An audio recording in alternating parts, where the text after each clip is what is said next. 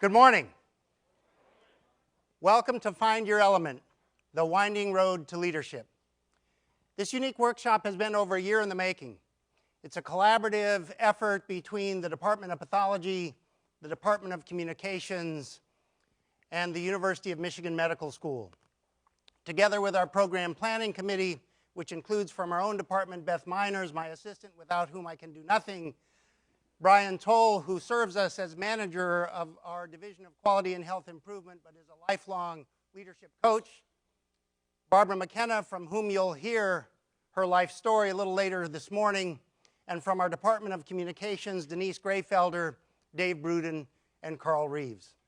We've done this in collaboration with our sponsoring organizations, the American Society of Clinical Pathology, the Association of Pathology Chairs, the Inter-Society Council for Pathology Information, and the American Pathology Foundation. And of course, none of this would be possible without our event planning partner, Pulse 220. My name is Jeff Myers. I'm Vice Chair for Clinical Affairs and Quality in the Department of Pathology, where I also serve as the Director of the Divisions of Anatomic Pathology and M-Labs. And on behalf of our organizers, it is my privilege to welcome you. We're glad that you're here. It is our hope that you take full advantage of not only what you hear, but also the opportunity to engage one another and our speakers throughout the course of the day. The theme for today is leadership. Leadership can be defined in a variety of ways. We think of it as the act of confronting challenges and embracing opportunities, especially when others might choose to stand still or step back. Leaders are those who do that. Meaning leaders are those who step forward when others choose to stand still or step back. Leaders are those who pay attention with a sometimes uncanny ability to recognize opportunity in adversity, and even, perhaps especially in the face of risk, choose to step forward while others are firmly anchored in the current state, however miserable it may be. This conference grows out of the conviction that successfully navigating the rapidly shifting landscape of medicine will require leadership. And not just from those in positions of authority, but from everyone with the capacity to lead. And that's you. In his TED Talk entitled "Why Good Leaders Make You Feel Safe," Simon Sinek said, "Leadership is a choice. It is not a rank." He goes on to say, "I know many people at the senior-most levels of organizations who are absolutely not leaders. They are authorities, and we do what they say because they have authority over us, but we would not follow them." And he knows many people who are at the bottoms of organizations who have no authority, and they are absolutely leaders. And this is because they've chosen to look after the person to the left of them and look after the person to the right of them. This is what a leader is. How then do we narrow the gap between the growing appetite for leadership in healthcare and our collective capacity to lead? From where will today's and tomorrow's leaders come? If you search Amazon.com using the terms leadership development, you will capture over 52,000 books that promise great things. They promise in their titles how to make you think and communicate like a leader.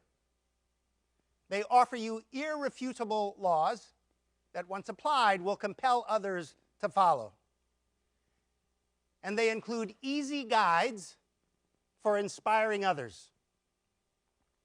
Leadership development programs like the Cleveland Clinic's Sampson Global Leadership Academy and a growing menu of healthcare-focused executive leadership programs at Harvard Business School are designed to identify and nurture a new generation of healthcare leaders and managers.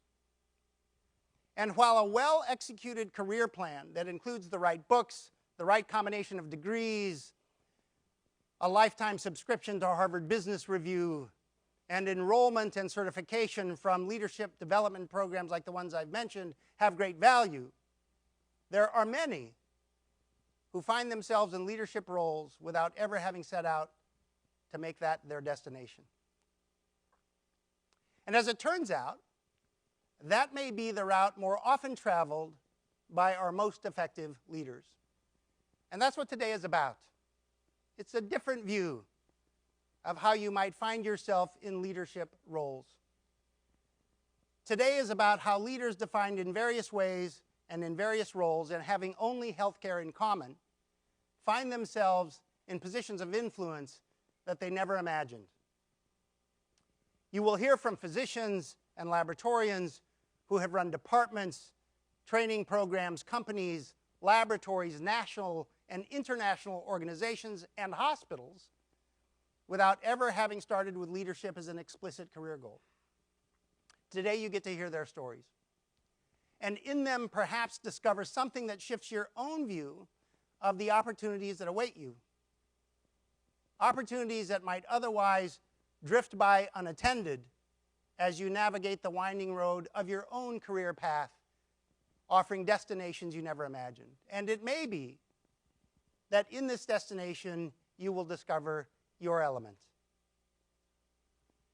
In the introduction to his book, The Element, How Finding Your Passion Changes Everything, Sir Ken Robinson defines the element as the place where the things we love to do and the things we are good at come together. It is the meeting point between your natural aptitudes and personal passion. Sir Ken goes on to say, when people are in their element, they connect with something fundamental to their sense of identity, purpose, and well-being. In a world changing more rapidly than at any time in its history, he suggests that our best hope is to create and nurture environments in our schools and in our workplaces that encourage every individual, each of you, to discover in your own way the element in yourselves. In his sequel, Finding Your Element, How to Discover Your Talents and Passions and Transform Your Life, a signed copy of which is in your bags, by the way, he offers tactics for discovering your enormous natural capacities and connecting them to your own sense of purpose and happiness. Why is discovering your element important? The reasons are both personal and social. Personal for reasons that should become clearer as the day goes along if they're not clear to you already. Social, in that there is a growing gap between the demands of our changing landscape in healthcare and the human capital required for our success. Human capital that is too often buried beneath our well-intentioned but poorly conceived assumptions and expectations about our own capabilities and the leadership capacities that reside in one another. And we simply cannot afford to waste the creative talents and passions that live within each one of you. We cannot afford to waste our collective capacity for leadership that bubbles just beneath the surface in each of your organizations. Today is about closing that leadership gap by inviting you and others to pay attention to opportunity. And in those opportunities to discover your own talents, creative energies, and your capacity to lead. Today is about finding your element as current and future leaders in healthcare in whatever roles await you. Our workshop has 3 parts. The first is a keynote address by Sir Ken Robinson in which he will explore, as only he can, what it means to discover and thrive in your own element. Sir Ken's talk will be followed by 6 stories told by those who have lived them. Some of our speakers might balk at being labeled a leader, but each has achieved a position of influence that they did not predict, and they did it by stepping forward to embrace opportunity when others stood still or stepped back. We will finish the day with a panel discussion during which we encourage you to develop your own ideas about what it means to lead and how discovering your element has the potential to deliver unexpected opportunities for you to change the world. This 3-part backbone of our workshop will be punctuated by a 30-minute networking break that'll be held in the hallway outside of the theater and an hour lunch in Pierpont Commons over where you had breakfast and registered. Signage and the staff of Pulse 220 will get you there. And we hope that during both, you'll treat it as an opportunity to engage one another, to fully explore and expand on the themes and principles that you'll hear from our speakers.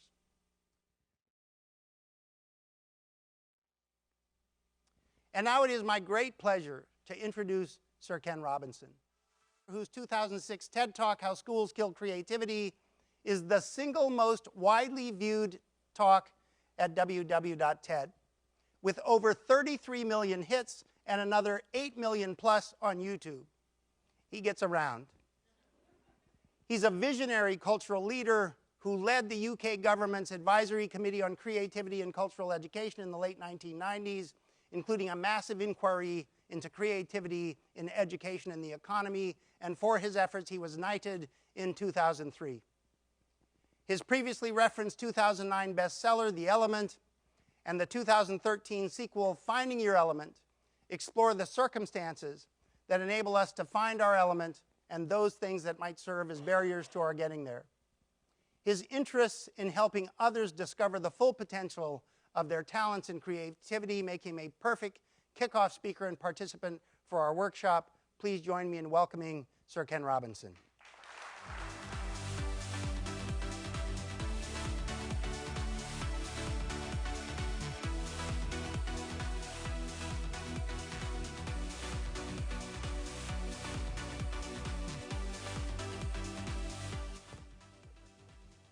Leave it alone, Jeff.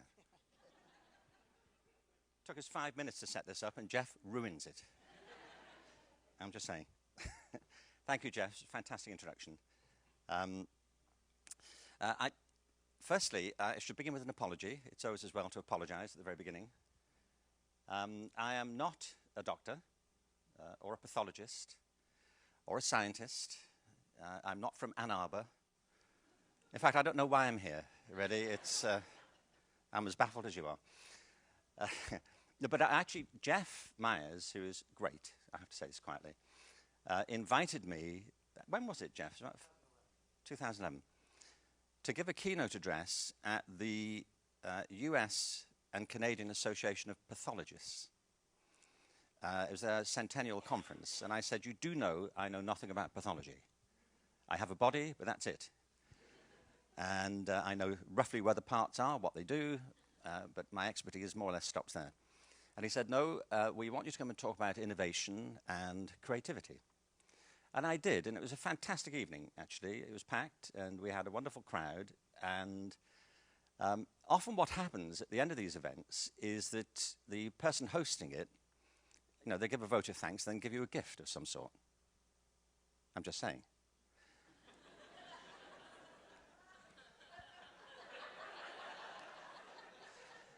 Anyway, at the end of this event in San Antonio, Jeff thanked me and offered me a free autopsy, which I thought was lovely. And I haven't cashed it in yet, you know, but people give what they can. That's what I... This is what we've discovered, isn't it, really?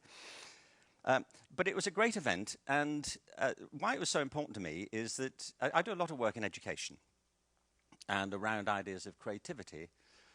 And my experience is there are all kinds of misconceptions about innovation, about creativity, and about education. One of them is that people believe, for the most part, that creativity often is to do with the arts. Well, it can be. I mean, the arts can be tremendously creative. They're not only, that's not the only reason we should commend them, but there are reasons why creativity properly is associated with the arts. But the fact is you can be creative at anything. Some of the most creative people I know are scientists or mathematicians. I once asked a professor of pure mathematics, I wasn't very good at maths at school, it wasn't my thing, but I remember asking a professor of pure mathematics at the university I worked at how you would assess a PhD in pure math. I mean, I'd never seen one. You know, I said, well, how long are they? And he said, well, he'd seen one the week before that was about I think 24 pages of math. I mean, hard math, obviously. You know, we're talking about remainders and, you know, things we don't know what to be doing with.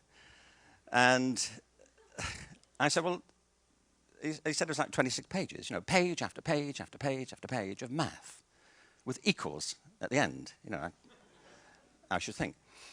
So I said, well, how do you assess one? I mean, presumably it's right.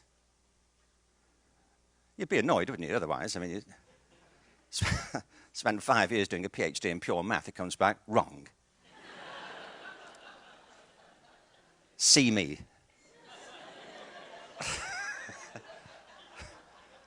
He said, no, they're normally right. Normally. I said, well, how do you assess one?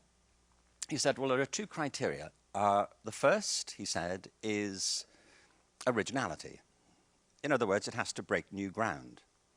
It has to be creative in the sense that it brings into being a set of ideas that weren't previously available to us. It's creative in that sense. I mean, creativity doesn't mean imaginary always, or fanciful, or unanchored in any form of reality. It means having original thoughts, or bringing about original things. They don't have to be original to the entire world. I mean, I think that would be a bit of a harsh test, wouldn't it? I mean, you have to be creative within a context. I mean, if you're working with young children in an elementary school and you're doing a drawing lesson with them, you have to assess their drawings according to them and their stage of development and their experiences. You know, there's no point taking a 5-year-old girl and looking at a drawing and saying, well, this is all very well. You know, but have you seen the roof of the Sistine Chapel? You know, check it out and don't waste my time. You know, you don't come back when you've got something to be taken seriously. No, it has to be contextualized. It has to be original to you or to its field or to its community. And so when you come to assess a PhD in pure math, it has to be original in its field. It doesn't have to be an original contribution to modern jazz or to Cajun cuisine, but to its field. So there are relevant criteria apply to whether something counts as being creative or not. And critical thinking is at least as an important part of any creative process as the origination of the idea itself, testing out whether it's any good, you know, whether it works or not. So he said, yeah, one of the criteria for a PhD in pure math is originality. I said, what's the other one? And I love this. He said, it's aesthetic. I said, why does that matter in math?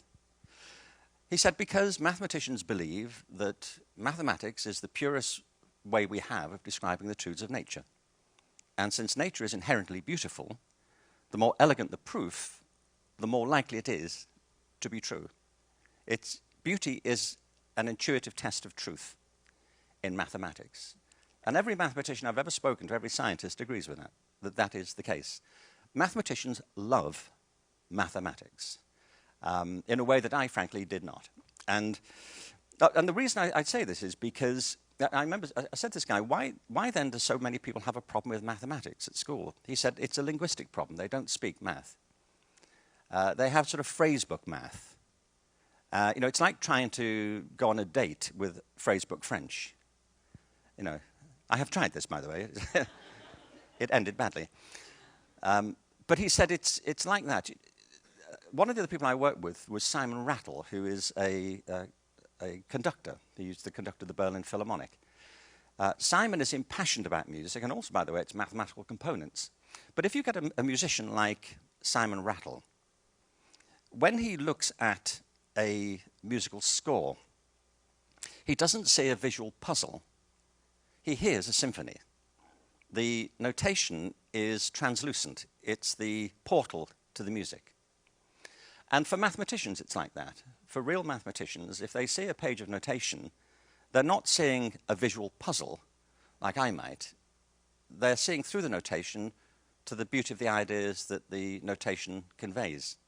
So beauty is at the very heart of mathematics and of science. I don't know any scientist worth their salt who isn't impassioned by the beauty of the work they do, in one form or another. This particular guy I was talking to, by the way, he was a chemist. He won the Nobel Prize for Chemistry for his work on nanotechnology. He's also a professional designer. It's rather irritating, actually.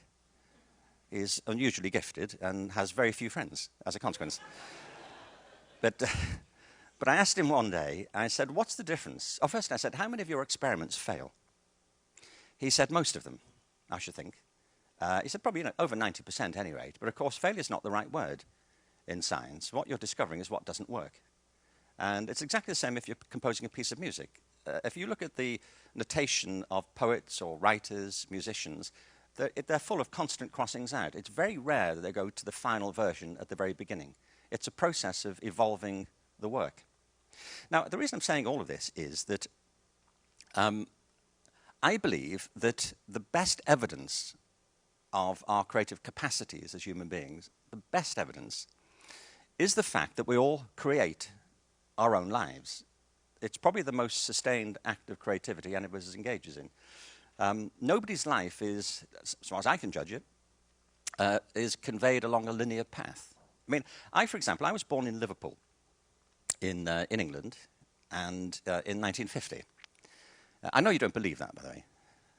No, I felt the intake of breath in the room. How can this be? You're thinking he is so boyish. But I live in Los Angeles. I've had work done. What can I tell you? This is very little of what you're looking at is original, frankly. I mean, I used to be called Deborah, actually, at one point. But I was born in Liverpool in 1950 in a large family. I'm one of 7 kids. And we grew up, I was talking to last night about this, we grew up within about 100 yards of one of the major soccer teams in Liverpool. It's called Everton. And every Saturday, we'd take in people's bikes and motorbikes, people would come to the game, and we'd look after them. And it was the great ambition of everybody in that part of the world that one of their kids would play for Everton or for Liverpool, the other team. And apparently, until I was 4, my dad was convinced I was going to be the soccer player. Apparently, I was strong, fit, very attractive, and we used to go and play, kick the ball around the park. And he used to say to my mum, apparently, I was the 5th born, and he said, I think he's going to be the soccer player. And then, some of you might know this, but in the early 50s, there was a polio epidemic that ravaged right through North America and Europe and the UK. And I got it. I was the only one on the street to get it, actually, despite my best efforts to cross-infect the entire neighborhood, honestly. But I wasn't very happy about it. But come in. Anyway, I don't know. I think paralysis has a bad rap, frankly. But anyway, so I was in hospital for nearly a year, and I came out. I was on 2 braces in a wheelchair, had long curly hair, and a lisp. I mean, I was insufferably cute, truthfully, at this point. I mean, I attracted money spontaneously whenever I went onto the streets. And, but then, I'm only telling you this because of something Jeff said in the introduction. So I went into special ed. I was in special ed till I was, from 5 till I was 11. What interested me is that all the kids in my class, there were about, I suppose, 20 of us in the class, some of them had polio, some had cerebral palsy, spasticity. One of my best friends had hydrocephalus. People had asthma, all kinds of curious... I was saying, actually, our classroom was like the barroom scene from Star Wars. There were people wandering around in various states of decay and decrepitude, in our classroom. People being assembled, for the morning assembly. And the guy I sat next to had cerebral palsy. A lot of you in the medical field, spasticity is a terrible thing to cope with because your body's fighting itself all the time. And so his arms are constantly contracted, and he couldn't hold a pencil. And the problem with that sort of condition is people make an assumption that it also has a corresponding intellectual deficit. And of course, it absolutely need not follow at all. It's just that you have to use an awful lot of muscles in your face to be able to speak. And if you can't control them, what you come up with is incomprehensible to people. Except we got the hang of it. Most of us could follow what he said because we got used to decoding it. And he was very funny. We liked hanging out with him. It took a while to get the joke, frankly, but we used to avoid long stories if we possibly could. But it's where we all developed the art of the one-liner. It was so much more efficient. But he couldn't grip a pencil in his fingers, but he could in his toes. So he used to sit there writing his essays and doing his homework with his foot on the table. And he actually had very good writing. Was it handwriting? We don't know. But the thing was, we weren't concerned about other people's physical issues. What we were concerned about was whether they were worth spending any time with. Were they funny? Were they interesting? Did they have an angle? What was it about them? And what interested me when I got out of all that, I mean, I went into mainstream education at the age of 11, is that, and then I went to college and got into education myself. What I realized quite early on is that everybody has special needs. Everybody. I don't know anybody who isn't struggling with something. And it may be the most ridiculous thing, like look at the size of my nose, or my ears, or I don't know what it is. People, or they may actually have some hidden physical problem that you just can't see. When people have an obvious physical disability, often it's assumed that that's what their problem is. It may not be their problem at all. They may not care less about it, really. It may not be of any concern to them, whatever. There's something else that's on their mind. Now, what all this speaks to, really, and why I got so interested in education, I don't want to psychologize this. I didn't get involved in education because of my personal experience. I got involved in it because I was interested. I was surrounded by people in Liverpool who I thought were brilliantly talented, who went through an education system and never discovered what their talents were. I have lost track of the adults I've met who have no idea what their talents are, who think they don't really have any. And often they're people in very prestigious positions who still harbour some idea they're not very smart, or that what they're doing is just a matter of luck or whatever.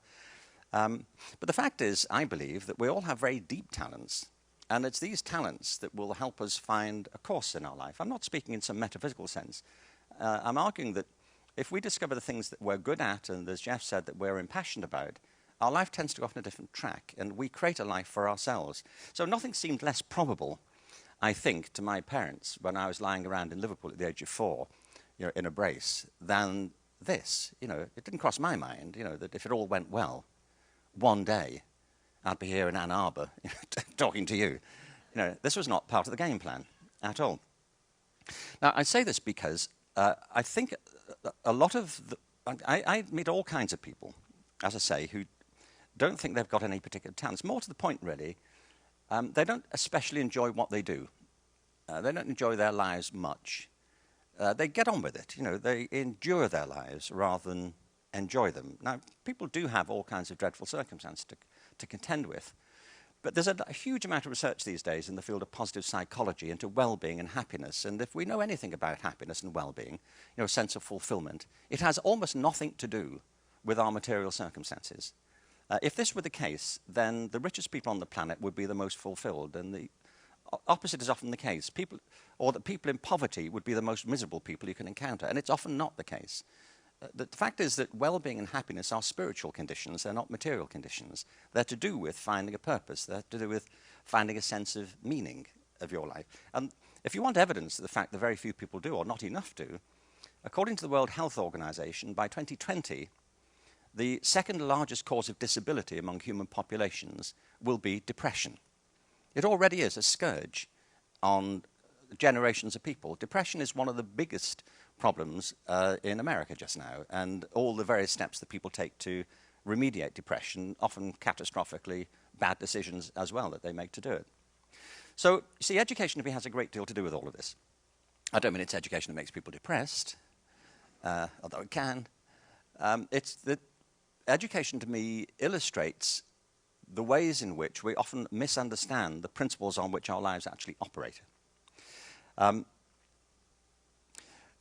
I also meet people who, by the way, who absolutely love what they do. Love it.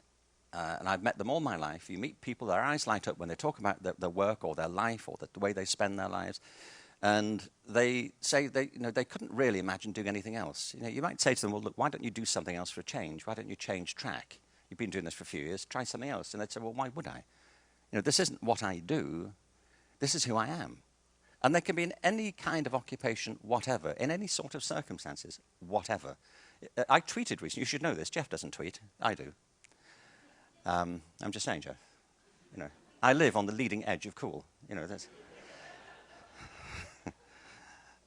I might tweet in a minute, actually. I don't know. But I tweeted a while ago, and I tweet all the time, frankly, but this recent tweet, I asked people if they could think of a job that other people do that they would absolutely hate. And I got dozens and dozens of responses to it, and they included every form of occupation. Some of them medical, as you might well imagine. People saying, I don't know how you do that. Some of them, people say, I don't know how you could ever work in education. It would drive me mad. Other people saying, I couldn't imagine doing anything but being a teacher. for any human activity you can imagine, there will be people who can't wait to get to it and other people who couldn't spend 5 minutes, within a mile of it. So the problem, as I say, in education is this, that we have a set of principles which have underpinned the sort of experiences you've had in schools, which contradict the way people actually create their own life. There are 3 of them, and I want to give you a couple of examples of it too. But the first of them is this, that our education systems, I'm talking about right the way through from elementary schools. By the way, I'm not speaking in criticism of education or of teachers or of school principals. I've spent my entire life around education. I'm lost in admiration for educators, and I've spent my life working with them, and I am one. But there is something in the culture. I'm sure you find this in the medical field. I'm sure you do. There are brilliant, gifted, talented, vocational, passionate doctors who are working in a system that they fundamentally disagree with very often. There are cultural circumstances, political conditions which are antipathetic to the work you're trying to get done, often. And it's certainly true in education. One of the principles is conformity. Our education systems are pretty much based on conformity in a very specific way. Our systems are based on a very narrow view of intelligence. For the most part, education systems, by the way, I live in America, so I'm not just talking about America. I'm from the UK, but I live here now. I have done for about 14 years. But it's true, our education systems are predicated on a narrow view of intelligence, particularly academic ability. There's a terrible tendency to conflate academic ability in particular with intelligence in general. Academic ability is very important, but it's very specific. It's a capacity for a certain type of propositional knowledge, a certain type of deductive reasoning. It's very important. But if that's all there were to human intelligence, most of human culture would never have happened. I was in Austria recently. I was talking to the head of the education system in one of the northern parts of Austria. And he said, where is the evidence that intelligence goes beyond the academic? We were sitting in an old castle, a Schloss, which is where the education officers were based. It's been there since the 15th century. Beautiful architectural piece. We were in an oak-panelled room, sitting around an intricately carved mahogany desk. There were Renaissance paintings on the walls. Mozart was being piped through this Apple sound system, and he had the latest iMac on his desk. And I said, sorry, what evidence are you looking for exactly? It's everywhere. That intelligence is not unilinear, it's not homogeneous, it's fantastically diverse. We think about the world in all the ways that we experience it. Can I ask you, how many of you here have got children? Okay, how about 2 children or more? Okay. And the rest of you have seen such children, small people wandering around. Well, I'll make you a bet about this. Now, I'm confident I will win this bet because it can't be lost. My bet is this: if you've got 2 children or more, or any siblings, or indeed any friends, my bet is, if you've got 2 kids or more, that they are completely different from each other, aren't they? You would never confuse them, would you? Like, which one of you? Remind me. Your father and I are constantly mixing you up. We're going to have a simple system of colour-coded T-shirts in the morning to get us through breakfast. The fact is that every human life is different. We're all born with an immense variety of talents, some of which we discover and some of which we don't. But they're there, and we all have them in a different profile. Some things people are drawn to, they simply take for granted. I remember there's a mathematician called Terence Tao, who won the equivalent of the Nobel Prize for mathematics. He was doing quadratic equations by the time he was 3. I still can't do these things. I talk to musicians who, the moment they pick up a particular instrument, they kind of got it. They walk into a situation, people might... I was doing a radio show once, and the guy who was interviewing me had been running the show for about 30 years. I said, how did you get into this? He said, the minute I walked into the studio as a child on a school trip, I knew this was going to be my life. It's not always like that, but it's often like that. People just, it's so obvious to say, people get things very differently. And if you have a single measure of ability in our education systems, all sorts of people who may not be good at that or have no appetite for it end up concluding they're just not very smart. When what we've not done is discover what they're smart at, because they've not been given the opportunity to find out. So the first principle is that every human life is different because we have very different talents and abilities. And by the way, every child is born with an immense appetite to learn. What often gets in the way of their appetite is education. And I say this, again, not in criticism of schools at all, but it's the case. Didn't you find this? That very often people get to the age of 9, 10, their appetite's jaded. They've just had enough of it. I mean, a good example of this, by the way, is when children are born, think what they do in the first couple of years of life. I mean, for example, they learn to speak. That's an amazing achievement, isn't it? I mean, as a piece of learning, it's hard to imagine anything more complicated than learning to speak. And if you've got kids, it's worth remembering, you don't teach them to speak. You could not teach your child to speak. It's far too complicated. You know, they wouldn't have the patience and you wouldn't have the time. You know, your child doesn't reach the point around 18 months, you know, where you sit them down and say, look, we need to talk. You know, or more specifically, you do. And this is how it's going to work. You know, you've probably noticed that your mother and I have been making all these noises for the past 18 months. Or some of these refer to objects around us. We call these nouns. And then there are other noises which aren't nouns at all. They're what you can do with these things. We call them verbs. And you've probably noticed the odd inflection here and there. Well, that's about tenses. It will tell you what you did in the past and what you're going to do in the future. And don't worry about the subjunctive. Nobody really gets it. You know, it'll be fine. You'll pick it up. So the principle, I think, on which the great variety of human culture flourishes is diversity. Diversity of talent, diversity of disposition, diversity of interests. Our systems are based more on conformity. And I guess many of you are doing what you do now because you either fitted in with this system or because it steered you in a particular way to focus on certain types of ability rather than others. The second is that our systems are based on compliance for the most part. We set up standards of conformity and then we test people to make sure they stay with them. When actually human life is driven by creativity. I did an event a few years ago in Vancouver. It was a peace summit. It was called the Vancouver Peace Summit. They're very good at titles in Canada, that's what I've discovered. And there were 2,000 people in the opening session. The title of the session was World Peace Through Personal Peace. So we had an hour, to sort that out. And we were just killing time, honestly, for the final 20 minutes. It was what should we talk about now? There were 10 people on the platform. I won't take you through them all, but the guest of honor was the Dalai Lama. So I was moderating the session with His Holiness and 8 other people. He's fantastic, by the way. I mean, a remarkable man, I think. And Jeff had to introduce me. I had to introduce the Dalai Lama. I mean, come on, really. And the Dalai Lama is the head of a wisdom tradition which believes in reincarnation. So he's the 14th Dalai Lama, stretching back over 2,000 years. The same spirit, reborn in a different body over 2,000 years, 14 times. So there's a lot to get in, to an introduction, if you're aiming to be comprehensive. And anyway, I realized I didn't really have to introduce him, because I thought anyone whose name starts with "the," you've arrived, haven't you, socially? At this point, if your name kicks off with a definite article, you can relax in most social settings, I think. Like, sorry, which Dalai Lama are you? That would be "the." Can I call you "the"? Would you mind? No, that's fine. Anyway, he said lots of wonderful things. Actually, one thing is he was asked a question at some point in this thing, and he's sitting cross-legged on this throne on the stage. I did ask for a throne today, Jeff, by the way. Anyway, I got a stool. But it's a low-budget event. You probably spotted it. No, he was asked a question, and he took an awful long time to answer. He sat there, and I thought he'd drifted off, actually.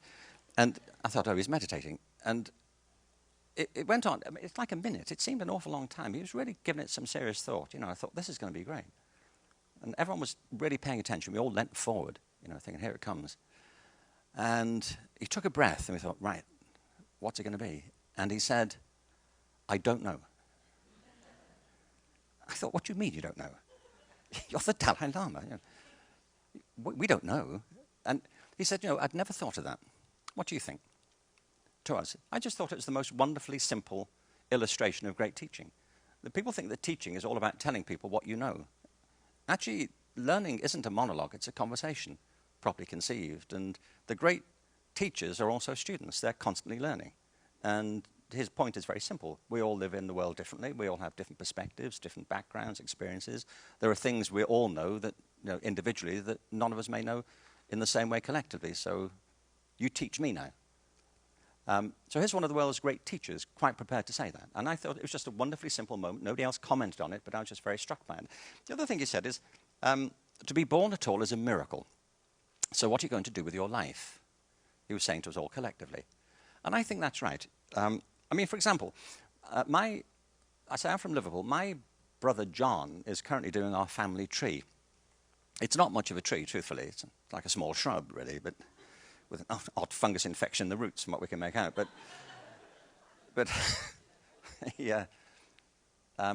He found something interesting to us anyway. That what he found out was that our 8 great-grandparents were all born in Liverpool in the late 19th century within 2 miles of each other. That's how they met. They ran into each other in the street, or the pub, or wherever they happened to be. That's how people used to meet. People used to lead very local lives. This is before Ashley Madison, I imagine, isn't it? Going back, but which has opened the whole thing up extraordinary way now. But people, what I mean is people didn't used to travel much. People lived and worked within a few miles. They worked within a mile or two of where they slept overnight. They had very local lives, very local cultures. It's only really in the last century, in this, of course, that our generations have been so mobile, for all the obvious reasons that we could enumerate. But people didn't go far, except in times of war, conflict, or for extraordinary reasons, for reasons of emigration or economic, flight or whatever. But on the whole, people didn't.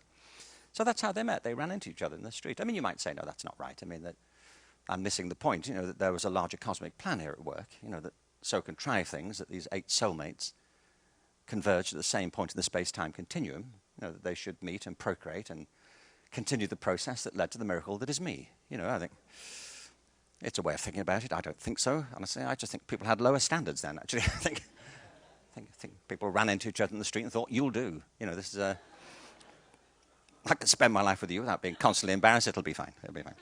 The thing is, they didn't know, that Charlize Theron was out there, really, or Brad Pitt. They didn't know that was an option. But then my grandparents met, and then my parents met, and there was that night in the pub, and here I am, and, it's a miracle. And, far more people don't make it than do. And we're not here for all that long when it comes down to it. So his point is right. To be born at all is something of a miracle. So what are you going to do? Now you're here, and it's a pretty fleeting moment when it comes down to it. So the Element books are about all of that, to recognize that our lives on the whole are governed by, particularly in education, are governed by conformity, whereas human life is a celebration of diversity, that we impose standards of compliance where we should also be encouraging innovation and creativity.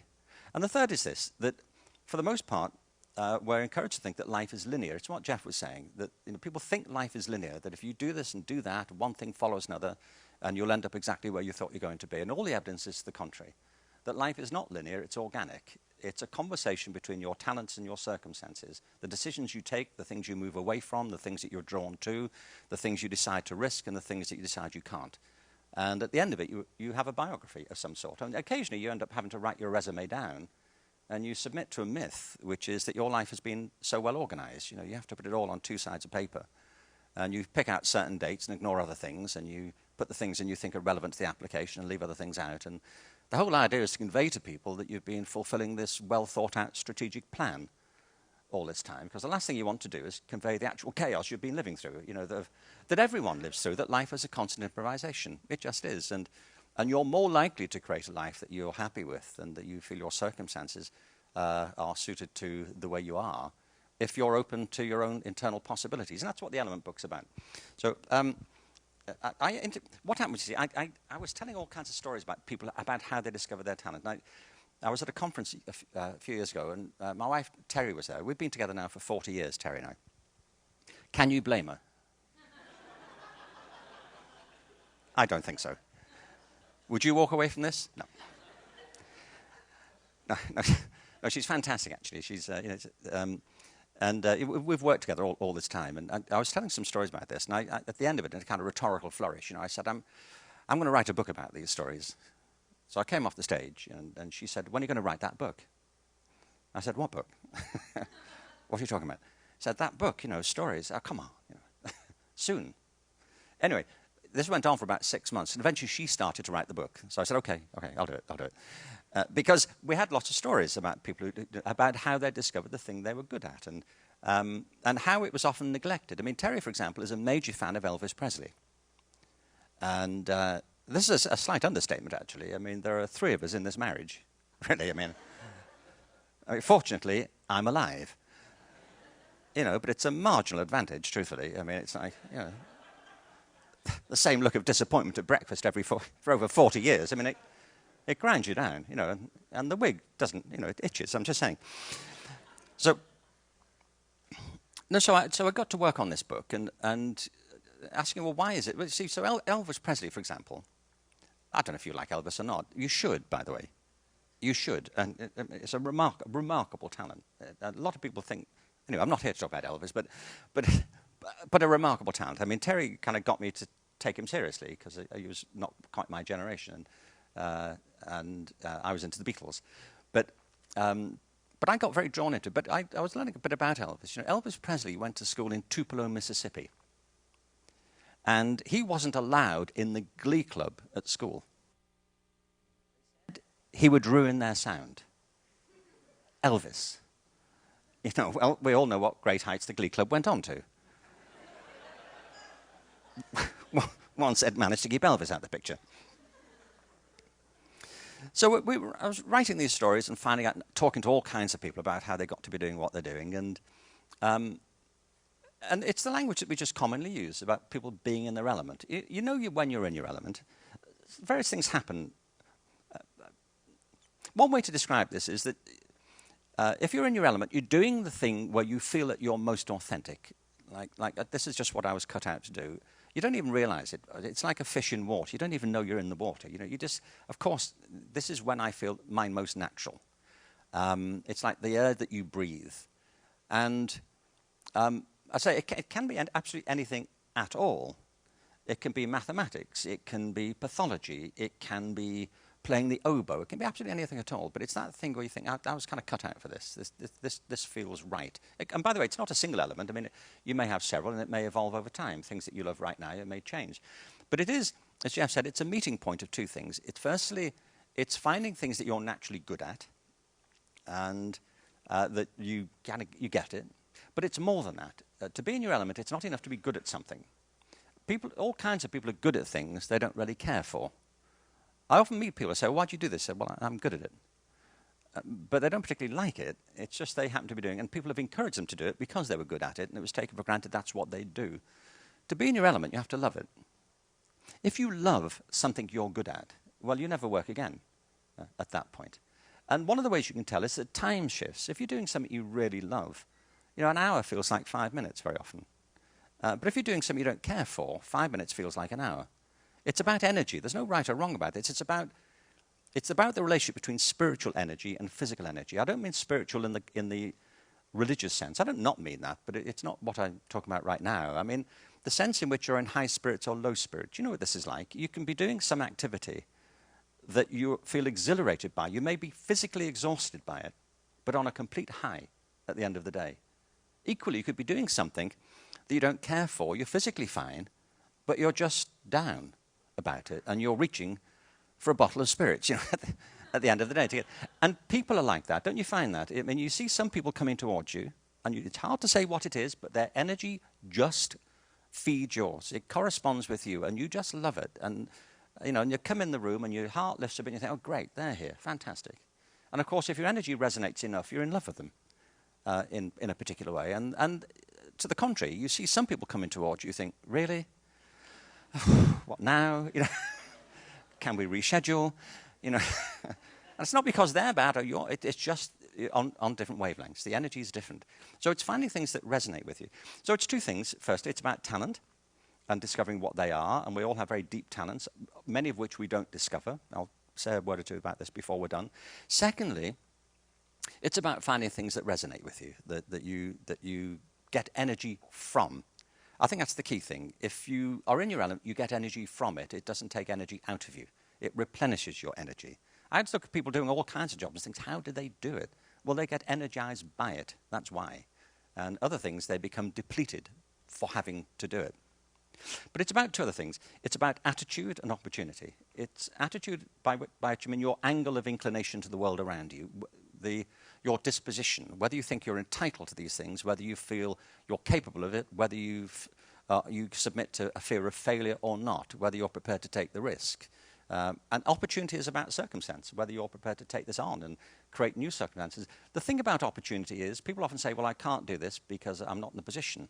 All the people I know who fulfill themselves have created circumstances where they could, one way or another, because nothing is set in the end. It's not that you have to start off in some beneficial place. It's about the direction you set for yourself. I just want to show you this. I'll show you this because I took the trouble of doing it. This is the book, by the way. It's a remarkable work. I'm just saying, you'd be mad not to buy multiple copies of this book. Actually, I published this book, to wide acclaim. And then a few years later, people kept saying to me, well, this is great, but how do I find my element? What do I do? If I'm not in my element, how do I do it? For a while I was saying, I have absolutely no idea. I don't know. Buy another copy of the book. It would be great. It'll make me feel better.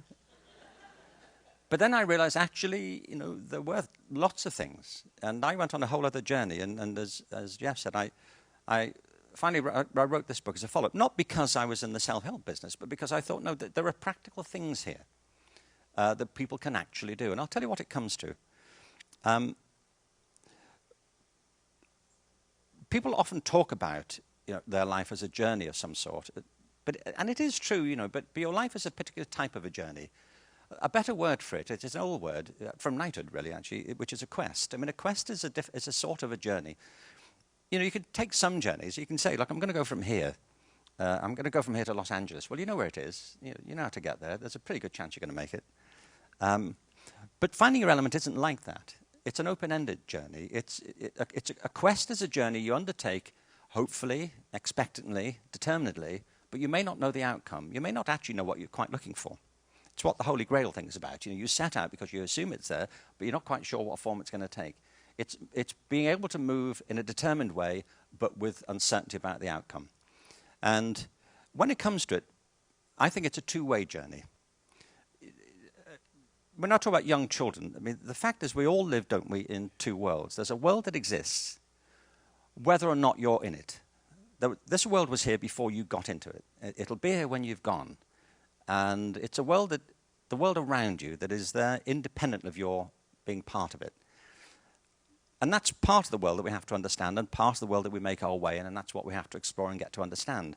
But there's another world that exists only because you exist. It's a world that came into being when you did, the world of your consciousness, the world of your particular talents, abilities, and dispositions, the world that came into being when you first drew breath and that will end when you do, or whatever your metaphysical beliefs take you to believe in afterwards, if you think so.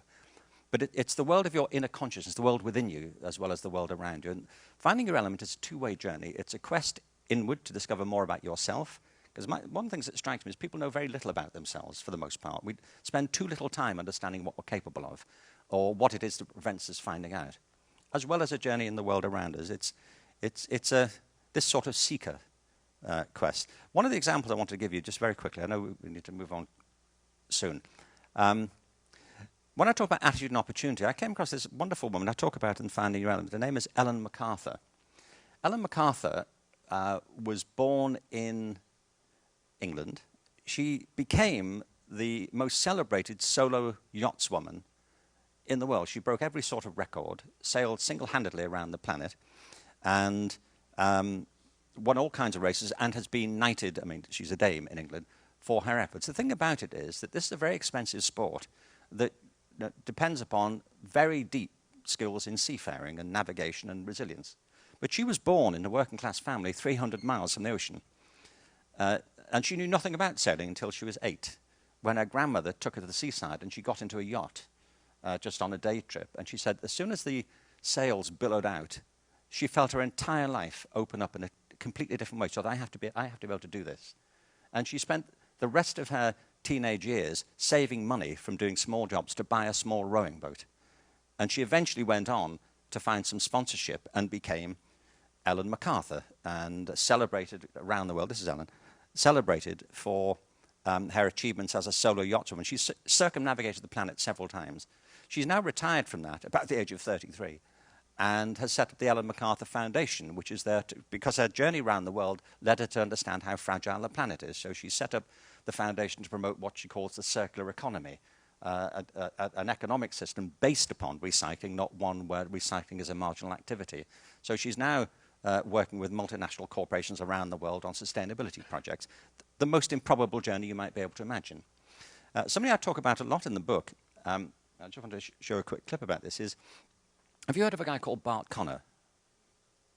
I think it's a great illustration of all these 3 points. Bart Conner, I met him a few years ago now in Oklahoma. I'm helping Oklahoma with a statewide creativity strategy. Oklahoma wants to become the state of creativity. Now, what's interesting is, when I say this outside of America, people go, really? In America, people go, really? And I say, yes, yes, really.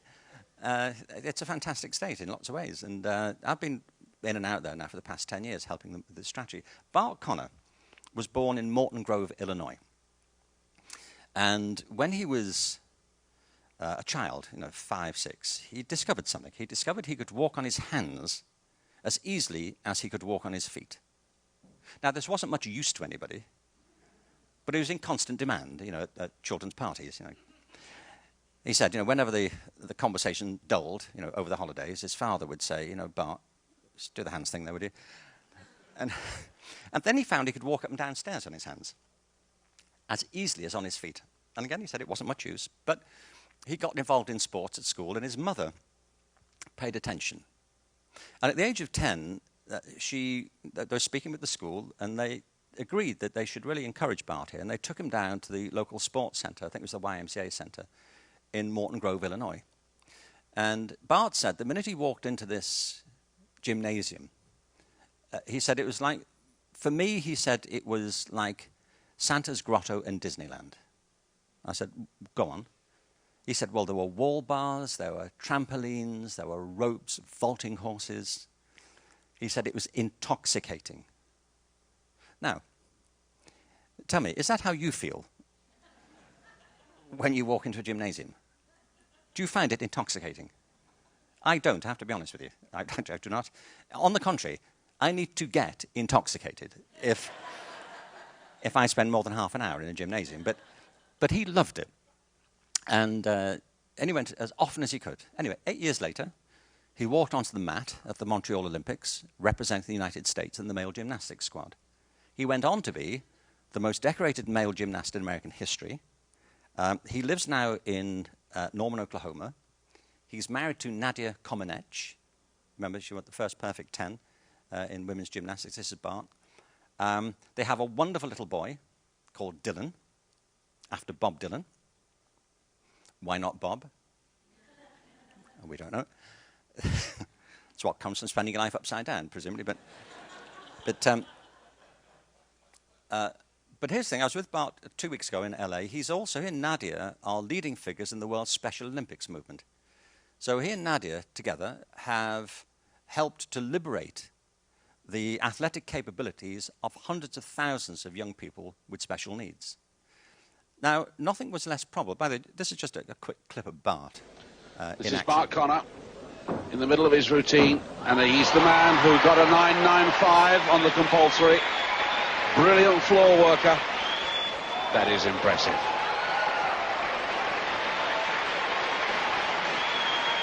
Mr. Persistent and Mr. Consistent. 26 now. Battled his way back into this team, and what a performance he's putting on, Bart Conner.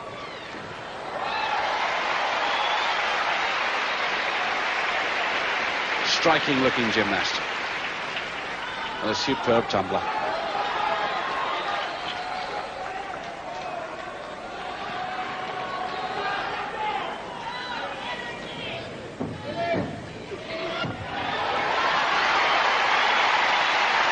That's the Hollywood smile from Bart Conner. He's had one 9.95 on floor. They thought it was worth a 10. It's 9.9. It's not bad, is it, really? But you see, that journey was completely improbable. By the way, I'm not suggesting for a moment that the sign of you being in your element is you have to be an Olympic gold medalist or circumnavigate the planet. The point I'm trying to make is that if you start to invest in your talent, your life can take all kinds of extraordinary turns. And I have lots of examples in the book of people you've never heard of leading all kinds of lives that may seem improbable if you try to plan them ahead. The thing about this is, and I just want to make this final point about it, is that none of that was possible to have predicted. You know, Bart's mother encouraged him, but she could not have anticipated, could she, the life that lay ahead when they opened the door to that gymnasium in Morton Grove, Illinois. She couldn't have foreseen it, and nor could he. It's not conceivable that she was sitting there thinking, look, Bart can do this hands thing. You know, I gather there's this girl in Romania, you know, and I have a Bob Dylan album.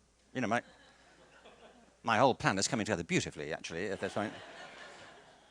It only makes sense retrospectively, because you create your life, and people often look for their path. The truth is, it's as well to understand it, there really isn't one.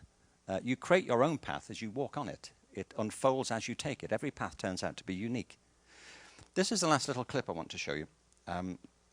I came across this recently. I mean, Jeff in the introduction talked about the depth of human resources.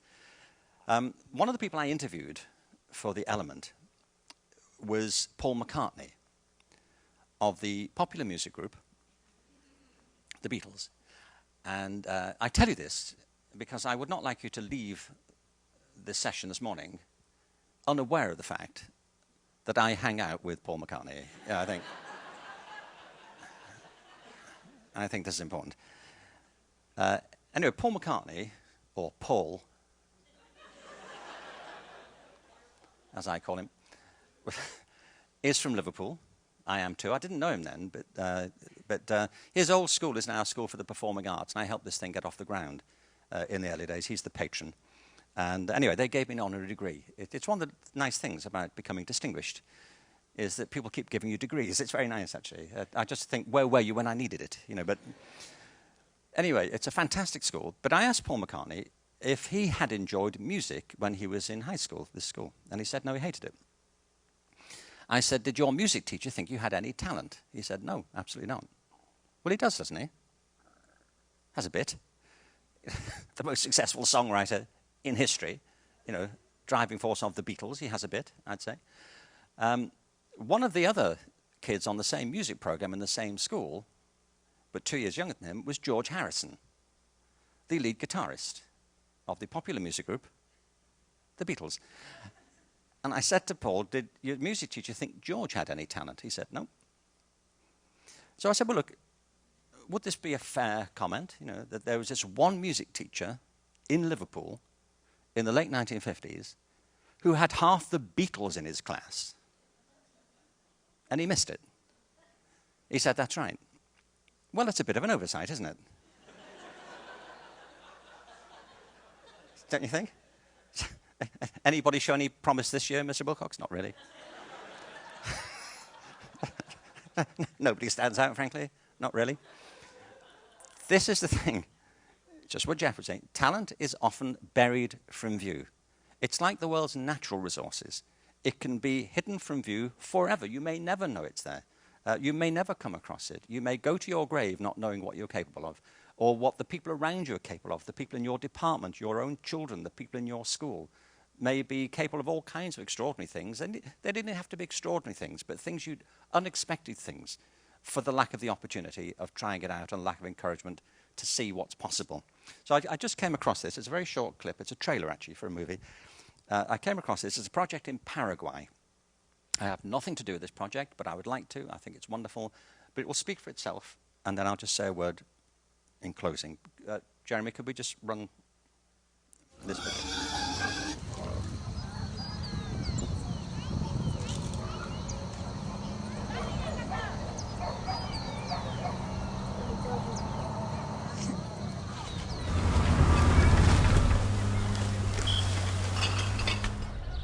nombre es Ada Maribel Ríos Bogado, tengo 13 años y toco el violín. Me llamo Juan Manuel Chávez, más conocido como Baby, tengo 19 años y toco el cello.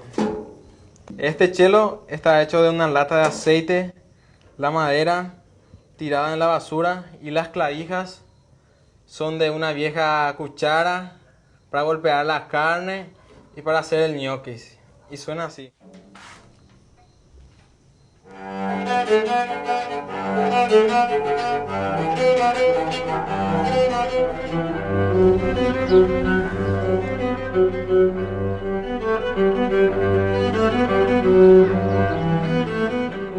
Una comunidad como Caldeura no es un lugar para tener un violín. De hecho, un violín cuesta más que su casa.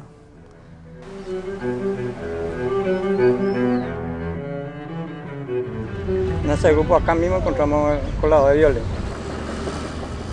Y de ese empezamos los instrumentos reciclados.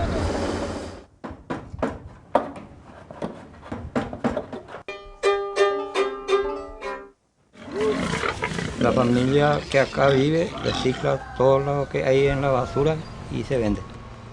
No pensaba antes que yo voy a hacer ese instrumento.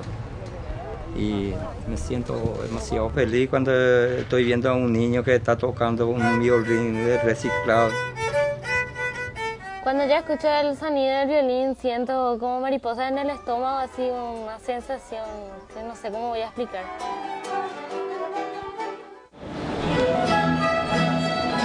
La orquesta de instrumentos reciclados es una orquesta que toca instrumentos hechos con la basura. 1, 2, 3. Y mi vida sería... Sin la música estaría decoreíble. La gente se da cuenta que no tenemos que tirar la basura muy fácilmente.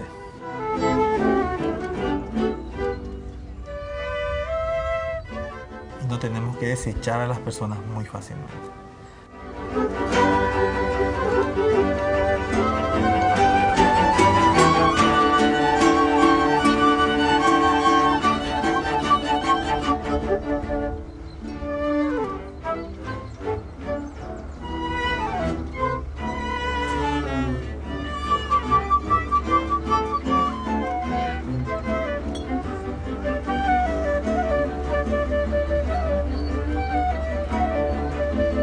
Thanks, Jeremy.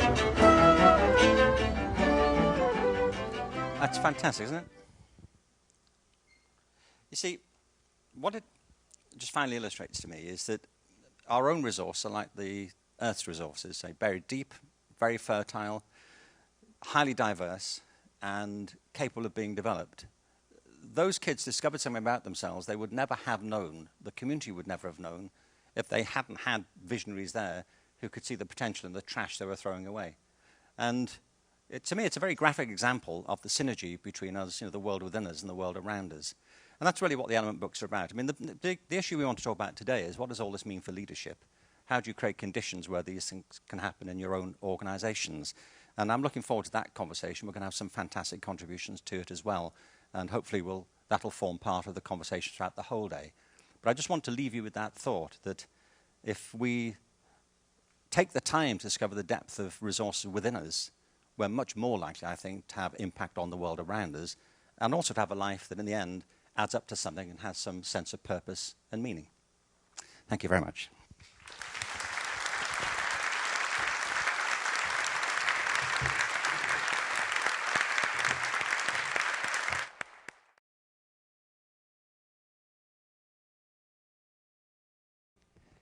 Now we're going to hear some real life stories that demonstrate, I think, what it means to pay attention and to ask the right questions when it comes to deeply understanding your own passions and abilities. Our first storyteller is Dr. Kathy Cho, who is Peter Ward Professor of Pathology and Vice Chair for Clinical Affairs. She's an accomplished scientist and clinician, well known for her expertise in gynecologic malignancies. But that's not why she's here today. She's here today because she has done extraordinary things that she didn't set out to do. And one of them was chair one of the largest departments of pathology in the country. And in fact, she was my boss when the idea for this conference was born. It was a crazy idea, and I expected her to say no. Most chairs would. And instead, she said yes, an answer that I think today she regrets. In saying yes, she took a chance. And we're going to learn more about how taking a chance can shape your life in ways you may not anticipate. Please join me in welcoming Kathy Cho.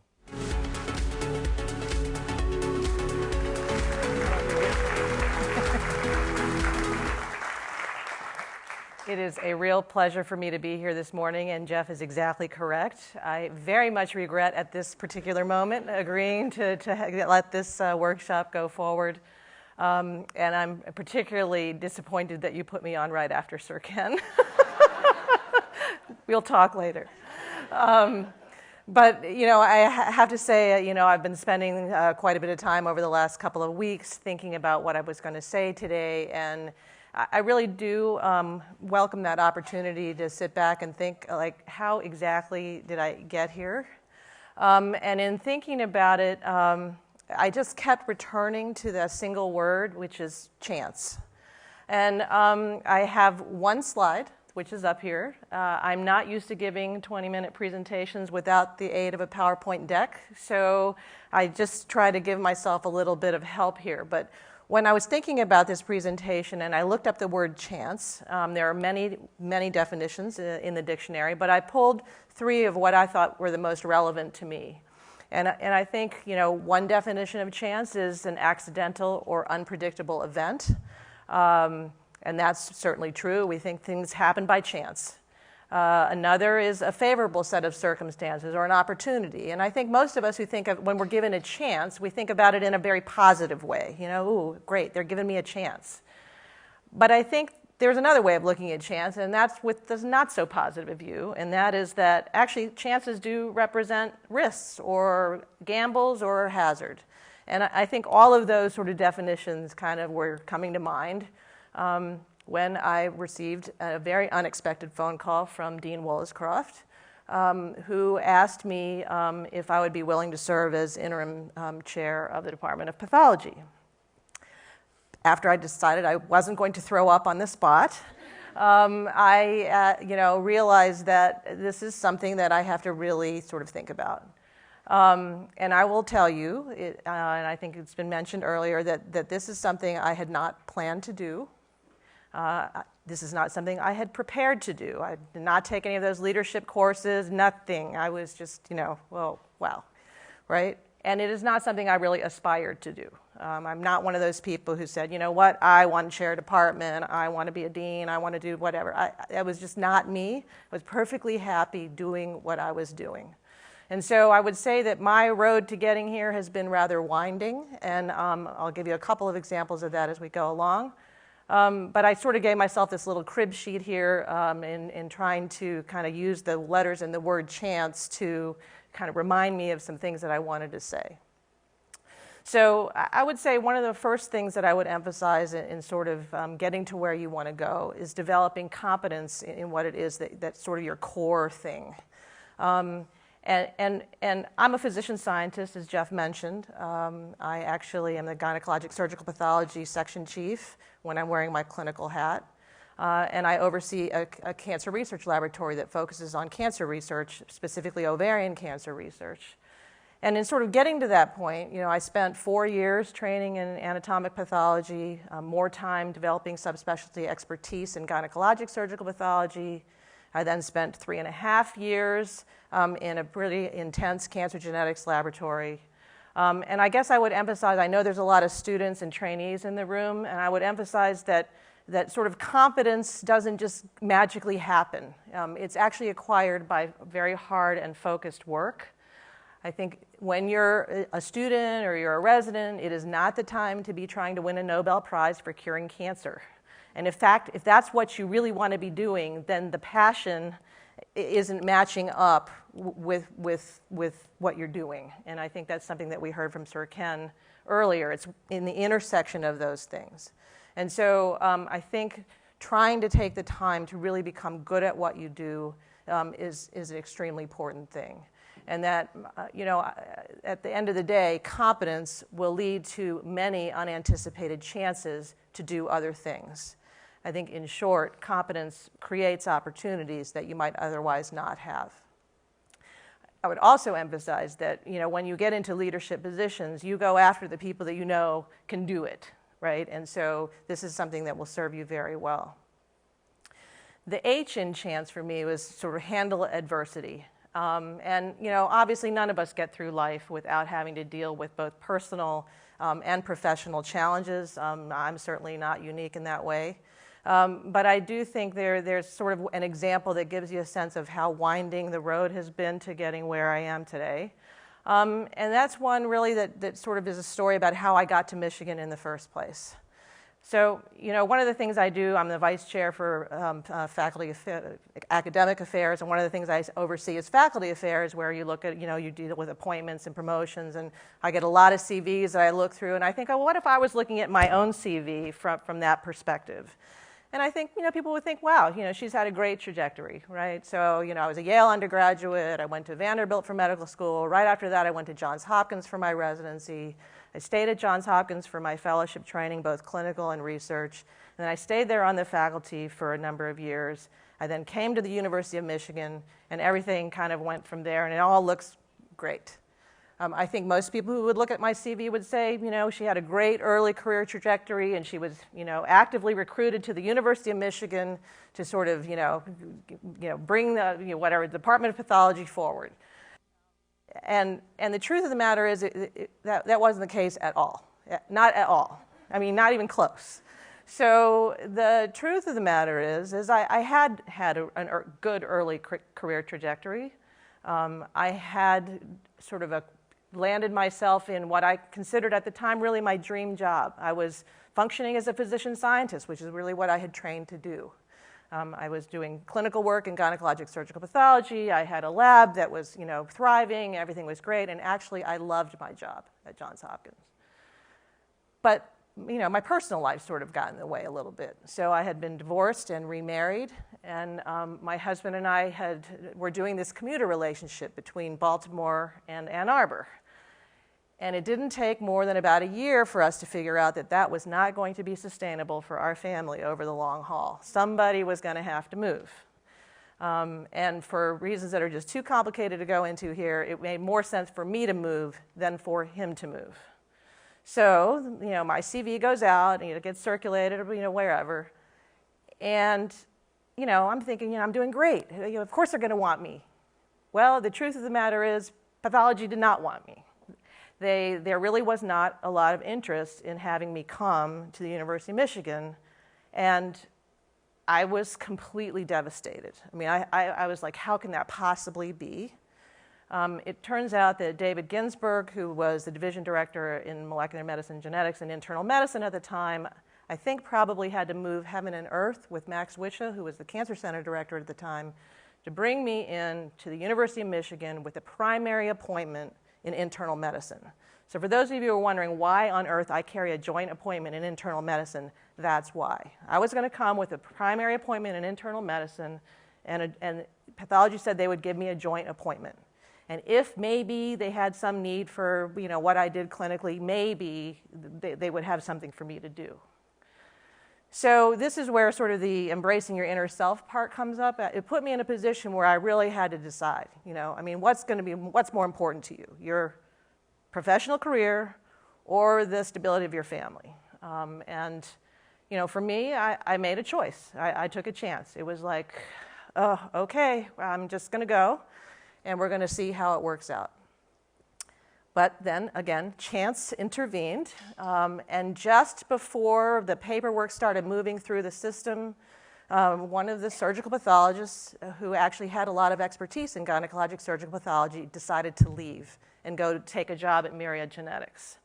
And there was also a sort of a leadership changeover in anatomic pathology, and suddenly the whole thing flipped around, and there was a decision, yes, come in with a primary appointment in pathology and the joint appointment in internal medicine. But I would tell you, really, it didn't change the fact that I was the dreaded trailing spouse, right? There is no leverage when you do this, right? There was no recruitment. I never came up and gave a seminar. I never got taken to any dinner. Everything was, here's the deal, take it. So I did, right? I took it. It turned out to be one of the very best decisions I have ever made in my life, both personally and professionally, and I couldn't possibly have predicted it would have turned out that way. So I would say that, being able to handle adversity does also create lots of opportunities that you couldn't begin to predict. The third one I would want to say is the A in chance for me is actively prioritize. And I personally am a fan of Susie Welch's 10-10-10 rule, which I don't know if you've ever heard anything about it. I've actually never seen Susie Welch, but I know about this rule. She is a TV commentator. She's written books. She happens to be the wife of Jack Welch, who's the former CEO of General Electric. But she has this kind of rule. And the rule is sort of when you're faced with decisions to make, sort of think about the consequences of those decisions in, how much is it going to matter in 10 minutes? How much is it going to matter in 10 months? And how much is it going to matter in 10 years? And I actually find that a really helpful way of looking at things, and particularly for me personally, is when I'm trying to balance what my needs are sort of professionally with what they may be personally. And I have 2 daughters. When I moved here, they were in 2nd grade and 6th grade. And sort of a funny example of me using this 10-10-10 rule is my older daughter, when we got here, one of the things she fell in love with is sort of like the Bart Connors thing in the gym. Well, she went into the Ann Arbor Ice Cube and absolutely fell in love with figure skating. Now, for those of you who know me, I probably don't come across that much as like a skater mom. So for me, it was like, oh my God, I can't believe she's doing this, but she really loved it, really, really loved it. And it turns out, I didn't realize this at the time either, that Ann Arbor is sort of the home or where this discipline called synchronized skating began. We're actually quite famous for it. So it's a type of figure skating where instead of singles or pairs, it's actually whole teams, 16 to 20 on the ice at once, all doing stuff at the same time. In any event, my daughter got very into figure skating. I spent more time at the Ann Arbor Ice Cube than you can imagine, except for maybe for Steve Kunkel, whose voice played hockey. But the truth of the matter is she ended up on a team that was internationally competitive. So, she would go off to Prague or to Italy or whatever. And before each of these trips, there would be these parent meetings where the parents would have to get together. There's all part of the planning. It was fine, whatever. So I was, showed up at one of these meetings. It was probably 7 o'clock. It was a couple weeks before the competition, and there was a decision made that there weren't enough sequins on the dresses, on the competition dresses. And the plan was that every mom was supposed to take the daughter's dress and spend hours adding sequins in these detailed patterns to the dress. I was like, oh my God, okay. So in the meantime, I was serving on a National Cancer Institute study section. And this was back in the days where they didn't send you the stuff electronically, they send you boxes, and in your office would show up this carton with the stack of grants. And there was this stack of grants in my office that was a mile high. And I thought, there is just no way I'm going to be able to sew sequins on dresses and review these grants. So I sat there, and really, it literally was like, I knew if I was like going to raise my hand and go, I can't do this, that my daughter would be furious, that some of the moms would probably be a little upset, like, what is her problem, right? I also knew that in 10 months, everybody would have forgotten about it. And in 10 years, I definitely would have wanted to do a good job with those grants rather than sew the sequins on the dresses. So that was when, a sort of 10-10-10 thing. The irony of the whole thing, actually, is that a few years later, one of those moms actually had her pathology come through the University of Michigan pathology. And it had been seen, actually, by another pathologist. And she actually had an unusual tumor in the ovary. And it turned out that the original diagnosis was the incorrect one. And it actually came across my microscope, and I was like, oh my gosh, like, look, I realized who it was. And then you realize, like, why you do what you do. You get good at what you do because you're doing something really important. And it just kind of brought it all around, right? You know, she helps me out when I'm, you know, unable to sew sequins on dresses, and that puts me in a position to be able to help her out when it actually really matters. So, you know, just a little story about actively prioritizing. I think if you focus on what matters and you make choices very deliberately, and you ask yourself, what are the long or short-term consequences of taking this chance, I think you can often come to the right answer. The N in chance was in network for me. I'm an introvert by nature. You probably wouldn't guess that from seeing me up here, but I am. I actually am perfectly happy in my office, just not really talking to anybody. I don't like big meetings, and I don't do any social media. I don't do Twitter either. And so for me, in this context, networking means sort of reaching out to those that you trust to provide you with good counsel. And over the years, I've developed a very small, it's a very narrow little network, but there are people I know that I can go to when I need advice and counsel. And I think one of the things that I would emphasize for people is really what you don't necessarily want are people to like pat you on the back and say, you're great, you're wonderful, everything's so, you know, terrific. What you actually want are people that you know do have your best interest at heart, but who are willing to tell you when you're not on the right track, or that they're going to provide you with opposing views. Those are the kinds of people that you really want to be networking with. And I would say that seeking advice from others will help you make the most of the chances that you're given, right? The C in chance is for courage, and I wish I could say that I have the courage and the gumption to take risks, and I know exactly, you know, when they are and what the right answers are and all of that. But the truth of the matter is, I think it's hard sometimes to come up with courage. You know, you get presented with opportunities. You know, Dean Williscroft's on the phone. He's asking you if you want to serve as the interim chair of the department, and I'll tell you, courage was not what I had at that moment. But I also think that you can go back and rely a little bit on that network to help you get over the hump. So when I was making decisions after fielding that phone call, I spent a little time thinking, okay, what would I absolutely have to not be a complete disaster in this role? And who do I need to speak with? And for me, one of the obvious ones was my husband.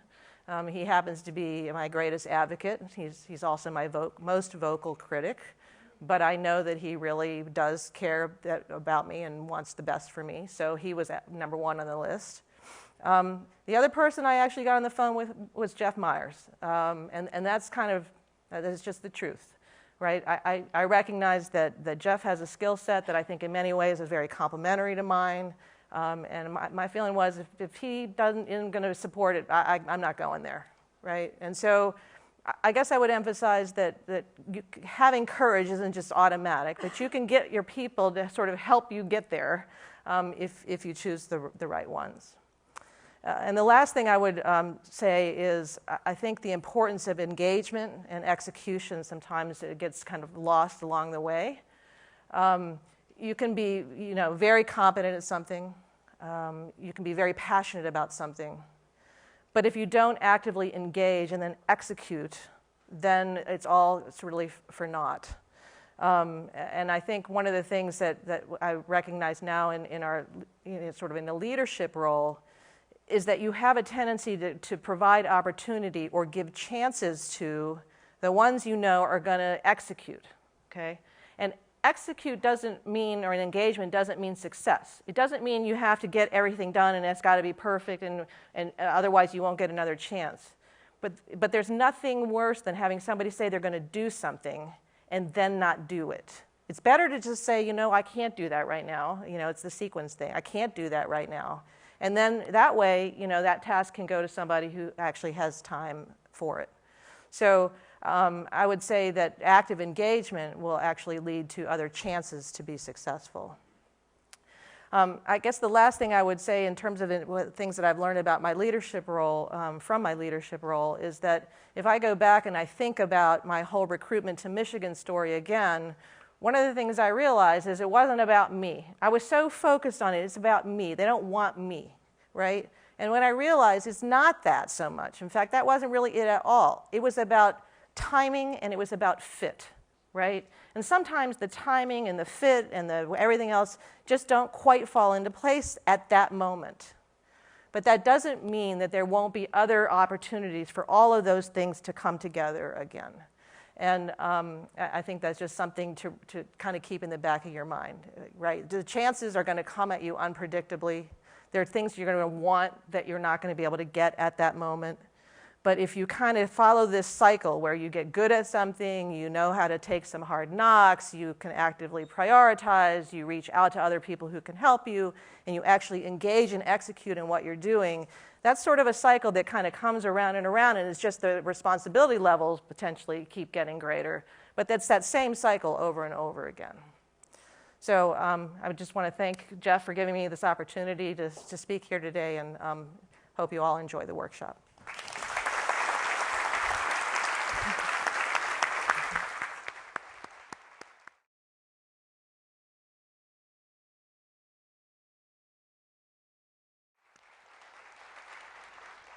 When we imagined this workshop, we didn't want it to be the usual leadership development experience with PowerPoint slides, data that you couldn't bring to your own lives. So we asked speakers to be vulnerable and tell us their stories, and stories may not be science, but they can be inspiring, and I think Kathy demonstrates just how vulnerable our speakers have agreed to be. So we're hoping that in them you can connect to something that makes sense in your own lives. Our next speaker is Dr. Julia Dahl, who's a pathologist, a CEO, and a business owner, owns Mosaic Pathology Companies in Memphis, Tennessee. She has had multiple leadership roles beyond being a business owner, including serving as chair of the finance committee for the United States and Canadian Academy of Pathology, and actually served as its first treasurer. In her various leadership roles, more than anyone I know, she has demonstrated the importance of resilience, often walked out from a place of innovation and creativity. Julia has always believed that pathology should be in a central role, serving as a hub for integrating diagnostics and patient care. A peculiar view to those of you not in pathology, I suppose, but a view that's making more and more sense as pathology imagines what's next on the healthcare landscape. In walking out resilience, Julia in her various roles has demonstrated what it means to not let adversity be the thing that defeats you, but the opportunity to discover the things you couldn't otherwise have known. Please join me in welcoming Dr. Julia Dahl.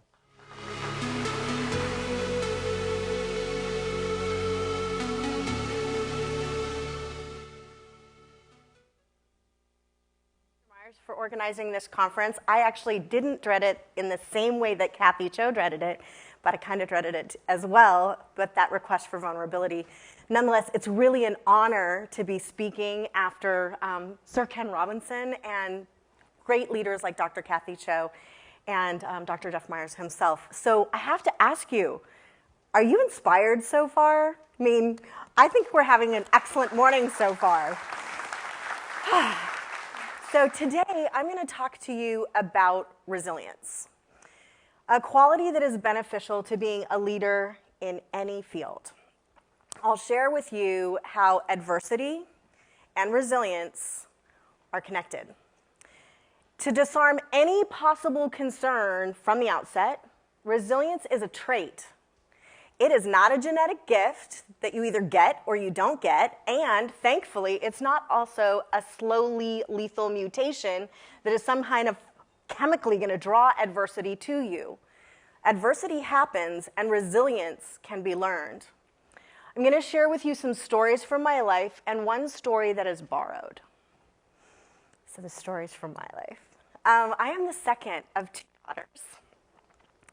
Born to a teenage mother. For a while, we were on welfare. Life for my sister and me. Jeremy, could you? Oh, there we go. Good. There she is. Life for my sister and me, despite our poverty, we had a lot of joy. With the arrival of my brother, though, at 3.5, my life changed. I was now a middle child. My mother was then rendered single before the age of 24 when my father left us. The next time I would see him, I was 11. But my mom is a remarkable woman. She somehow kept this little family afloat all by herself.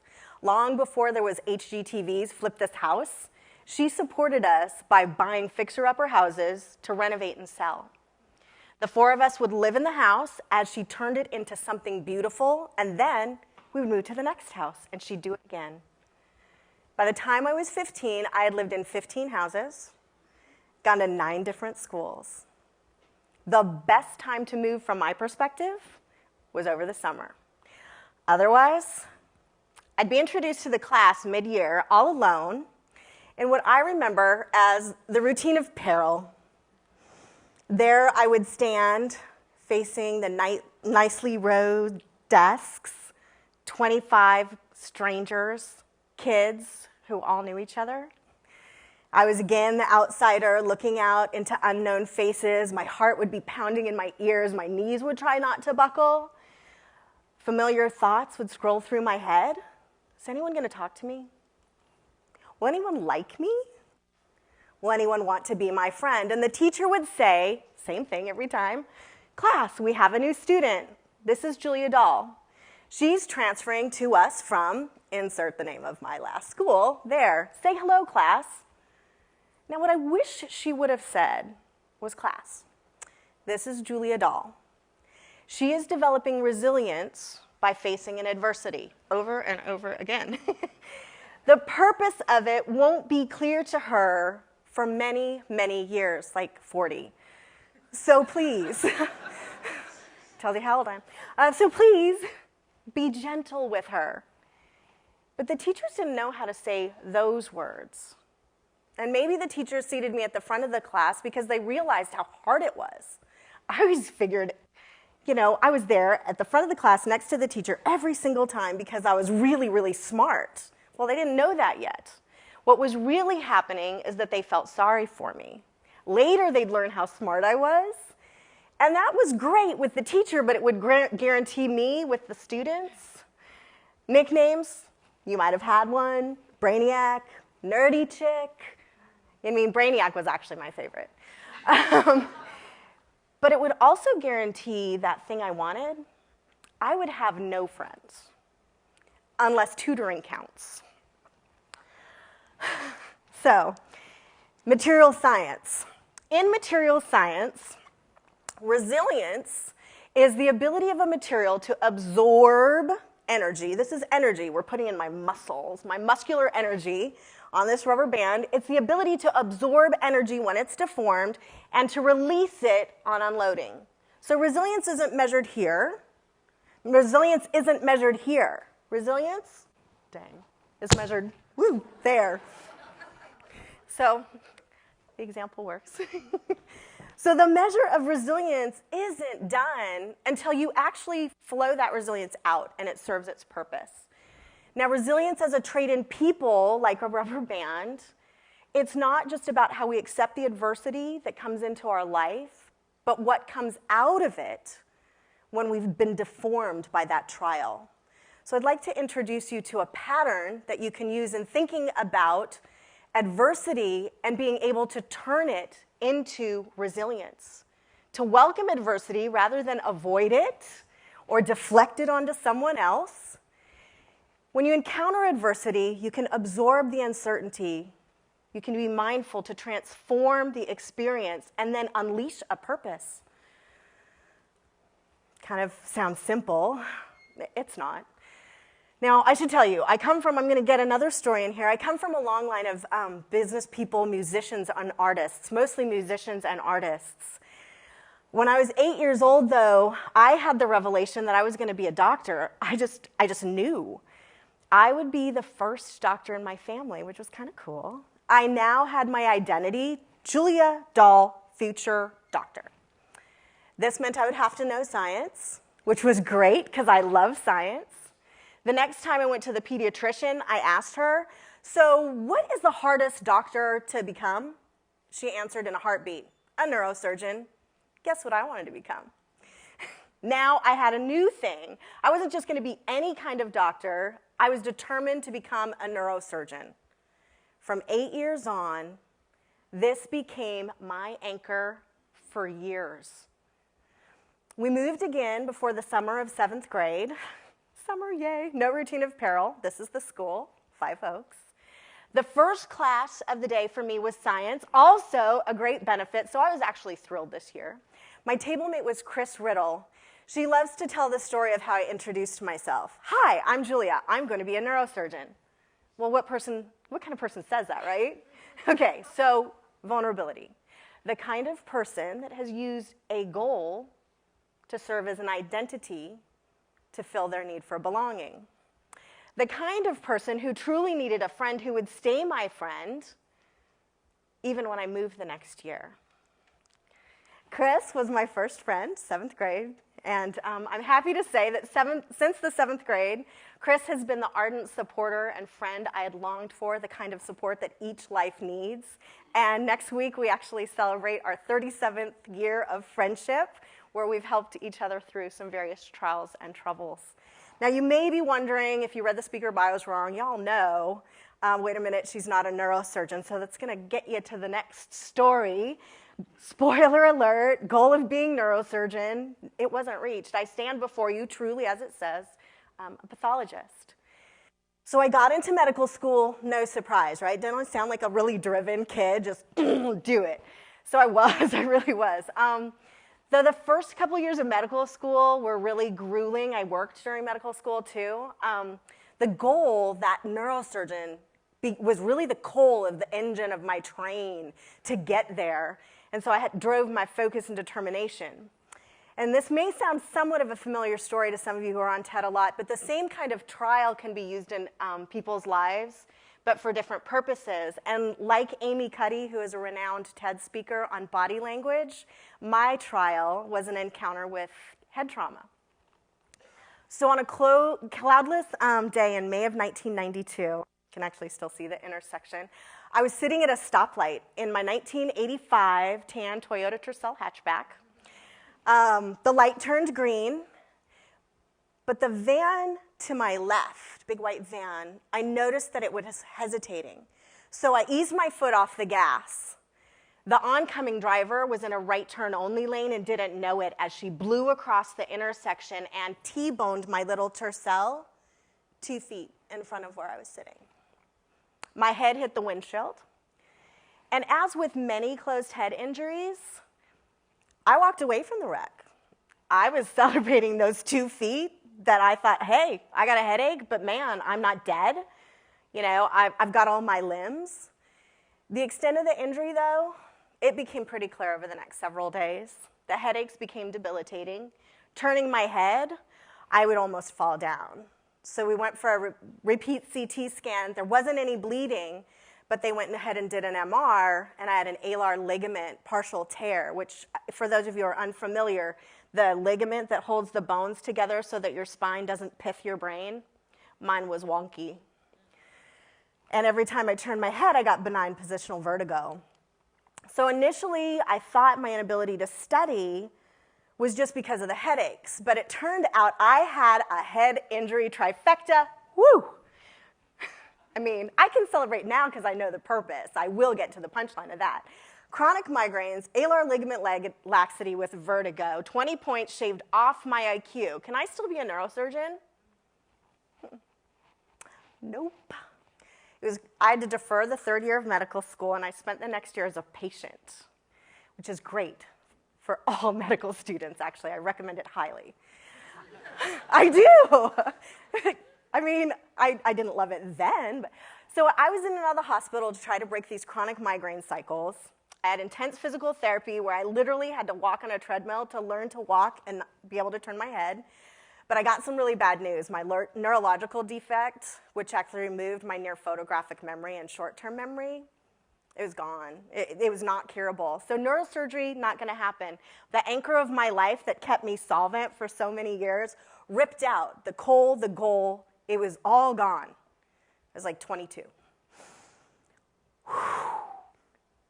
Yeah, that was rough. So, what if I'm not a neurosurgeon? If I'm not a neurosurgeon, I got to learn one of the first most vital lessons of my life that I wouldn't trade for anything. If you gain who you are through what you do, you are in deep trouble because your gifts can become an imitator of your actual identity. I was in deep trouble, and I had to have all of those goals and gifts ripped away to get me to the place where I began to learn it's not the what of what I do that matters. It's actually the why I'm doing it that matters. And it turns out when the why becomes your focus, you have a great deal more flexibility in what you do. Luckily, a classmate who had spent a year doing a sub-I in pathology, Joe Cron's, Frontal Blossing, love him. He found his element. He loved pathology, and since we were two odd men out in class, he said, hey, I think you're gonna like it. And I said, hey, I think I'm gonna try it.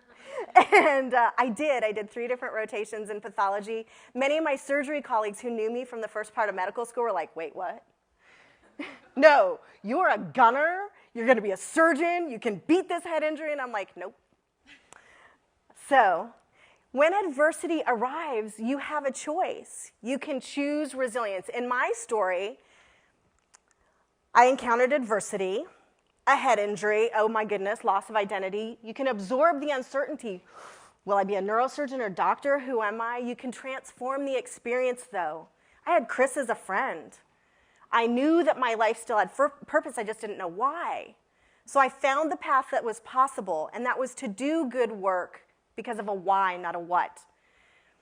So more adversity comes to everybody's life. It did come to mine, and so I'll tell you the next encounter is actually as a pathologist, and I'm gonna flip forward numerous years. So in 2006, I founded my 3 pathology companies, the Mosaic companies. They're all interrelated. Most recently, we served the safety net hospital called Regional One, the Med, in Memphis, Tennessee. I went from being a GI pathologist only for 7 years back into general surg path. Thank you so much, Dr. Myers, for letting me come up and relearn. The cases down at the Med turned out to be really complex. Remember, safety net hospital. These are patients who have late-stage diseases, and they often forego care before affordable care plan due to the social stigmas of disease and lack of access. I actually was thrilled to be there for the first few years. I really loved what I was doing. It was so rewarding as I built this practice, and I felt this sense of purpose that Dr. Myers talks about really having pathology as the hub. But there were also a lot of challenges. I changed some pathology staff. There were some difficulties with some resource allocation. And I'm sorry, Dr. Brahman, but I did have some issues with hospital administration. So, though the physicians and the patients were really thrilled with the quality of care and the diagnostic work that we were doing, our hospital administration was really resistant to the innovation that we were trying to bring on. And the things that were that I couldn't just fund privately from our company, we weren't really getting the green light to develop some things. So I was feeling really defeated within my own hopes for what pathology can be. So in the final year of the contract, I had some big decisions to make. I knew that for me, my why was slipping. My connection to my why was slipping. If I renewed the contract, that would probably keep happening. But to not renew the contract meant certain uncertainty, a certain uncertainty, and a lot of risk, maybe unemployment, not just me, but 17 staff, 2 other doctors. I was pretty battle-weary by this time, and I was facing a deeper kind of identity crisis beyond what to why. Did I really know what my why was anymore? That's a big question. So I wound up taking a deep dive, as those of you who know me do. I love those things. I took a deep dive back into my identity to figure out my why again. And it was a great process, though incredibly painful and actually quite raw, which is the couple. I found these pillars upon which my companies are based, and more importantly, why even if I closed my companies, I would continue to serve in healthcare. So I want to share them with you. And you might be able to figure out why my pillars are my pillars. The pillars, which are unique to my calling, I mean, that's really the foundation of it. Foster trust. Always preserve the physician-patient relationship. People matter. Live with extreme empathy. Each thing that you do should convey to a person that they matter. And build a legacy. Give people hope to believe that healing is possible. So do you guys see how maybe those pillars could have come together? Foster trust. I don't want to move around every year. I really don't. I need one solid relationship. I was a patient. I needed that solid relationship with my physicians when I was a patient. So then people matter. How many times do you stand in front of a classroom not mattering, where that cry of your heart isn't heard before it becomes an indelible part of your being, right? So I actually had to believe that I had all of those experiences because they created me to be exactly who I am, where you have to foster trust, people matter, build a legacy, which is the next story. So I had to ask my question, now that I really knew my why, could I do that where I was? The answer turned out to be no. Several days after my team and I had completed the relocation and downsizing of my company, a friend and colleague and I were reflecting on the course of my journey over the last few years. We recounted a lot of adversities and failures, many successes, and a couple more setbacks. And then he asked, we thought about what would I do from here. And you'd have to ask him what prompted him to ask me the question, Julia, after you've been knocked down so many times, why do you keep getting back up? And I looked out over these beautiful 3 ponds in my backyard, and I just maybe paused, not as long as the Dalai Lama, but possibly. But I did know, and I didn't know. I don't know any other way to be. It never occurs to me to stop trying. That compelling reason that I have for serving in healthcare is my lifeblood, not because of what I do, but because of the crux of the nature of the why of what I do.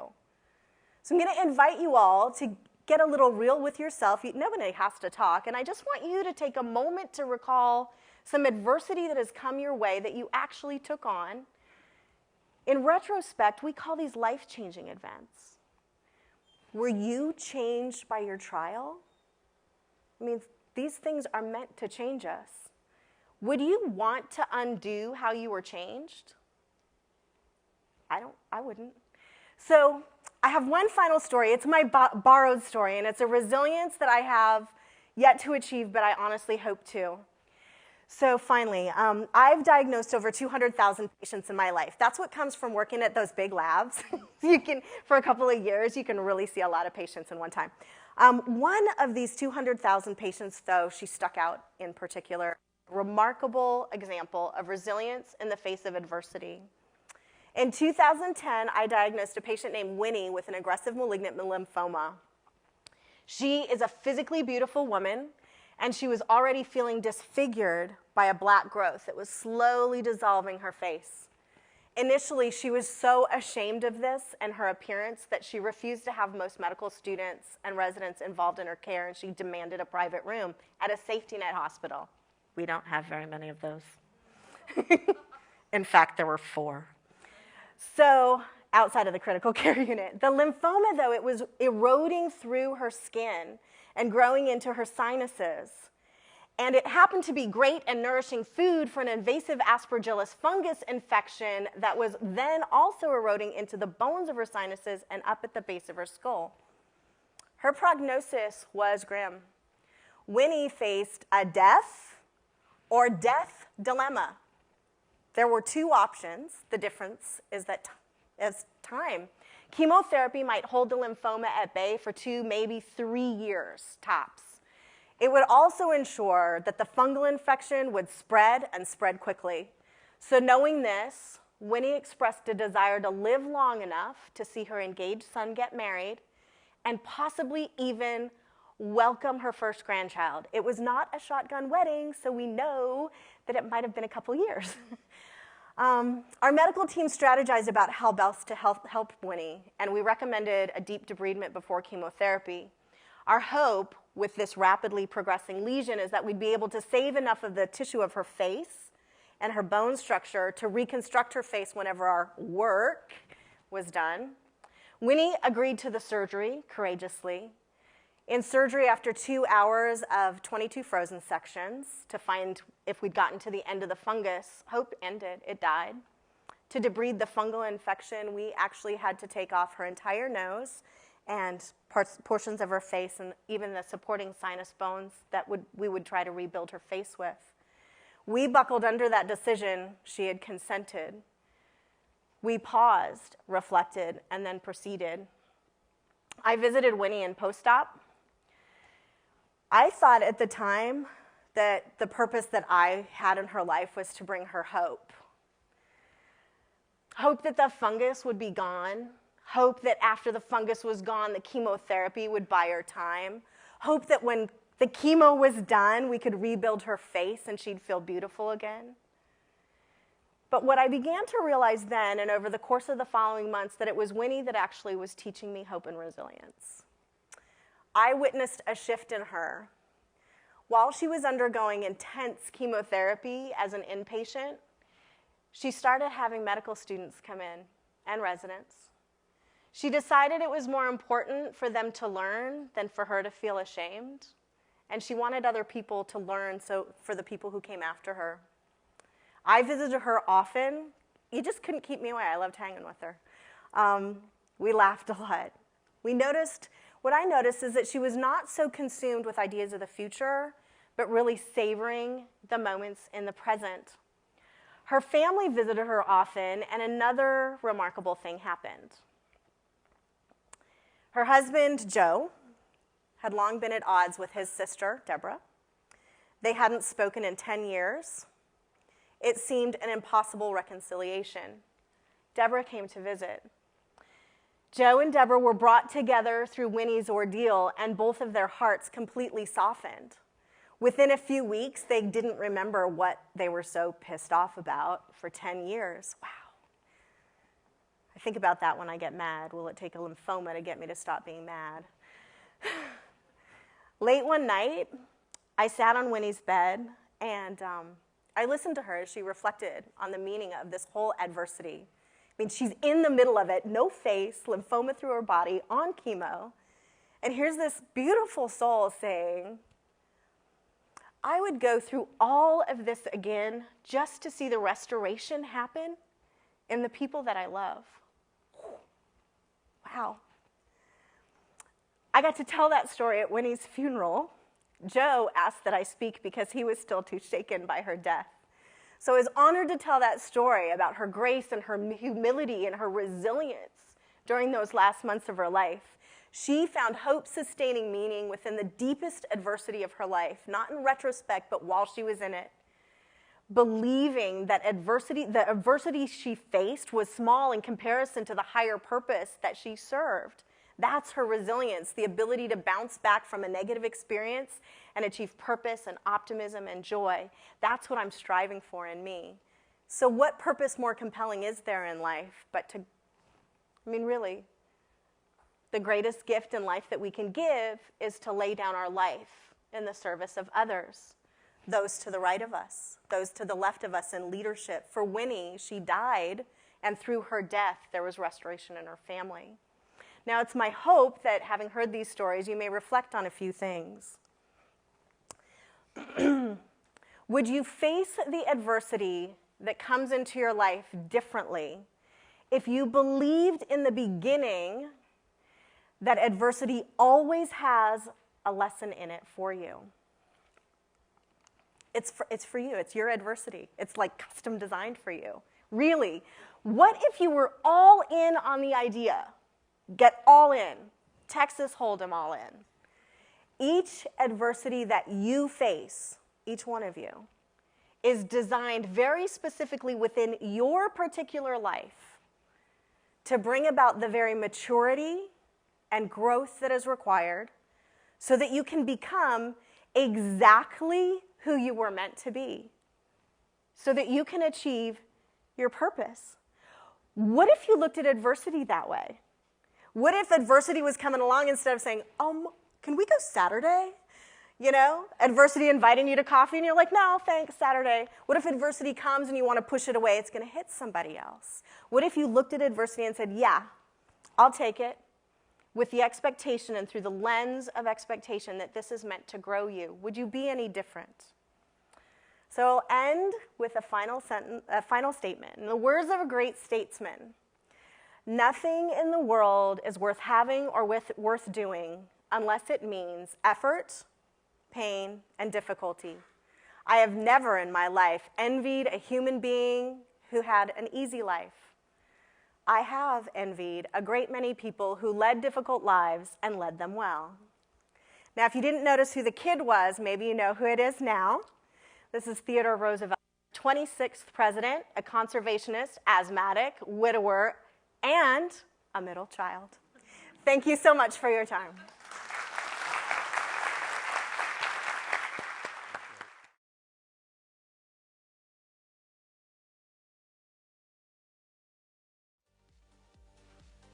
Wow, it's been a fantastic morning, don't you think?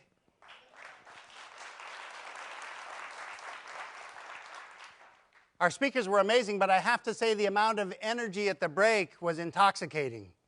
I've already learned far more from you than you might have learned from us. So thanks for being here, thanks for engaging, and we've got lots more stories to tell.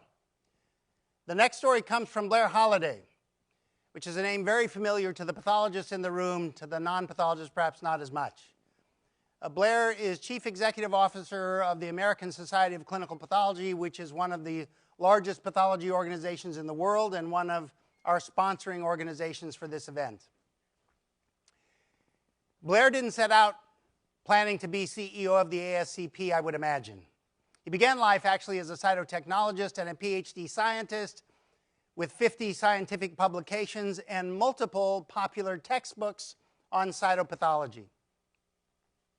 In his role at the ASCP, he has been extremely active and interested in global initiatives, strategic partnerships, mergers, and acquisitions. But his key interest, where his passion burns, are global initiatives and serving the underserved. The ASCP has recruited over $30 million in funding for these initiatives.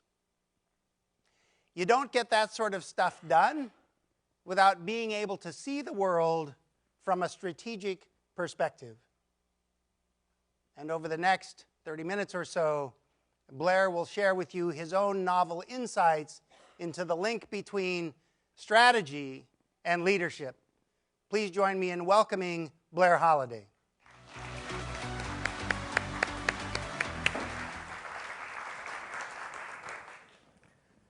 How many folks have actually read this book? How many times? Okay. How many of you had to read it to your children, or your parent or your guardian read it to you when you were growing up? You know, the intent of this book really was to teach you that perception doesn't match reality. In fact, it's hard to try new things. It's often very difficult to get that out of your mind that it's gotten some kind of consequence that may not be good for you. Well, today I want to tell you a story about how green eggs and ham have changed my life. I want you to imagine if you could put away your fears, and the word fear didn't exist in the human language, what you could do. I come from the Deep South. And when I say Deep South, I mean we eat 4 basic food groups there. And those food groups are ham, bacon, sausage, and pork barbecue. Now, I actually take great pride in the fact that I'm from the South because I can actually feel these elements in my body almost every day because I am addicted to ham, and ham was one of those things I was taught through this book. But the most important thing to keep in mind that it actually defined me as a child. It became sort of my Achilles heel as an adult, but I can still smell, you know, barbecue cooking out there on the grill. I can still smell hash my mother was making hash on the stove. And that mustard-based sauce, it was just scintillating. But the irony is What I didn't realize is that ham had to be matched with a green egg. A green egg? So today I'm going to tell you a story about how eggs, and specifically a green egg, changed my life. And more importantly, how we can take 3 principles around these particular activities that we go through in any given day on how to overcome fear. And these are principles that you can use in any strategic form, whether you're negotiating a business transaction or whether you want to get married. Okay? It's the secret of strategy. Yeah, strategy is an art form, but the art of strategy is actually within you. So today I'm going to talk about how I found this out. Many years ago, my spouse gave me a Christmas present. And that Christmas present, and I'm not really keen on Christmas presents. It's really more about children, you know. But she gave me this present, and the present was just a small box. And in that small box was a note. So I, somewhat with antipathy, opened it. I looked in, and it was a small card. Now, what do you think that box said? It's your spouse. She's giving you something special. If it's just a card. I love you, maybe, or congratulations on our marriage. No.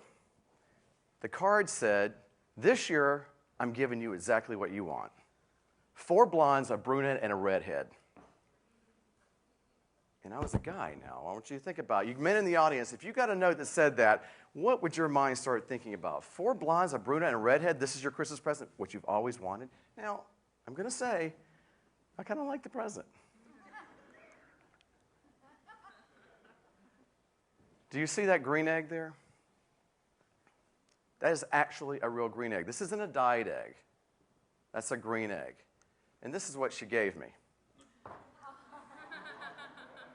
4 blondes, a brunette, and a redhead that laid different kinds of eggs. But the redhead, actually, which I do have an affinity for, my sister's a redhead, laid the most beautiful green eggs. And I kept thinking, is there really such a thing? I mean, I've got to see it again. In fact, over the course of this chicken's life, we became pretty close as friends. She was actually attacked by a raccoon one time, and I had to bring her back to health over 6 months. But you know what she did while she was almost dying? She continued to lay green eggs. It's pretty remarkable, isn't it? Well, would you eat a green egg? Would you? Could you? In a house? Would you? Could you? With a mouse? Try them, I say. Not surprisingly, green eggs aren't actually any different than any other egg, are they? But, you know, eggs are great. I love them. But when is an egg not good? When it's not fresh. My final semester in my senior year in college, I discovered that in order to graduate on time, I had to take 25 semester hours at the same time. That was not a good feeling. I actually had to go to the provost and beg and plead, maybe bargain, and convince him to allow me to take 10 concurrent classes at the same time. Now, that's 8 to 10 every day, including Saturday, all right? It actually set the stage for why I don't sleep for the rest of my life. But I will say this, that it was probably the best decision ever made.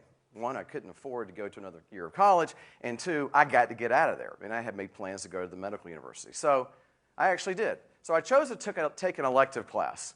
You know, you got to take them. And one of the elective classes I took was sexual parenting, or sexual benefits of, you know, how to live in this society. And I don't mean sexual benefits, I mean how to live in the world where we need to learn how to love each other and be open.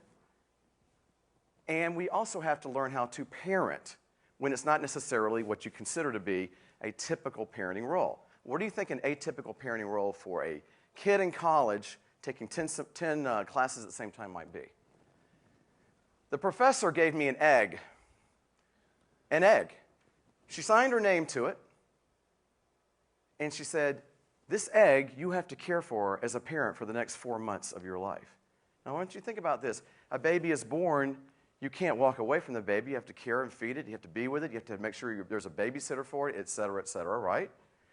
I'm thinking the next 4 months of my life, I mean, I've got to take this egg with me to my class, to college bars, to, the fraternity house, wherever I'm going to go, I got to take this egg with me, and people were going to ask me questions about this egg, and if I didn't have the egg with me, what would happen? I'd fail the class, then of course I wouldn't graduate, and then boom, my entire career would go into a catapult. So that's not necessarily a good idea. And if I broke the egg, then I get a D in the class, and that screws up your GPA. So no, I've got to keep this egg healthy, as is my child. Okay. Now I have 3 adopted children, and I can tell you that what I learned from this egg gave me no conditioning for those 3 adopted children. However, it did teach me a couple lessons, and one of that is that care and feeding is not an easy thing, and being responsible for another human being is not an easy thing. So I managed to make it through the class, and actually at the end of the 4 months, I became so attached to that egg, I couldn't dispose of it. I mean, you kind of had this mental relationship with this egg. So I just put it in the closet and acted like maybe I won't, maybe one day I can dispose of it. So let me jump forward a couple of months. I'm over at the medical university. In the first year at the medical university, I have this professor. You've all had him. The most vitriolic and vehement person that you've ever met in your life. And she had one goal: to get rid of every male that was in the class. She didn't like men, and I happened to be one. And so, let me assure you, that was not an easy year. At the end of that first year, I managed to survive. I actually was the lone remaining male in that class, but I managed to survive. But I didn't have a survival that was easy. I had a lot of scars, some mental wounds. It was, there's some verbal and emotional abuse there. She probably would have been fired in today's system despite the fact she was tenured. But you know what? It happened for a reason. So I was mentally broken. I'm 21 years of age. I'm thinking to myself, I made it through this, but I really wish there was some revenge. Now, you're 21 now. Come on. You're not really thinking straight. So come one day, one night, I'm in my apartment, and I'm looking around, and I'm thinking to myself, what can I do? And I'll look over in the closet, and there it is, that green egg, because it had turned green by now. And I came up with the most brilliant idea of all time.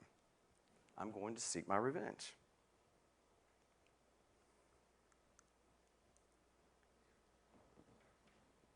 With this egg.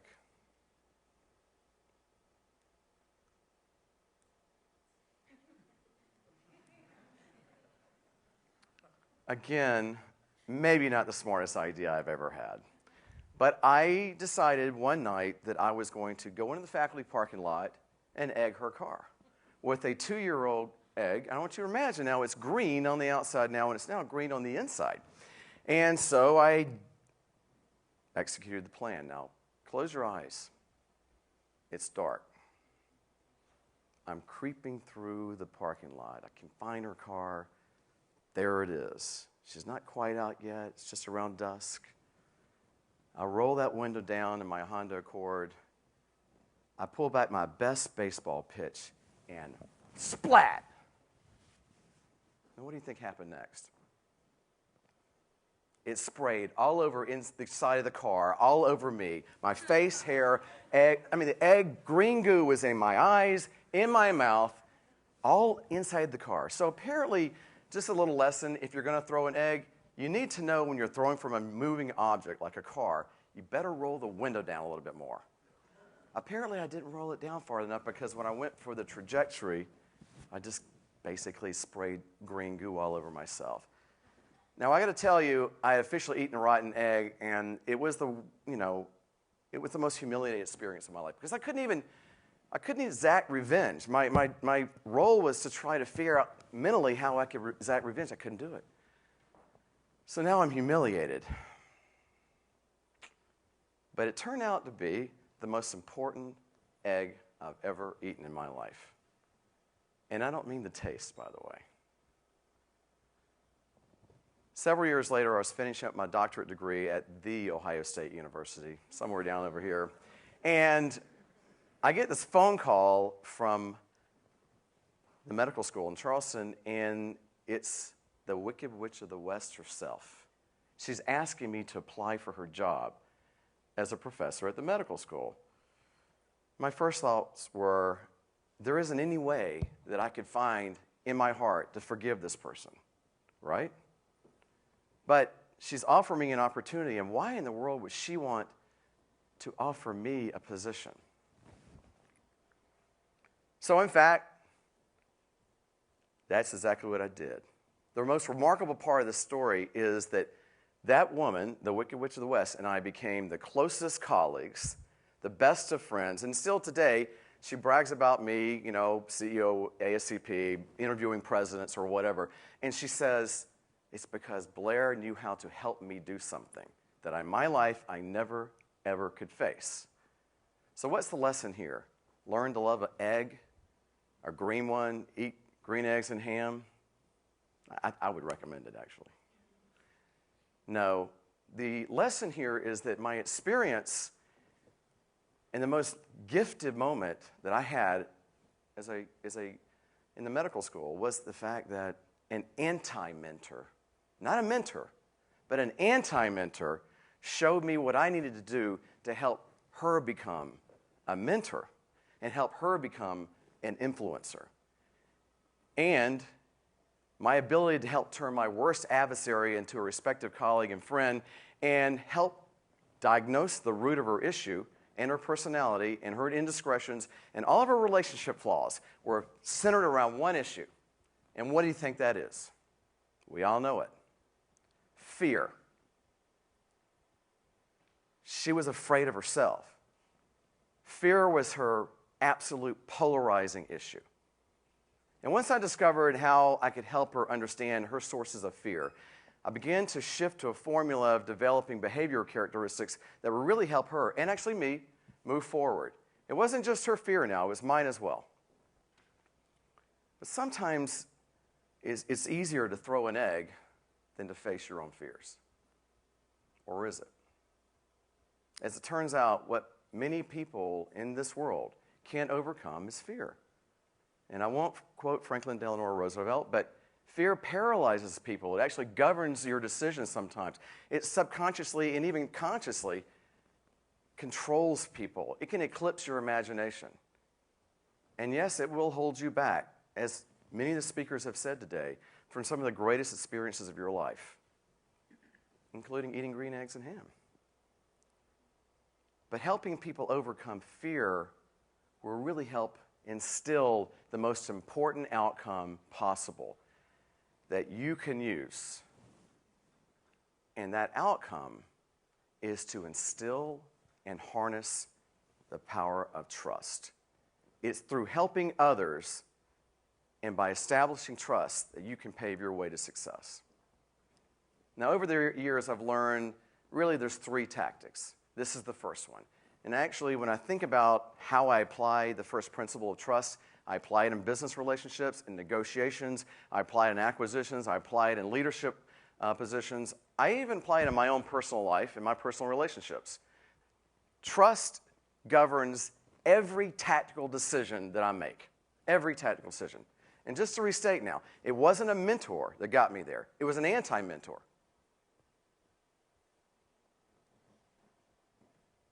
She showed me my path was to help people eliminate fear.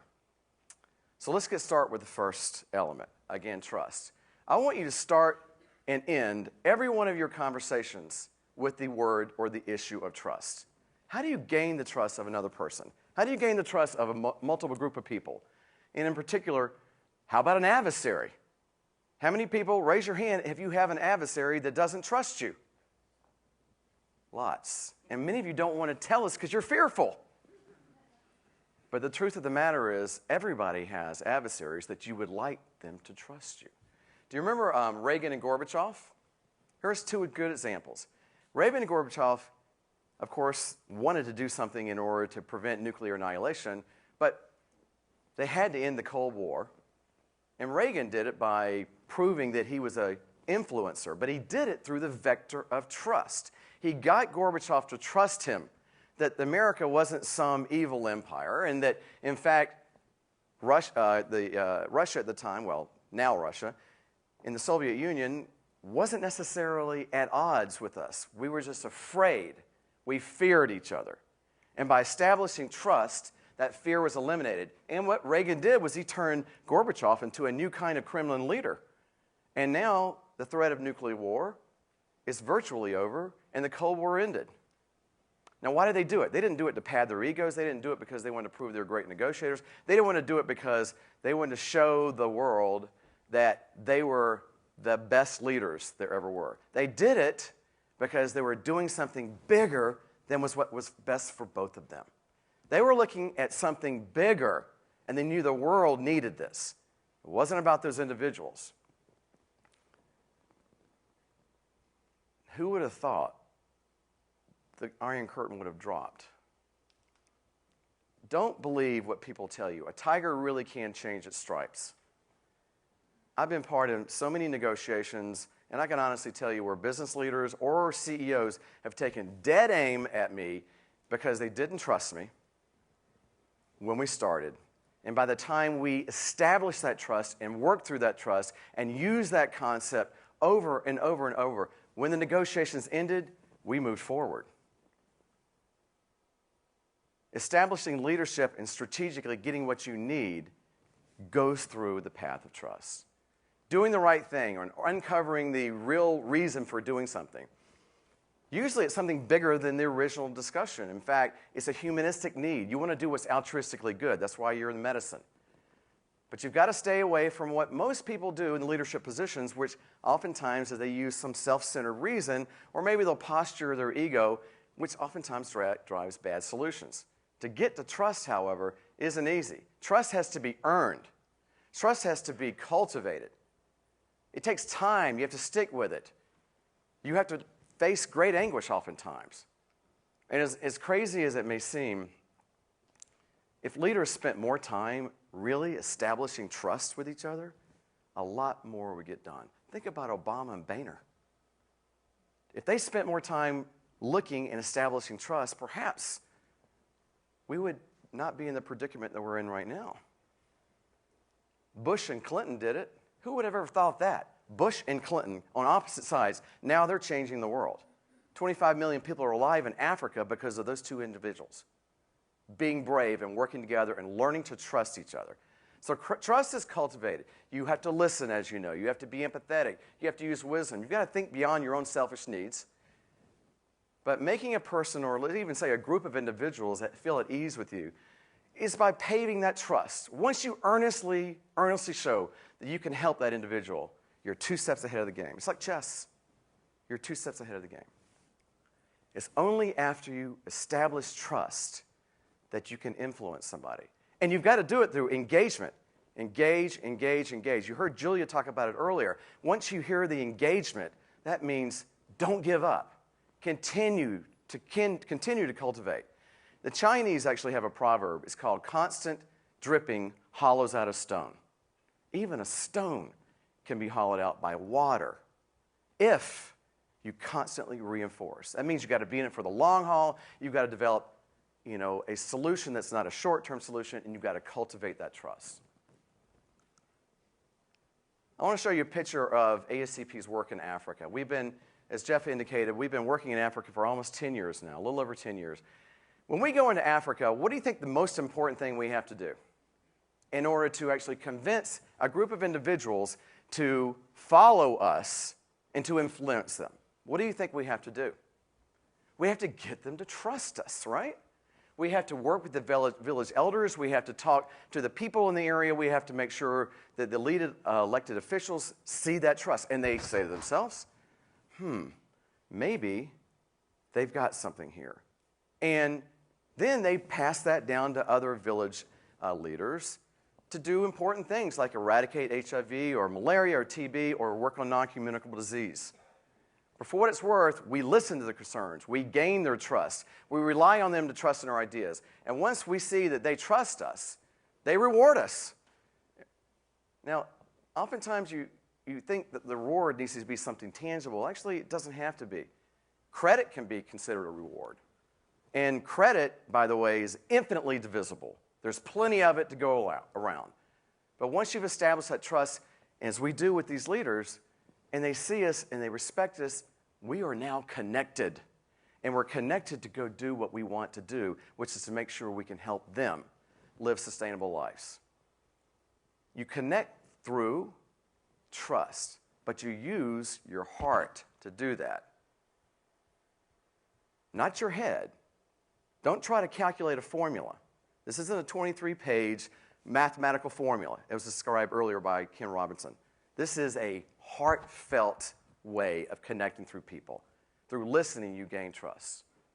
Remember, everything you do, by the way, sends a signal. In fact, not sending a signal sends a signal. They begin to say, oh, he's not just talking, he trusts. Okay, secondly, you've heard this today as a theme, and I want to underscore this. And this is probably the hardest, concept for a lot of people to grasp. But it's courage. Courage really allows each of you to gain the confidence that reduces the fear that the other person you're talking to or working with is confident that your decision is the right decision. They have to be confident in you that you are making a good decision. And that really requires courage. You've got to show courage and confidence at all times, even if your proposition is risky. I can tell you that oftentimes propositions are highly unpopular, but if you feel it's correct and you've done your homework, you've got to then be prepared to take a leap of faith. The word courage really isn't, something that we can take for granted. I read a book recently called How to Influence. And I went through the entire book. The word courage wasn't anywhere in the book. How is that even possible? How do you influence people without being courageous? I have no clue. Because you can negotiate, you can try to influence, you can establish trust, but eventually you're going to get to something that you can't control. And if you can't control it, then you just have to take a leap of faith. Now, how hard is it to take a leap of faith? Think about this. This is into the unknown. You have to be prepared to take a leap of faith. You can't rationalize everything you come across in this world. You can't remove fear by not taking a leap of faith. Eventually, you're going to have to take a leap of faith. It's a leap of faith.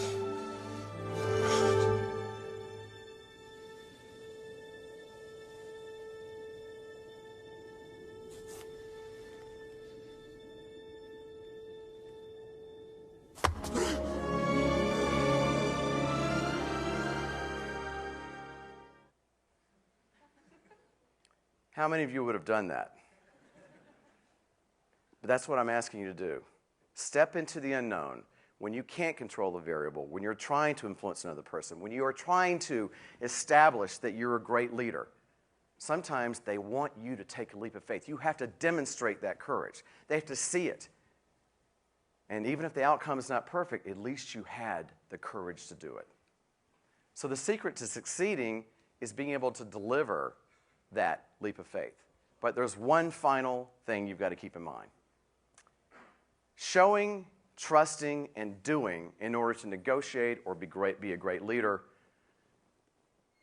requires that eventually there has to be an assumption of hope.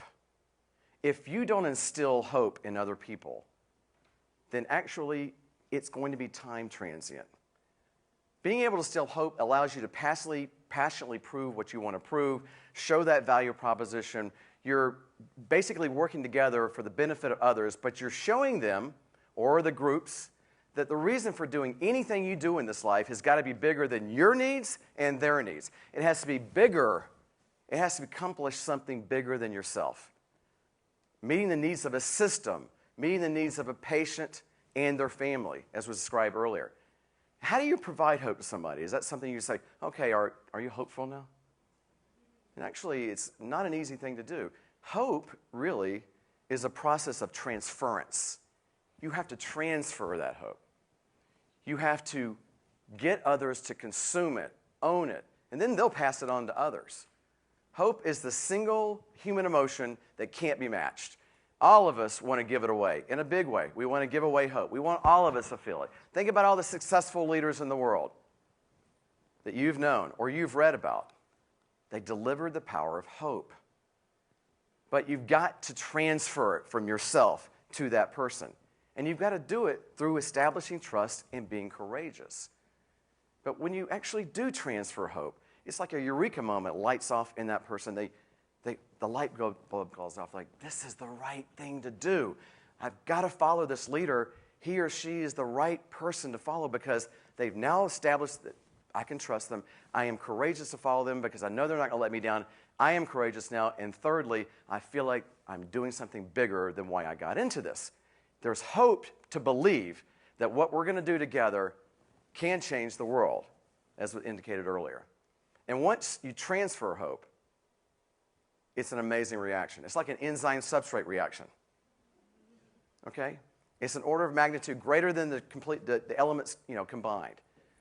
Exponentially greater. So speaking personally, I can tell you that once you've transferred hope, there really is nothing more rewarding. Once that happens, you've fulfilled how to strategically influence and lead. It's 3 basic principles. So yes, congratulations. Now you know the art to strategy. I didn't say it was easy. I didn't say it's going to be a quick fix. But I can tell you that over the 35 years of my professional career, I've used these 3 principles to govern every single decision I've ever made. And you can go out there, as was described earlier, and buy all kinds of self-help books, and you can read everything in the virtual bookshelf that will help you influence, negotiate, develop novel, innovative solutions, learn how to change, teach you how to lead, even show you how to build a paper airplane to be a better leader. But to begin with, you need to remember that humans are by nature intuitive, and they like patterns. They follow patterns. And 3 patterns of behavior, trust by being courageous, taking a leap of faith, and instilling hope, will allow you to take the next step. Trust, courage, and hope. And when you do this, you can achieve your ultimate goals. Whether that's influencing others, whether it's negotiating with others, eliminating fear in others, whether that's being a better father or mother, whether it's being a better opinion leader, being a better leader, negotiating transactions, or even helping somebody fall in love with you. The art of strategy is based on those 3 concepts. Or it can help you understand the importance that hope is the single most important concept that we have as human beings. It can also help you eat green eggs and ham. Thank you very much.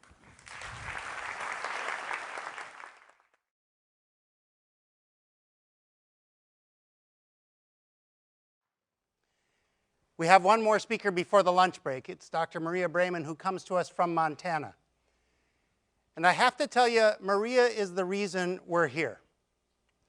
Blame her. I first met Maria when she was a surgical pathology fellow with us here at the University of Michigan, which was followed by a fellowship in breast pathology. And I have to say that at least from the viewpoint of an external observer, breast pathology really was and is her element. Shortly thereafter, she joined a practice in Helena, Montana. She had come to us from Washington, D.C., so I didn't quite see that western migration coming. I don't know that she did either. It was a great practice. She ultimately was chair of that pathology department, ran the laboratory, created another laboratory of her own. And it was not uncommon for me to get cases from this group and call and have the privilege of talking to Maria.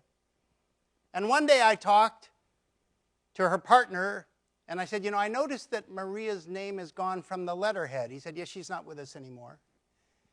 I said, oh my God, she's alive, right? He said, she's alive, but she's in the C-suite. She's our chief medical officer of the hospital and doesn't do pathology anymore. I was stunned because I didn't know that was the plan. And I found myself in Helena a year ago, April, and I met with Maria because I wanted to know the story and what I had missed. It was a great story. And I thought, boy, we need a place where stories like this can be heard, because it isn't what you think about when you think about how you get to leadership positions. Please join me in welcoming Dr. Maria Brayman.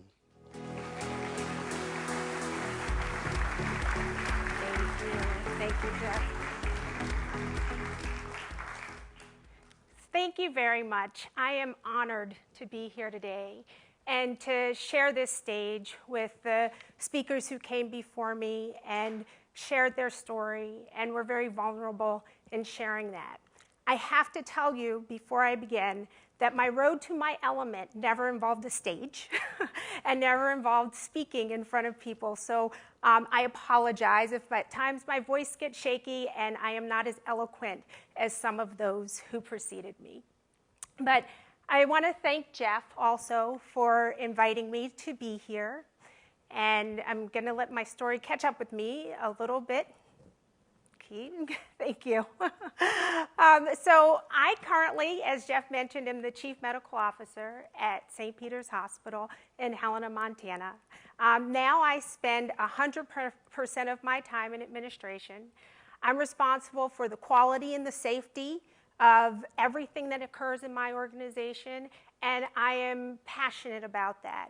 And, you know, when Dr. Dahl expressed her frustration with administration, I actually feel that that's one of the things that I'm able to bring as a physician leader in administration, is to try and engage our physicians, encourage our physicians to be innovative on the front line and not discourage that. And if there are any of you who find your way into leadership in medicine, you know, there are not enough of us in community hospitals across the country. I believe this is an editorial comment, but I believe we have allowed too many MBAs who have never touched a patient to lead our hospitals and institutions. So any nurses, any physicians who do find an interest, I highly encourage you to move into leadership in hospitals around the country. So that was a little bit about my background, though, and how I got here. I went to medical school at George Washington University, and I started medical school with a vision and a plan, a linear, clear plan. I was going to go to medical school. I wanted to serve underserved populations. I was going to teach people how to be well, how to live healthy lives. And that was my plan before the Affordable Care Act. This is a long, long time ago now. Before Obamacare, before we really talked about payment models that include wellness and how we take care of those people. So I entered into medical school, and I started learning how to cure disease and take care of the ill. And then nowhere in there was there an infrastructure for how to take care of chronic illness and take care, you know, help patients stay out of the hospital. And really, when I started going through my rotations, I really didn't enjoy primary care. So that really didn't offer me an opportunity to be in that arena. I loved surgery. I loved being active. I really, at the end of the day, I loved trauma, and I loved general surgery. And I thought it was a struggle to decide where I was going to land, because when I finished my surgery rotation, and I talked to the chair of the surgery department, I realized that, and this is before the 80-hour rule and some limitations in medicine, which no longer, you know, we don't grow our physicians in the same way. This is when, if you were a surgeon, you were not going to have a life but being a surgeon, period. And I decided that was really important to me to be a mom, to have children, and that therefore I was not going to pursue surgery. But that left me feeling like I didn't know where I was going to go in medicine. I loved rotating through different specialties every 3 months, but had no clue where I was going to land, and was scared when I got to early in my 4th year. I had the benefit of one of my best friends in medical school. Her aunt was a pathologist at Brown University, and she really encouraged me to think about pathology. I never, you know, we really weren't exposed to very much pathology, some histology, but not rotating through pathology. So she encouraged me to look into it, and I did. And I arranged a couple pathology rotations, and I thought it was absolutely fascinating. You got to do all these different organ systems. I found where I want to be. And I spent time at George Washington University and then at Georgetown MedStar in DC. And during the course of that time, as I was rotating pretty late in my 4th year, my father became very ill and actually ended up dying after spending 3 months at George Washington University Intensive Care Unit. And so then became the critical choice of where do I go for my residency program. And it was very interesting how that decision was made for me, because I'd been at GW. I actually had gone to GW undergrad as well as med school. And when it came time to make the decision about where I was going to put in to match, I decided not to even put in for GW. I only put in for Washington Hospital Center MedStar, and the reason was because of the people and the personal interaction. When my father was ill and dying in the hospital at GW, and I never asked for time off, I was there every day. I mean, he was in the ICU, so I was there every day. But no one took the time to say, how are you doing? How's your dad doing? And when I was at MedStar, everyone, they just check in with me. So that personal connection was what made a difference for me. And that's how I ended up at MedStar. And when I finished there, I was looking for a fellowship. And I got into a surgical fellowship here at University of Michigan. And that's when I met Jeff Myers. I believe it was the same year he had also arrived here. And pretty soon after I arrived, they were opening up interviews for the following year. And I decided to go ahead and interview for a fellowship in cytopathology. I think you heard I did breast. So I interviewed with Jeff for this position in cytopathology. And actually, I'm going to segue back into the fact that Jeff and I met at a bar in Helena, Montana, a little over a year ago. We were having this story, and Jeff, you know, we're sharing what's happened over the last many years.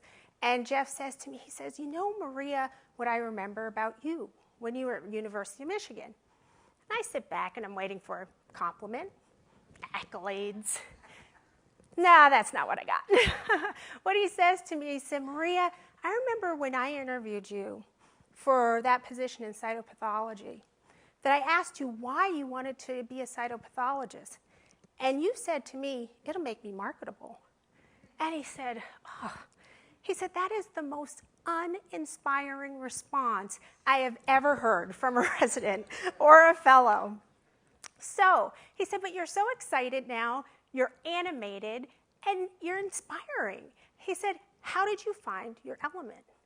So that's really what I'm here to share with you today, is how do I make that journey from uninspiring fellow to passionate leader? And one of those things I really have to thank Jeff for, because it was an unforeseen opportunity, because Jeff helped talk me through the fact that I wasn't inspired by cytopathology, but I really loved breast pathology. I was like, but that's not marketable, Jeff. But he encouraged me, and he actually sent me into the breast pathology fellowship. So I went into that fellowship, and so when I had the opportunity to move to Montana, which actually was planned, my husband, who's a stay-at-home dad and is from Michigan, he loves the outdoors. He's an outdoor enthusiast, adventure racer, and I promised him if I could get him to the mountains that we would be there. So I was offered an opportunity in this practice in Helena, Montana, Rocky Mountain West, and we picked up and we went there. I thought it was a lifestyle practice. There was 3-person pathology practice, and I was going to, sort of, for you pathologists in the room, I was going to gross one day. I was going to read my slides the next day. On the 3rd day, I'd wrap up, but basically have a lot of time. Then I had 8 weeks vacation, 2 weeks of CME. I was going to be able to live that balanced life. Well, I found out balanced life is not quite that for me. Because once you find your passion, you can spend many hours enjoying that, even if it's not at home. So when I arrived in Helena, Montana, just having finished a breast fellowship, I arrived there, and again, some of this might be more specific for pathologists, but I arrived there and women were having total mastectomies as a part of routine practice, which is not the standard of care. They were having complete axillary dissections and left with terrible lymphedema.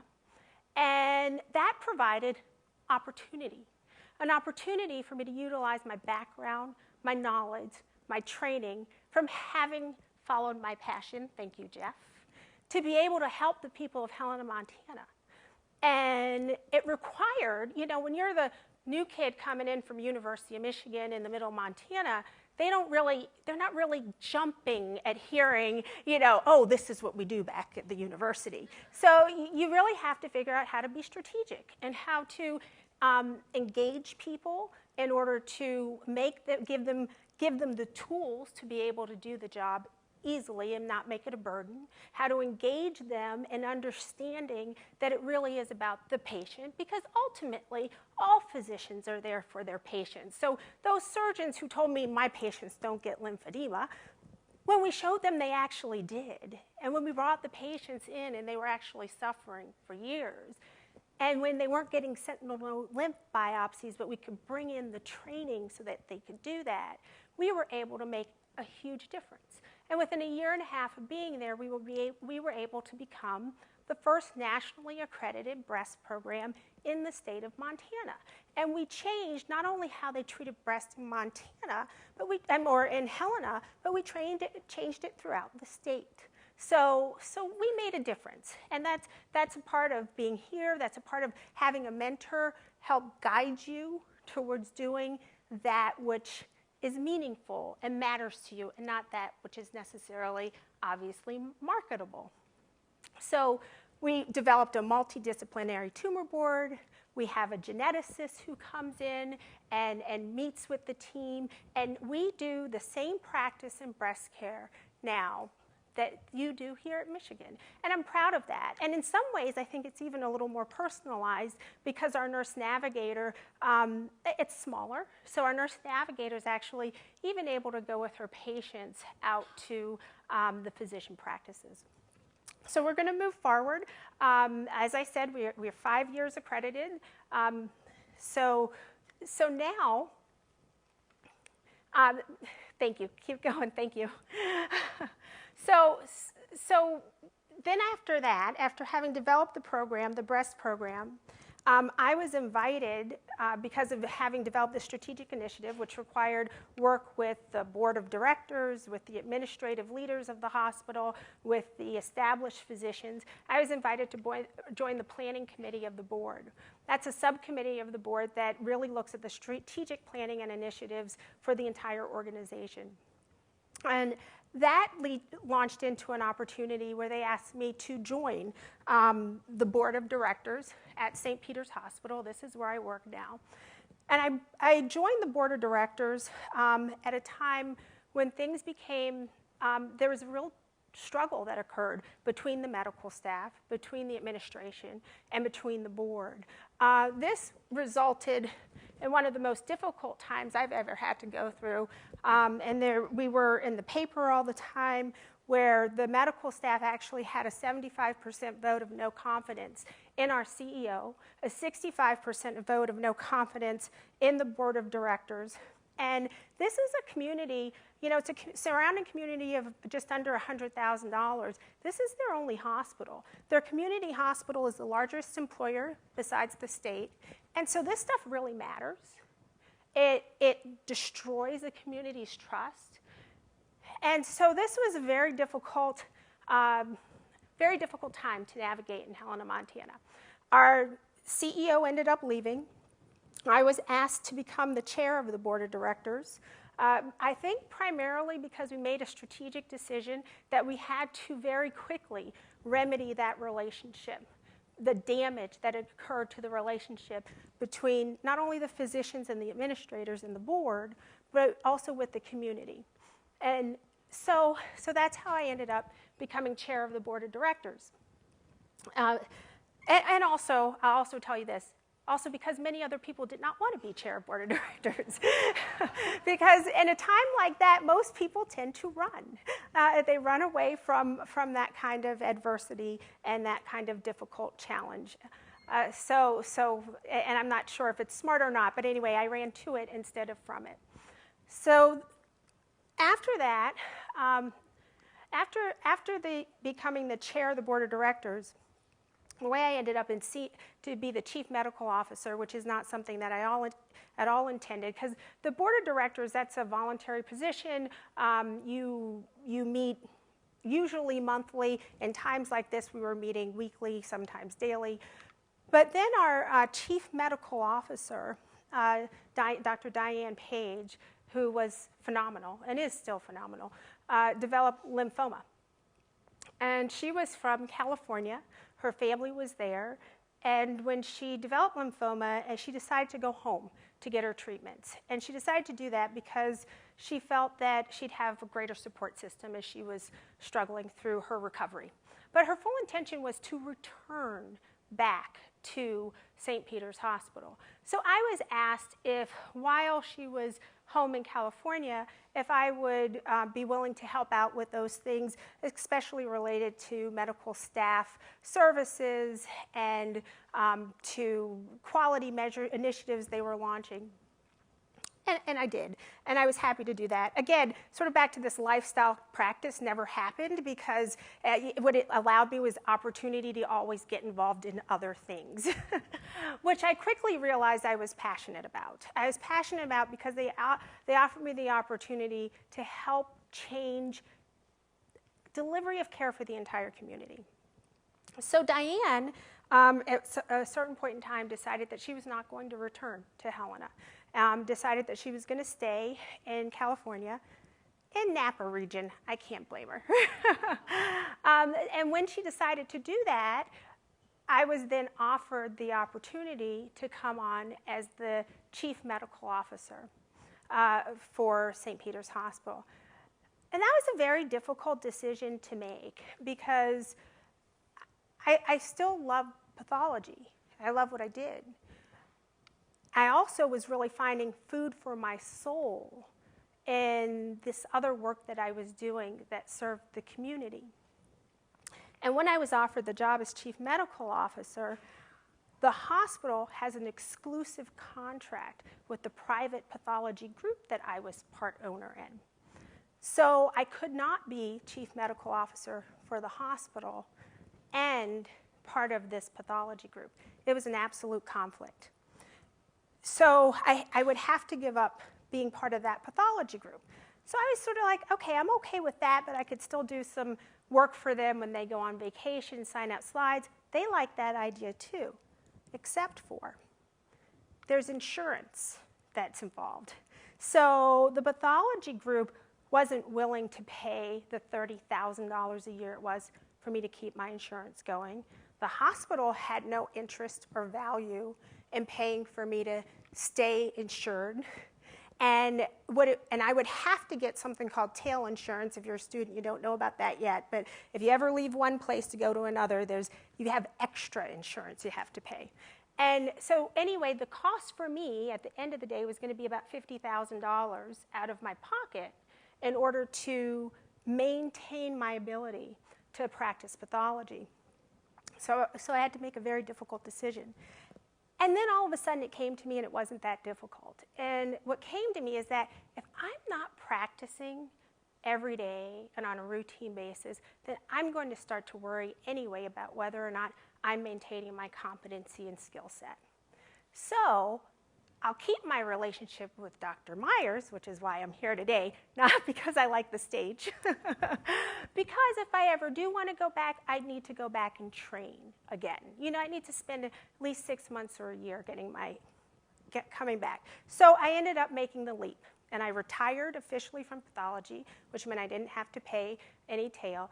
And for the last 3 years, I have been the chief medical officer of the hospital at St. Peter's. And I love what I do. I am passionate about the fact that we get to make a difference every day. And in this time of healthcare reform, and you need innovative leaders in healthcare, and we need physicians participating in that process. Because, like Dr. Dahl said, we cannot squash the ideas of the people on the front line of delivering care in medicine. And I see that too much every day. I see where we have an MBA come in, and I'm really not squashing MBAs, I'm sorry, but I see where we have, someone with only a business sense come in and try and force our physicians into 10 or 15 minutes of care per patient. And I'll tell you, I've had the unfortunate but really fortunate experience lately to be a patient. I developed a medical condition that required that I go be seen at Mayo. It was something that was outside of the scope of Helena, Montana. So I went to Mayo, and I'm going to tell you what I found is that every time I showed up for a test, it happened at the moment I walked. They said, be there at 10:10. I was there at 10:10. I was walking in the room no later than 10:11. The test was performed. It was completed. I was done. I was out the door. And I went through multiple tests. And then, at the end of those tests, I went to sit with my doctor. And my doctor spent an hour and 20 minutes with me. An hour and 20 minutes talking to me about what was going on and setting up a plan.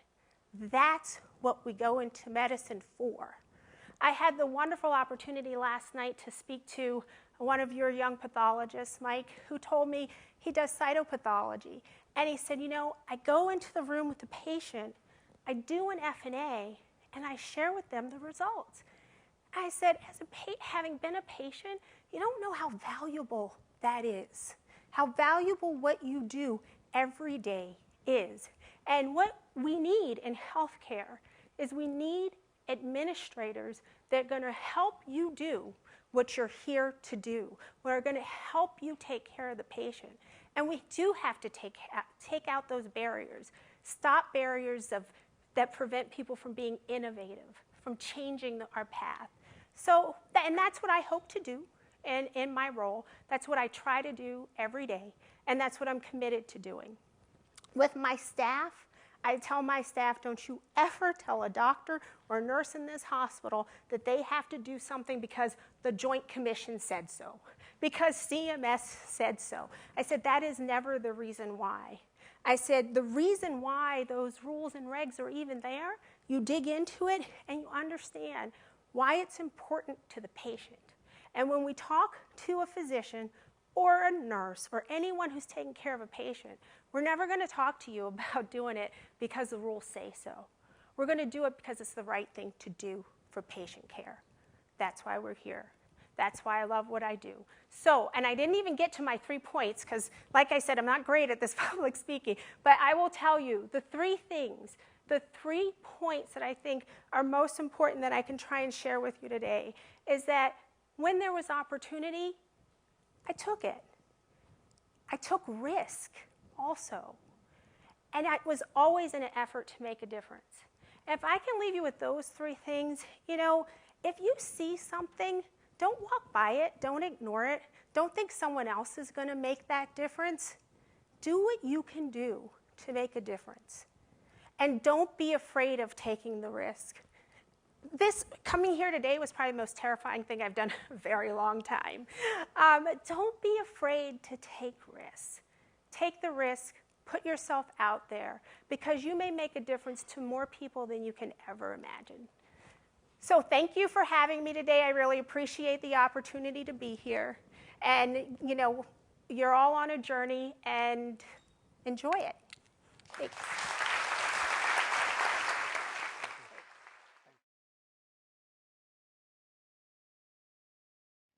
Our next speaker is Dr. Mark Slade, who comes to us from England. I've known Mark for many years. He currently is a practicing respirologist with special interest in lung cancer and invasive pulmonology, practicing at Gloucestershire Hospital in England. He serves as chair of respirology and cardiothoracic medicine there. Before that, He was medical director at Papworth Hospital, which is the largest chest subspecialty hospital in England. Mark never anticipated that he would come to these leadership roles, and he learned along the way that it's important to balance your passions, and you'll hear something about that. What I learned about Mark by having him participate in this program is that he is the only Olympian on the stage today, so far as I know, having represented the United Kingdom in fencing at the 1980, 1984, and 1988 Olympics. And he won a couple of bronze medals in the Commonwealth Games in that sport. My conclusion was, don't mess with Mark. Please join me in welcoming Mark Slade to the stage.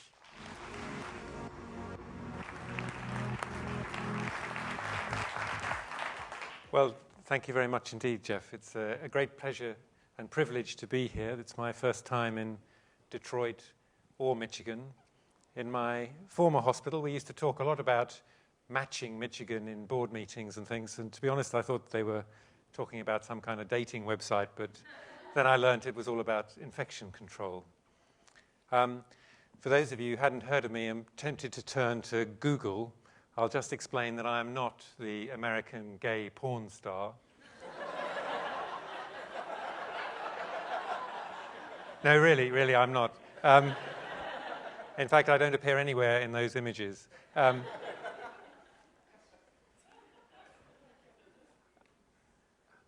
My Element found me 30 years ago in London.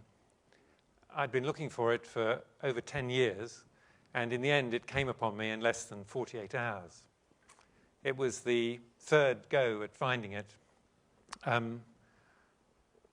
When I was at school, I had an inspirational physics teacher, Pete Roberts, and I wanted to be a theoretical physicist, and I wound up going to the University of Cambridge to read physics, and that is and has always been one of the foremost centers in the world to read that subject, with a history going back more than 350 years to the time of Newton.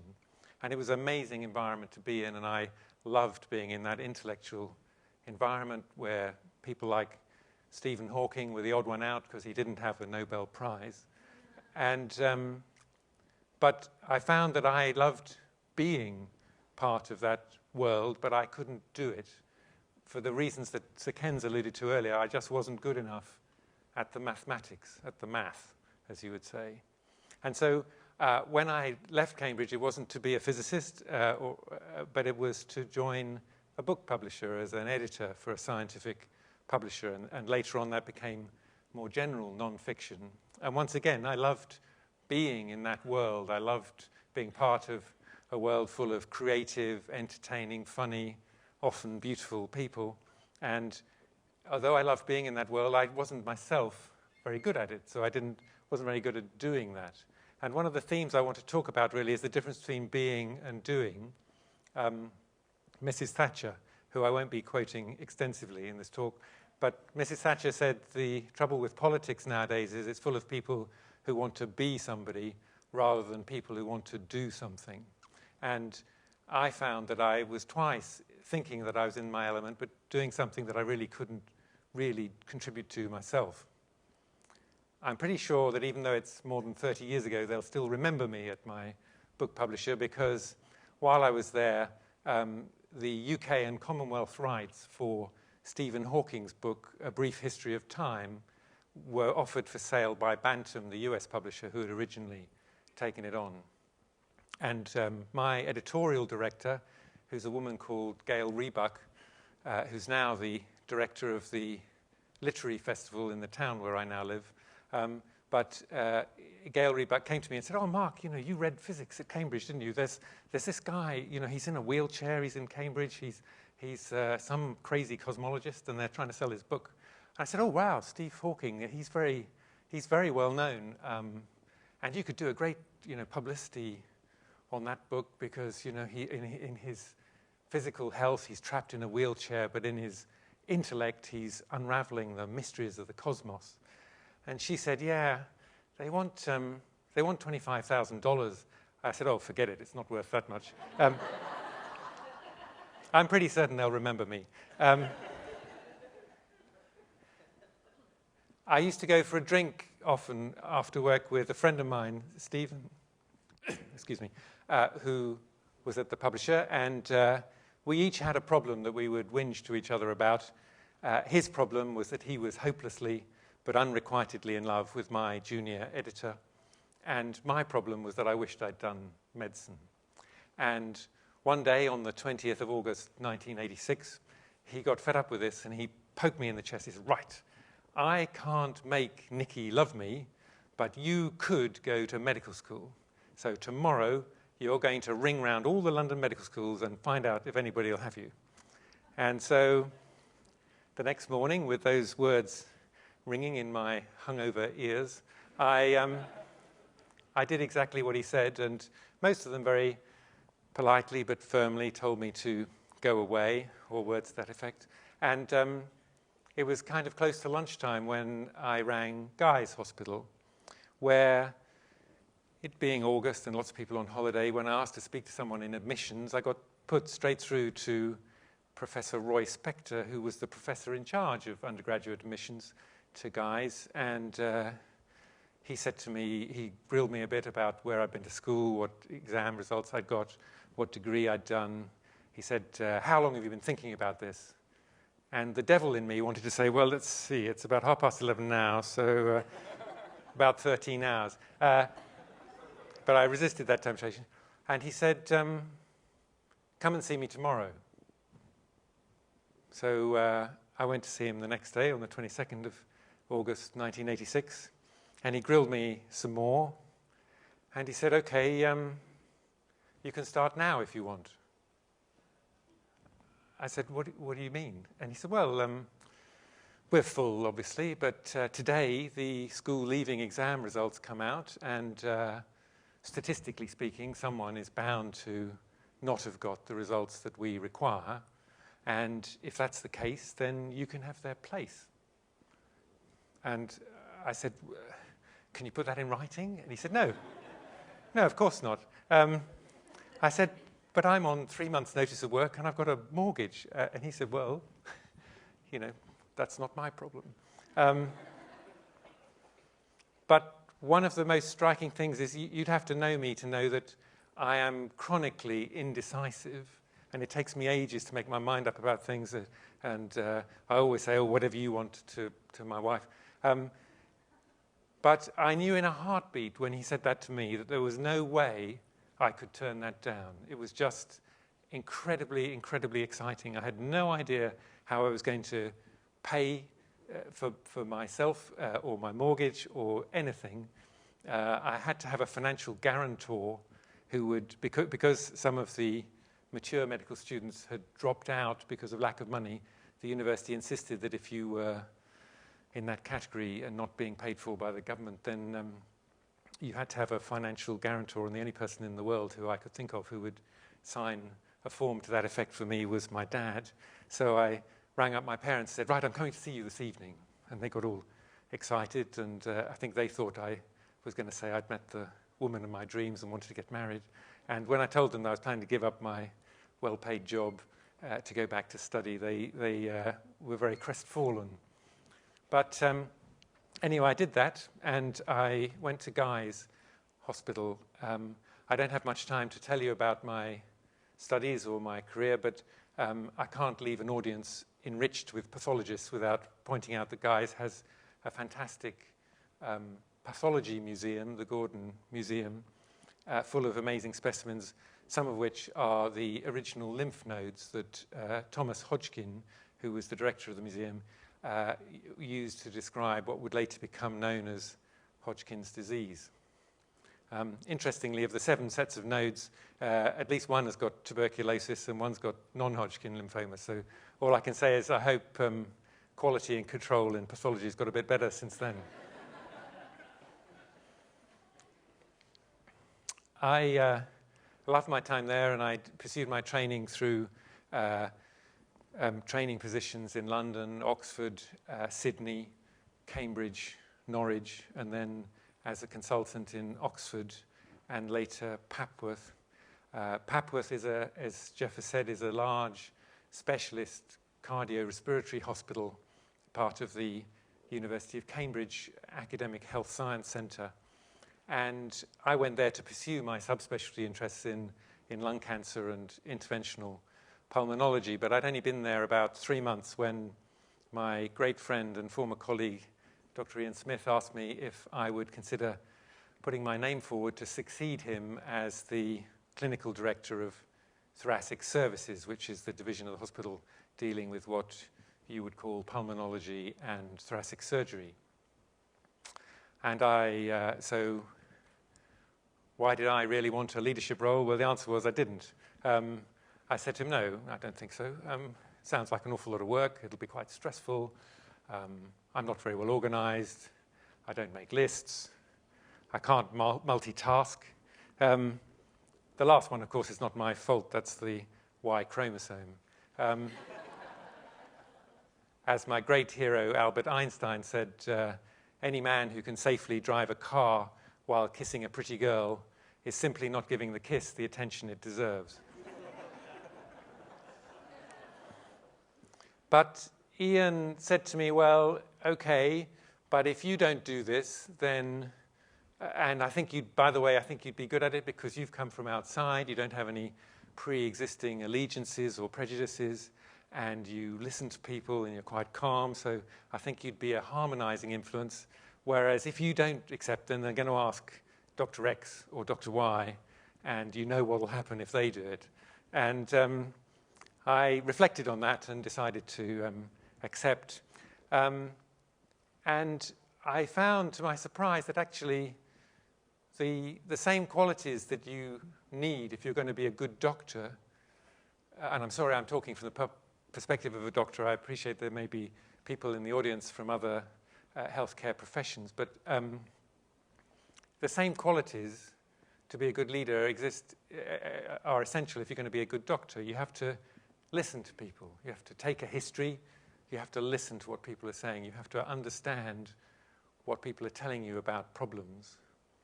And you have to decide what further information, what tests, if you're a doctor, what further information you need to figure out what's going on. And then you need to decide what the problem is and what you're going to do about it. As it happens, I also found that having a background in lung cancer was quite helpful too, because often in medical leadership you do sadly have to give people messages that they don't want to hear, and not being scared of doing that is through practice. I'm a coward, but I've done it a lot, is a very helpful quality, I think. The other thing I think is important for medical leaders is I think you have to have principles that you're prepared to stick to. Not in the way that Groucho Marx described, I don't know whether you know, but he said, these are my principles. If you don't like them, I have others. I can't do the accents. A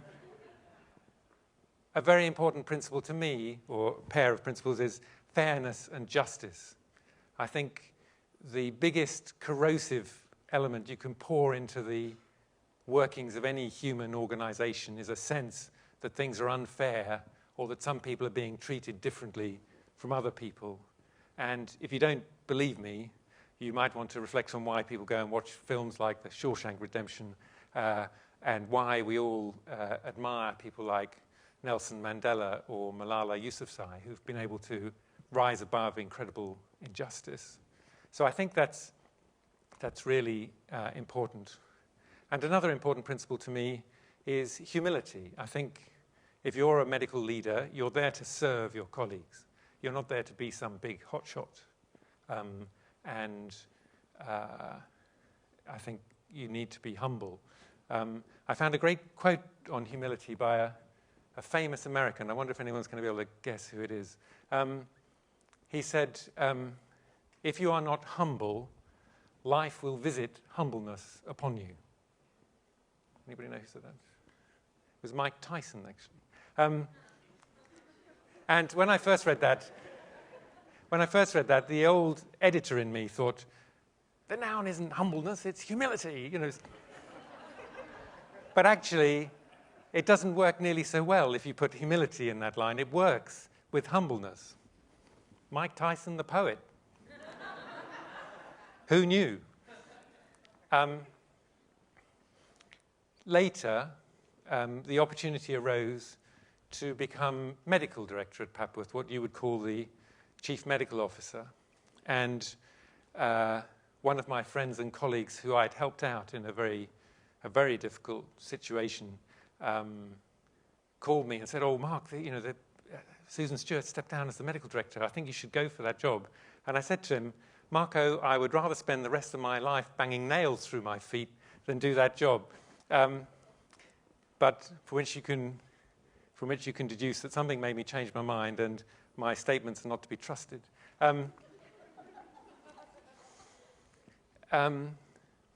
But this time, actually, when I reflected, I wanted to do that job because I realized that I had stuff that I wanted to get done.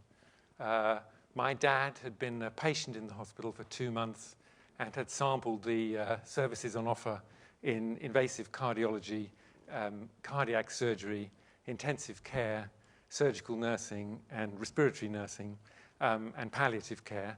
And I had learned some things about my hospital that worked and didn't work, and I could see things that needed fixing. And so, although I would never have imagined myself being a medical director, I was happy to take that role.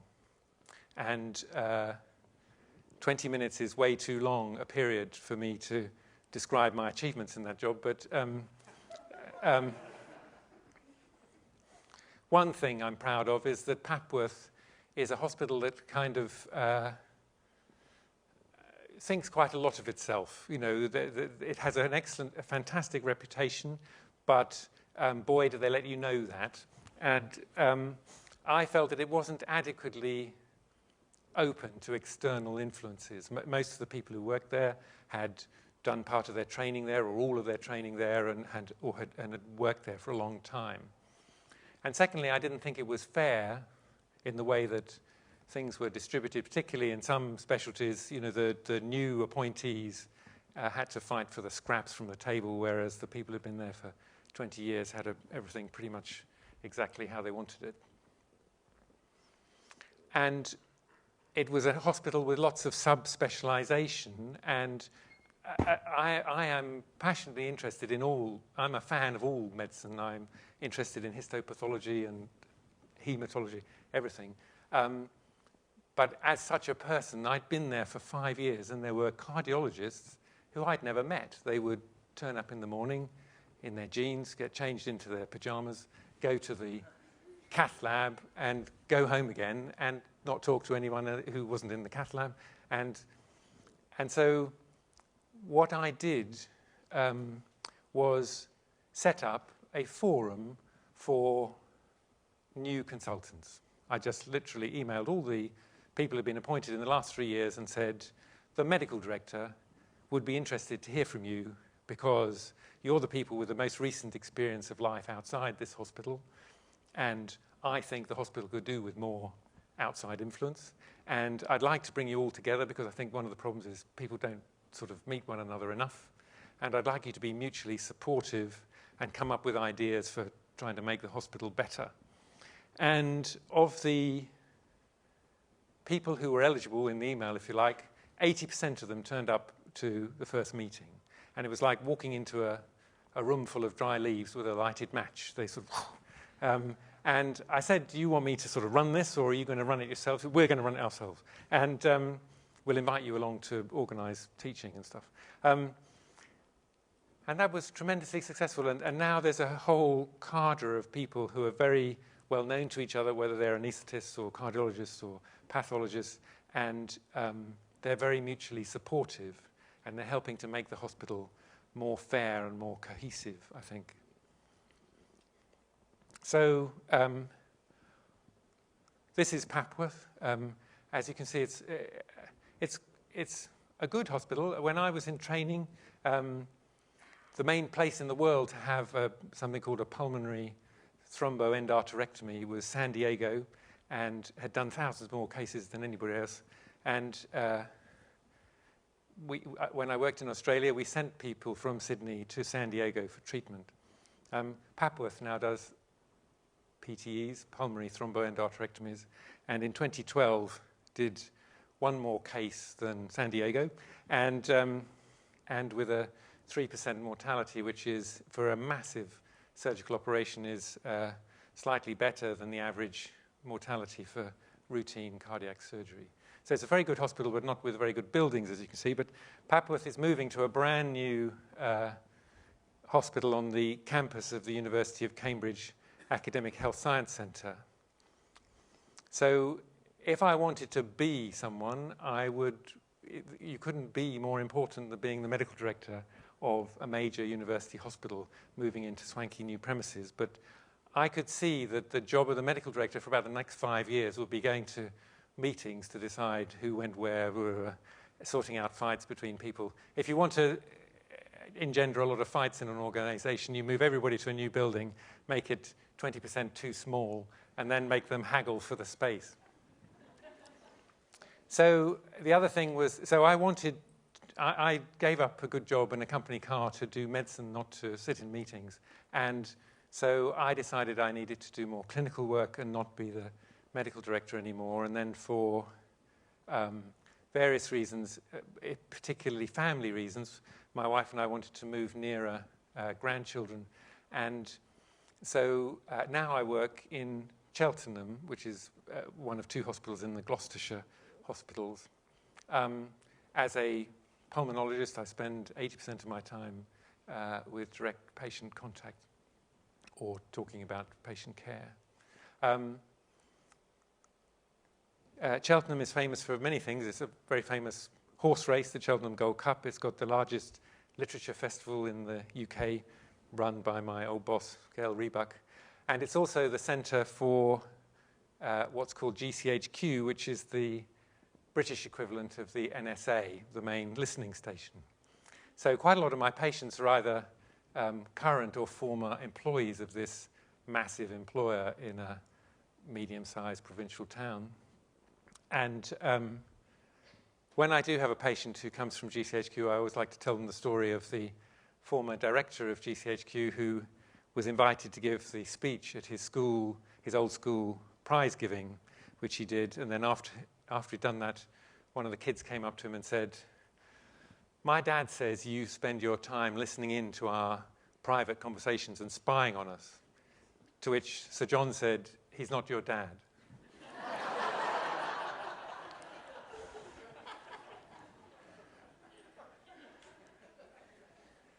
But I love being back in patient contact. I am what's called the specialty director for cardiology and respiratory, so I still have a leadership role, but it's kind of much more in proportion to what I want to do with the remainder of my career. But I think what I would say to you, if you're, why do you really want a leadership role?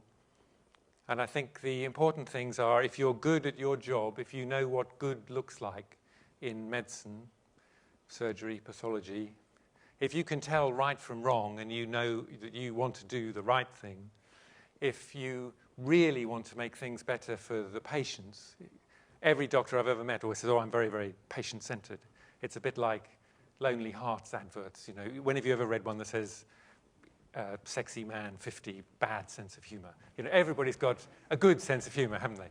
Every doctor thinks they're putting the patients first, but some of them quite clearly put themselves first, in my experience. It may be different in American hospitals, but I wouldn't bet much on it. But if you can really put the patients first, if you know that you're good at your job and you want to be involved in making the hospital, the practice, the community healthcare system better, then you can do it. Thank you very much.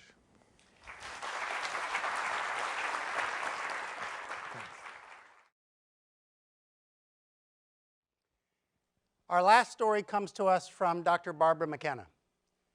Dr. McKenna is Godfrey Stobbe Professor of Education in the Department of Pathology, where she also serves as the director for our Division of Educational Programs. And she serves as program director for our residency training program. She's an alumnus of the University of Michigan Medical School and our residency training program. and she never imagined the place to which she arrived. And as you listen to Barbara's story, you'll hear about the importance of recognizing opportunities in the way that Dr. Brayman talked about. And you'll also hear about what it means to embrace those opportunities when they appear. Simply noticing them is insufficient. Please join me in welcoming Dr. Barbara McKenna to the stage. Thank you. Well, thank you very much, Jeff, and thanks you to everybody for sticking it out to the very last story. I'm amazed you're all here. But that's probably because you've heard great stories so far about paths people have taken to positions of leadership, and no doubt these stories have led many of you to feel inspired about your own, following your own passion and your life's calling. But what do you do if you don't know what that is? What if you haven't yet found your passion or your life-defining element? Is your life on hold? Do you lie awake at night feeling like there's something wrong with you because you don't know what your passion is? I'm here to say that perhaps, at least for some of us, it's not about actively searching for your element, but about focusing on the work at hand and walking through the doors that open. It's not so much about finding your element, but letting your element find you. I should not be here either today or this year or perhaps this decade. I should not be here in Michigan, a pathologist working at a prestigious academic institution. That was not my original plan. It's not at all what I thought I would do as I was preparing to leave high school and go to college. I thought that I would be a teacher living in upstate New York, which is beautiful, where I grew up. This is that's my next photo, I guess. This is a photo here from Rensselaer County, which is where I'm from. It's very beautiful. And coming from a family of modest means, despite the fact that I was graduating at the top of my class in high school and had high SAT scores and was a National Merit Finalist, my guidance counselor discouraged me from looking very far afield. She suggested that I attend a nice, safe, nearby school in the New York State University public school system where I could use my New York State Regents scholarship. So she suggested that this was the radius in which I should look. This is a good example of the fine advice that's generally given out by high school guidance counselors in my experience. The 16 or 17-year-old me probably would have done what she suggested, except for the fact that being a National Merit Finalist means that colleges and universities come and contact you. And the one that did the best job of reaching out to me personally was Michigan State University. So I took my first ever flight to East Lansing. And I have to stop for a minute and tell you how naive I was at the time. It was a last-minute arranged flight because a snowstorm prevented my sister from driving me out, which was the original plan. I'd never flown before. I got on a plane. I think I changed planes in Detroit or something. I don't know how I did that. I got to Lansing, and I found a telephone, and I called Michigan State University. And I said, "Hi, I'm here."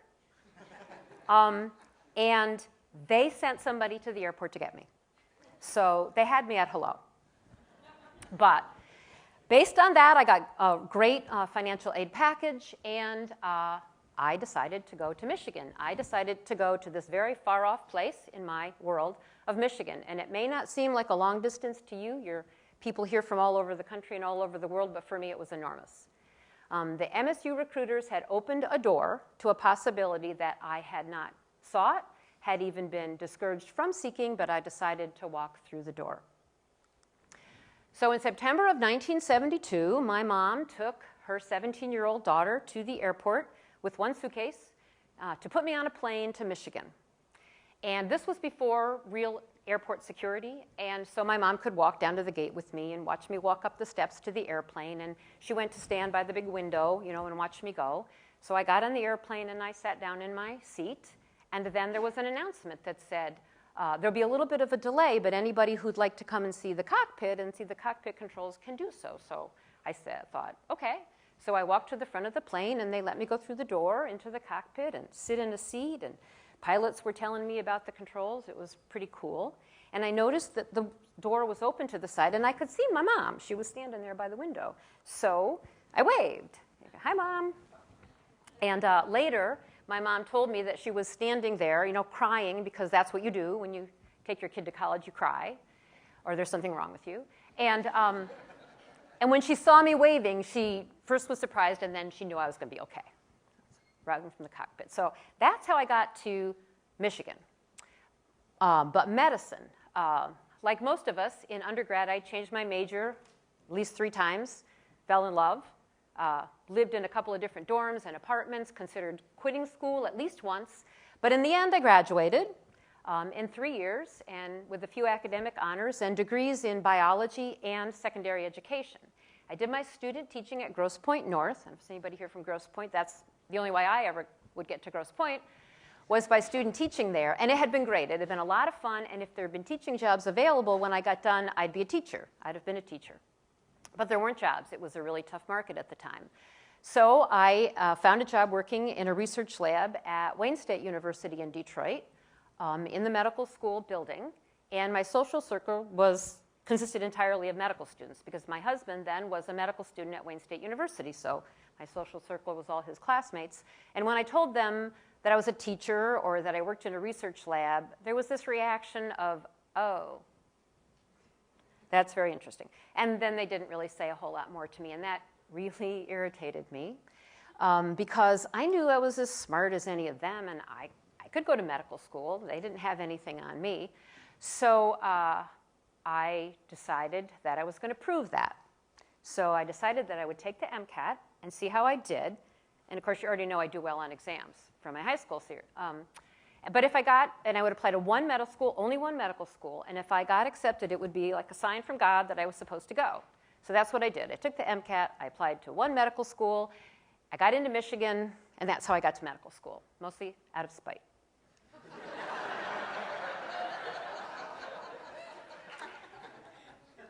It's the truth.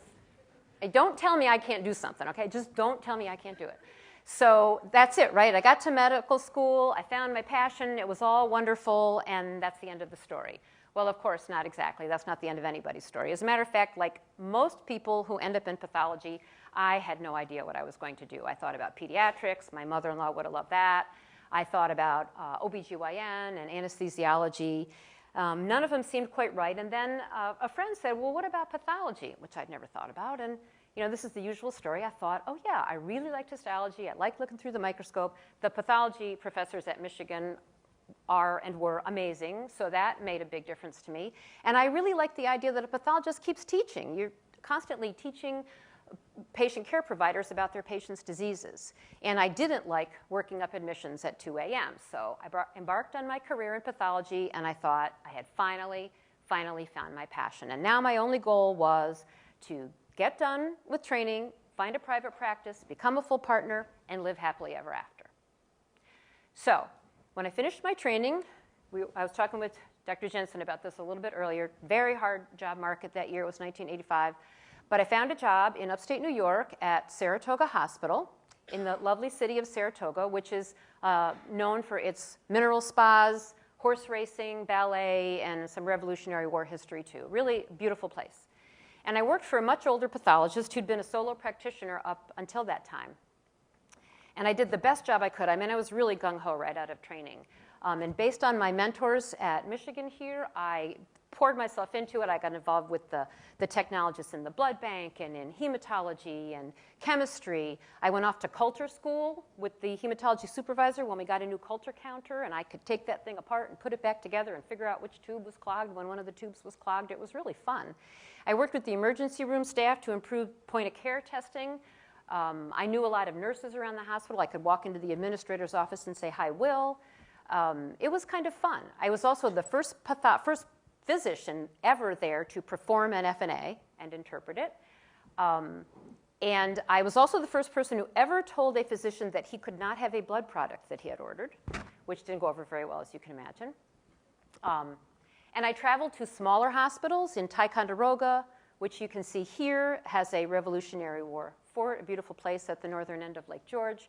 and Corinth and Granville to oversee their small laboratories. And I found out that leadership is mostly about being of service. And I also learned that medical technologists and cytotechnologists and histotechnologists are wonderful colleagues because they have a lot to teach you. So if you don't know that yet, and I expect you do, remember that if nothing else. I started attending local gatherings of pathologists where we shared interesting cases. So there was much that was good. However, I wanted to be in an environment where I could continue to learn. I felt like I really wasn't learning the way I wanted to. And so the good work I had done and networking opened a door. And like Maria, I also ended up at St. Peter's Hospital, but this St. Peter's Hospital is in Albany, New York. So this was a little bit bigger place, 450 beds, a group of 6 pathologists. And after a couple of years, I became a full partner in this group. And now I was prepared to finally do the happily ever after thing. I worked hard here too. I did the best job I could. I became the director of the blood bank, which led to some leadership positions in the Regional Red Cross. I volunteered to teach at the city's cytotechnology school, which was a lot of fun.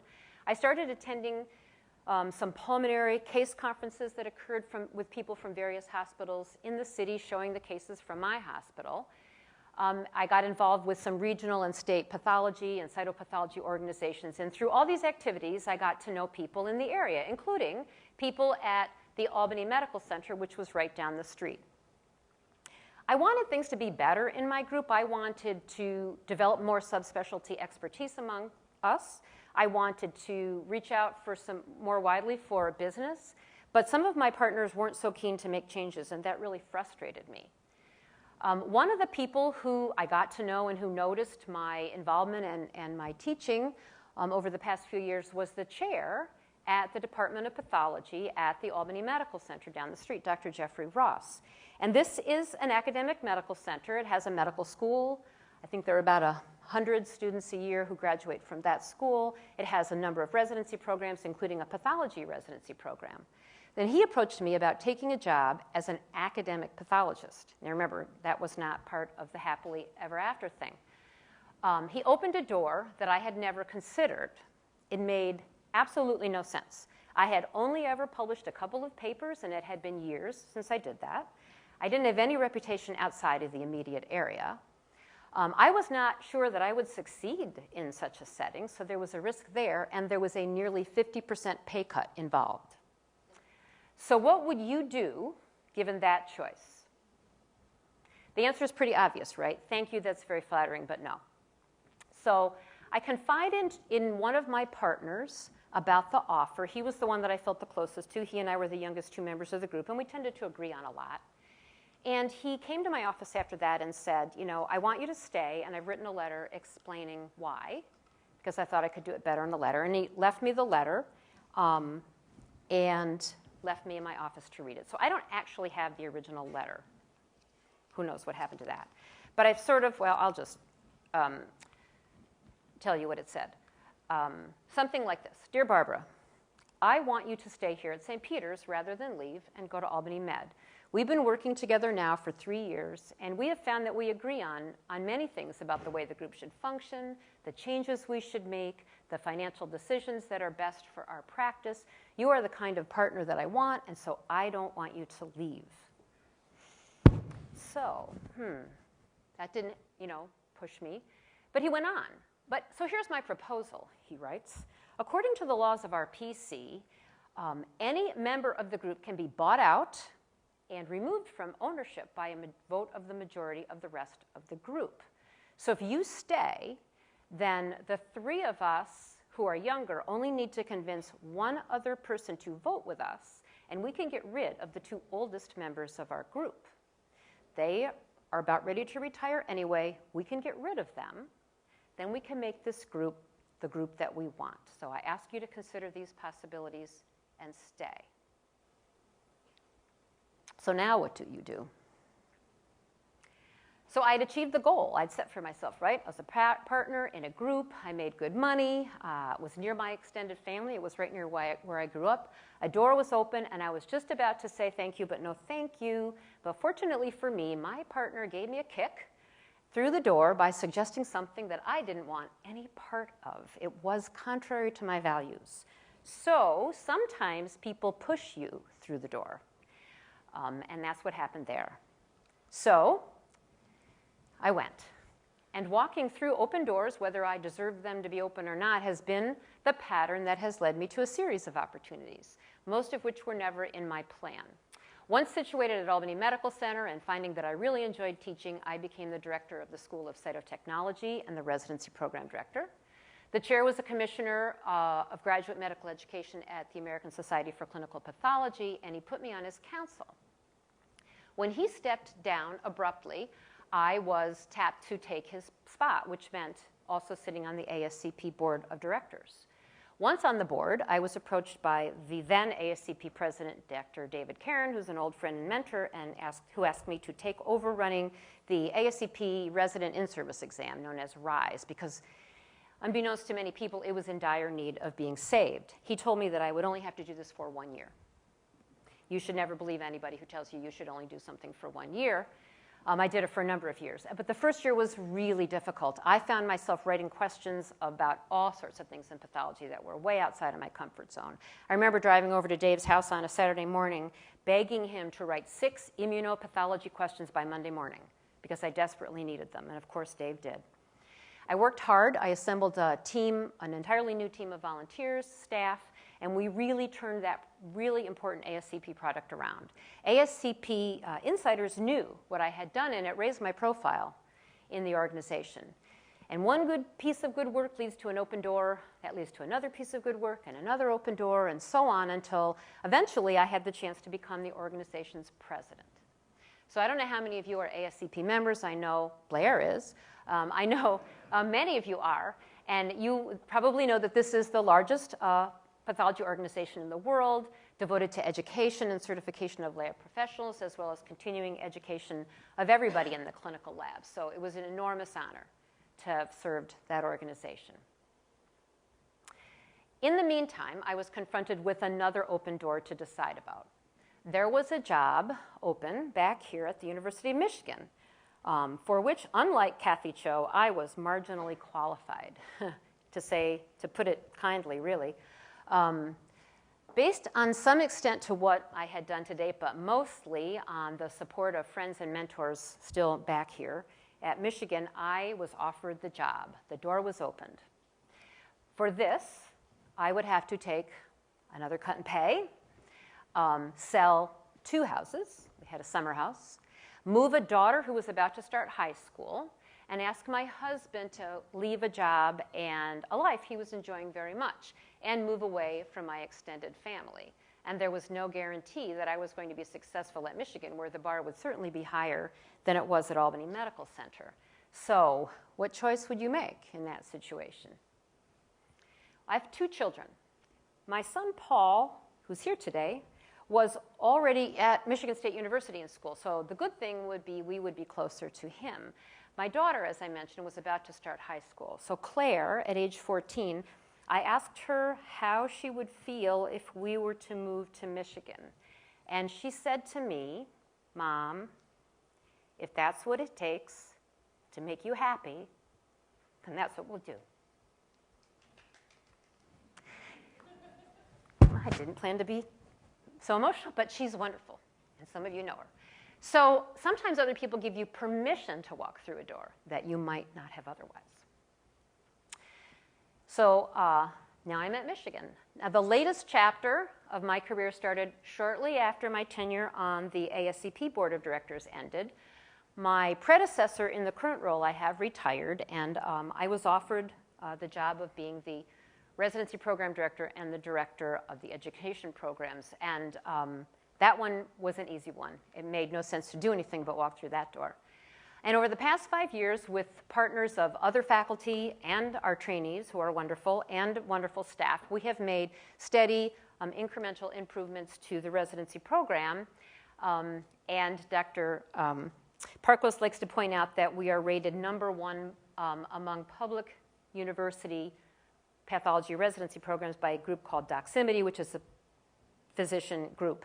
Now, this is, and I have to tell you that yesterday the new rating came out and we're #2, which I like, actually. It's good to be #2. But I don't really care, because that's like an opinion, like name recognition survey. It's like we're the Donald Trump of pathology residency programs, you know, so being number 2 may be a little better. Maybe we're Ben Carson now or something, I don't know. Because what really matters is really the quality of the program, which that does not measure. We have amazing, amazing residents, amazing faculty. We turn out wonderfully trained residents, and so that's all that really matters. So the best thing that I do now, the most satisfying thing that I get to do now, is to watch our residents come in as students, progress to being trainees, and then before very much time goes by, it's amazing how fast it happens, they become wonderfully competent practitioners. It really is the most satisfying thing that I do. And after all these years, it has become finally clear to me that my passion was really walking by my side all the time, whether I recognized it or not. I started out wanting to be a teacher, earned an education degree, and I would have been a teacher if the job market had been there for me, but I wasn't, so I went elsewhere. I was enchanted with pathology partly because pathologists are teachers. They get to teach about disease through their entire career. I cared about the medical technologists, histotechnologists, cytotechnologists with whom I worked at every place because they taught me a lot and they wanted to learn, and it was a great exchange. I sought out opportunities to teach and learn that led to contacts that led to more opportunities in the world of teaching and learning. I became involved in the leadership of the American Society for Clinical Pathology, which is, in my estimation, best realizes the mission of educating clinical laboratorians to provide better health care in the US and all over the world. And I started out by waving out of a cockpit window to my mom. So I did not set out to be where I am now, but I am here. Does that mean that this was the one right plan for me? Would any other plan or any other door that I didn't go through have landed me in the wrong place, led to the wrong outcome? Of course not. If I go back and imagine other paths I might have followed, I can envision the young woman who became a science teacher in upstate New York, just at a time when new technologies were impacting teaching, and became a leader and advocate in this area. That's a pretty good one. Huh? Or how about this one? The Michigan State University student who discovered the intersection of design and biology in MSU's wonderful horticulture department and ended up being a developer of new types of garden plants, including this hosta right here. This is actual development of my husband and I in our garden, a seedling that came up that we named Spartan's Will. A few people here in the room like that. Or the pathologist in a small upstate New York community who took over the practice when her employer retired, expanded into a commercial lab called AmeriQuest, which was extremely successful, sold it for millions of dollars, and then moved to an island in the Gulf of Mexico where I became involved in preserving habitat for migratory birds. So I am not sure that I chose the right path. I like that last one a lot, actually. But, and there's 100 other possible outcomes. And I believe we're all people with diverse talents and interests. I don't think there's only one right and true path for any of us. Rather, I think the world is full of possibilities that we can't predict or even imagine. And letting go of the notion of controlling your path and rather embracing the uncertain journey can be just as enriching way to go if you're not yet sure of your passion or haven't found your element. It's been working for me so far, and I don't think that I'm done yet. Thank you very much.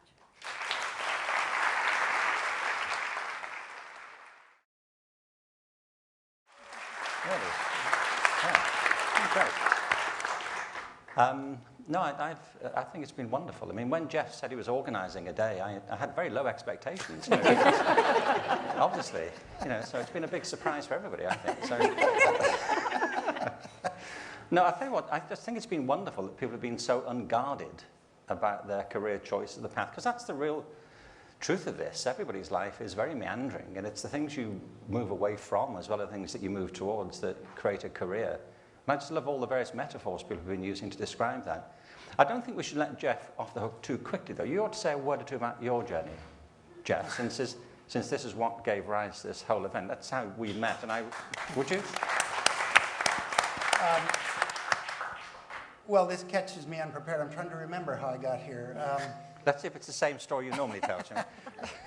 Well, the truth is I left high school not planning to go to college. I was in a rock and roll band. I was a very mediocre musician, but it seemed good enough to me. And I fell in love, and the woman with whom I fell in love was going to college, and I found the atmosphere intoxicating. So I began to take some classes and enjoyed it, quit the band, and was living in a place called Fargo, North Dakota. And Fargo is a companion community with a community across the river called Moorhead, Minnesota, and there were 3 universities between them. And so if you look at my CV, I kept moving around to those 3 universities because I knew I would never leave the area. And I would just go to whichever school matched my interests that semester. And they were never the same from one year to the next. When I gave up the rock and roll business, I had to get a job, so I got a job with a pathologist named Jack Spear at the Dakota Clinic in Fargo. And Jack had emigrated from Heidelberg, Germany in 1938 and had spent all that time waiting for his first medical student to show up, and he mistook me for that person. And when they first asked me if I wanted to do autopsies, I said no, but they then told me they'd pay me $50, and I thought I'd give it a shot. And I loved being Jack's medical student, and I had found my element. I knew that I wanted to be a pathologist more than anything in the world. And I've never looked back, to be honest, but I've never had a plan. People ask me, how did you know you wanted to do academics? And the answer is I didn't know until I started signing out as a 4th-year medical student with a woman named Anna Louise Katzenstein, who would become my mentor. And I loved what she did, and I loved how she thought. I ended up at the Mayo Clinic when another person asked me if I'd like to live in Rochester, Minnesota, and I said, of course not. But then 6 months later, when they asked me again, my chair had been fired, and it seemed like a better idea. So I think it really is about opportunities and challenging your comfort zones, and I don't like to do any one thing for too long because I think then it means you've left something else untapped.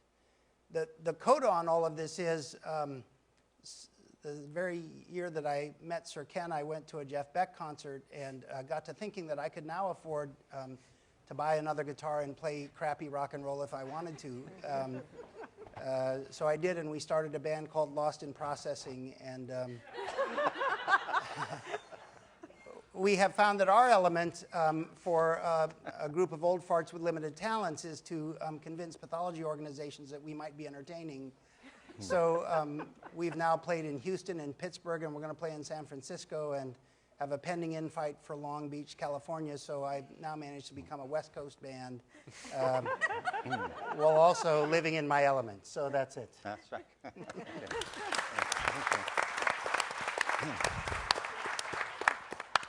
Did you consider Old Fart with Limited Talent as a name for the band? Or was that We did. The acronym wasn't as appealing.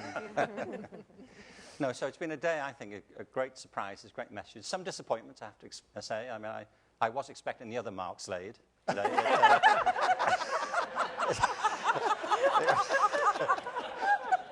It was the main reason I agreed to come, but anyway.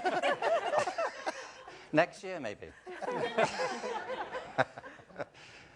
We're going to open this out to comments and questions to all of you. You've been very patient and attentive throughout the day, and it's right that you should have a chance to comment and ask questions. Can I urge you, I mean, since we haven't got a lot of time, if you feel the urge to make another 20-minute speech, try and restrain that and ask a question. You know, a quick comment and a question would be great to anybody here. But while you're thinking about that, I would like to ask members of the panel here, you've all listened to each other all day, are there any questions any of you would like to ask any of the other speakers based on what you've heard? Any comments you'd like to make or thoughts that were stimulated by any of the other presentations? So I had one when I listened to Barbara, acknowledging that all of our speakers have found a place in which it sounds like they're happy, but they don't know what they missed as the alternatives. And I didn't hear a theme of regret in anybody's talk, but would anybody like to confess that they're sad about how it all turned out?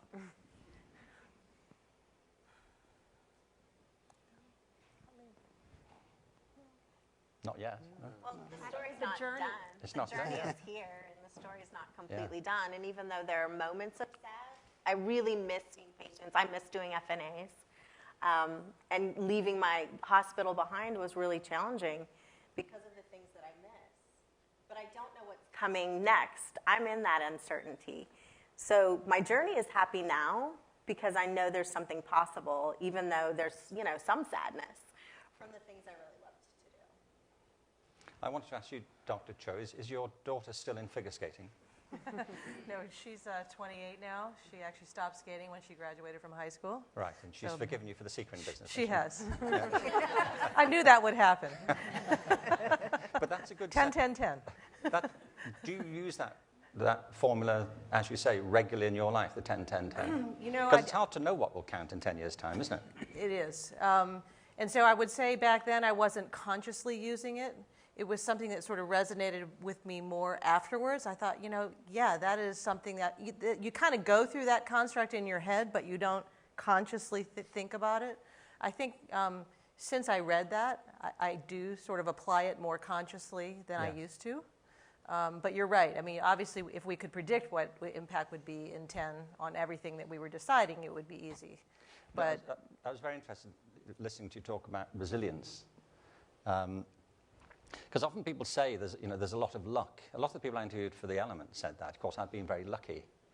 Luck's a very interesting idea, really, because it sounds like everything's serendipity, i.e. there's no control over it. But actually, there's quite a lot of interesting research just now on luck, the dispositions of people who say they're lucky and the ones who say they're not lucky. There's a very interesting book by a guy called Gordon Wiseman, a psychologist, called The Luck Factor. He did all kinds of experiments with people who declared themselves to be lucky, put them in different situations to see how they reacted, and put people who said they were unlucky in similar situations. And what was interesting is that the people who say they're lucky are more inclined to take a risk. They're more likely to embrace uncertainty, to overcome their fear. One of the experiments he set up, he asked people to go to a cafe and said he wanted to meet them at the cafe. And he wasn't there in the cafe, but he left, this in England, he left a £10 note on the floor. And there were two other people in the cafe who were part of the experiment, plus the barista. And he said that almost invariably, the people who said they were lucky went in there, sat waiting for a while, struck up a conversation with the other two people there, or with the barista, saw the money and handed it in and said, somebody's dropped this. I mean, this isn't an infallible pattern, but there was a pattern. Whereas the people who said they're unlucky, for the most part, sat there for 20 minutes, spoke to nobody and left. The same situation. What it says, I suppose, to me generally is that it's not what happens to you that makes your life, it's what you make of what happens to you. It's how you deal with it. I mean, you literally came to a crossroads, didn't you? Yeah. In your life. A few of them. Yes, but that particular one, that accident literally sent your life off in a totally different direction. Absolutely. And it could have been the end of you. It could have. I mean, psychologically, you could have think that's it now. I was so grateful. During that year was difficult is a word that doesn't describe it. What you didn't know that I lost was I was also a professional fitness instructor, and that was how I earned money. And so not only could I not be a medical student, I also couldn't earn money to support myself, and I couldn't exercise, which was my stress relief because I was physically unable to. So there was all this loss. And I was so fortunate, though, that my grandmother stepped in to help, my friend Chris stepped in to help, and through a lot of literally time on my knees, prayer, and really just desiring, if I'm not going to be a neurosurgeon, then what am I? And I wanted to have a purpose that wasn't related to a role. It's like, what is that's beating in my heart that I have something to offer the world? I must have something to offer the world. I'm here. And I had these people surrounding me in my life that continued to say, this is not the end. You have a great purpose. You're incredibly passionate. Something will show up. So that's that. I didn't do it alone, but it was. But you did do it. But the crossroads couldn't have been traversed. No. Without those other people kind of carrying me through. It's the most literal example I've come across of somebody actually coming to a crossroads. Yes, yes, very much in so. a totally different direction. Yeah. But we all have them. Every time you decide to accept a college place or a job, it's you're turning away from another set of possible lives at that point. Absolutely. So oftentimes I hear colleagues or even friends that say, oh, you live such a lucky life. You have such a great, fortunate, you've been so lucky through your life. I actually don't believe in luck. I think luck is the residue of design. And you just make a choice or perhaps make a leap forward, but I don't really think luck occurs. Even, Jeff, most folks here know that I spend most of my life in a plane, about 200 days out of the year in an airplane. I've been in 2 airplane crashes, okay? 2 of them. Now you may say, well, that's lucky you didn't die in those plane crashes, but I knew what the hell I was going to do when that plane was going down, okay? And I wasn't scared, but I also knew at the time what I had to do in order to at least accommodate some kind of opportunity to survive those crashes. And it didn't prevent me from going forward. It didn't prevent me to stop from what I'm doing. But I would say that there is less luck than there is instrument or residue of design in terms of how we make decisions in our lives. I want to go back to one thing that Jeff said, and in the spirit of being vulnerable, I think this is one of the most beautiful days I've actually ever seen. I'm a very big believer in vulnerability is the best way to lead. There's a great book out there called The Orange Revolution. If you haven't read it, it's a team-based approach in terms of how you work together, but more importantly, to be vulnerable that shows that you're a real human. And that's not a pitch for the book, but I actually have run almost all my leadership through my staff through being orange. Or if you're inside of pathology, or orangeophilic, right? But the beauty of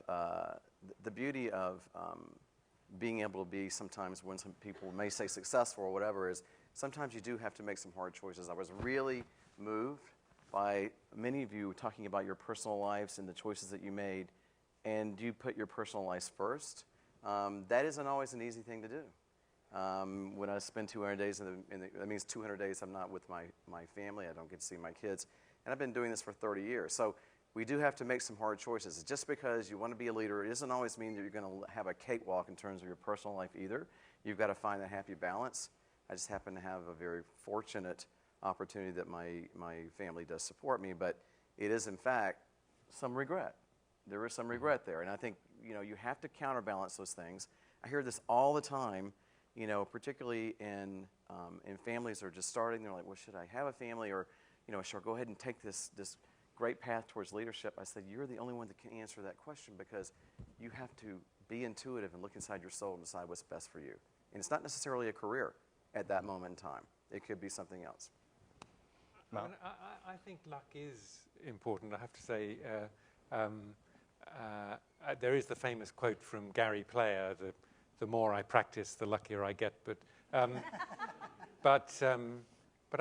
mean, I wouldn't dream of not saying that I'd been very lucky. If my friend hadn't pushed me to ringing around those medical schools, I would have carried on whinging and not actually rung them up, and I might have missed out on a wonderful. But you did element. ring them up. Yes, and you did I did. Take the but I wouldn't. But I wouldn't. Yeah. I would always put that down to luck. Or maybe courage. Well, that's the other thing, you see, coming back to what you said about really when you know you're in your element, time stands still. And actually, after I did that, lots of people from my former life of, in publishing with mortgages and cars and things, people would say, oh gosh, that was a really courageous thing to do. I am not a courageous person. I didn't. I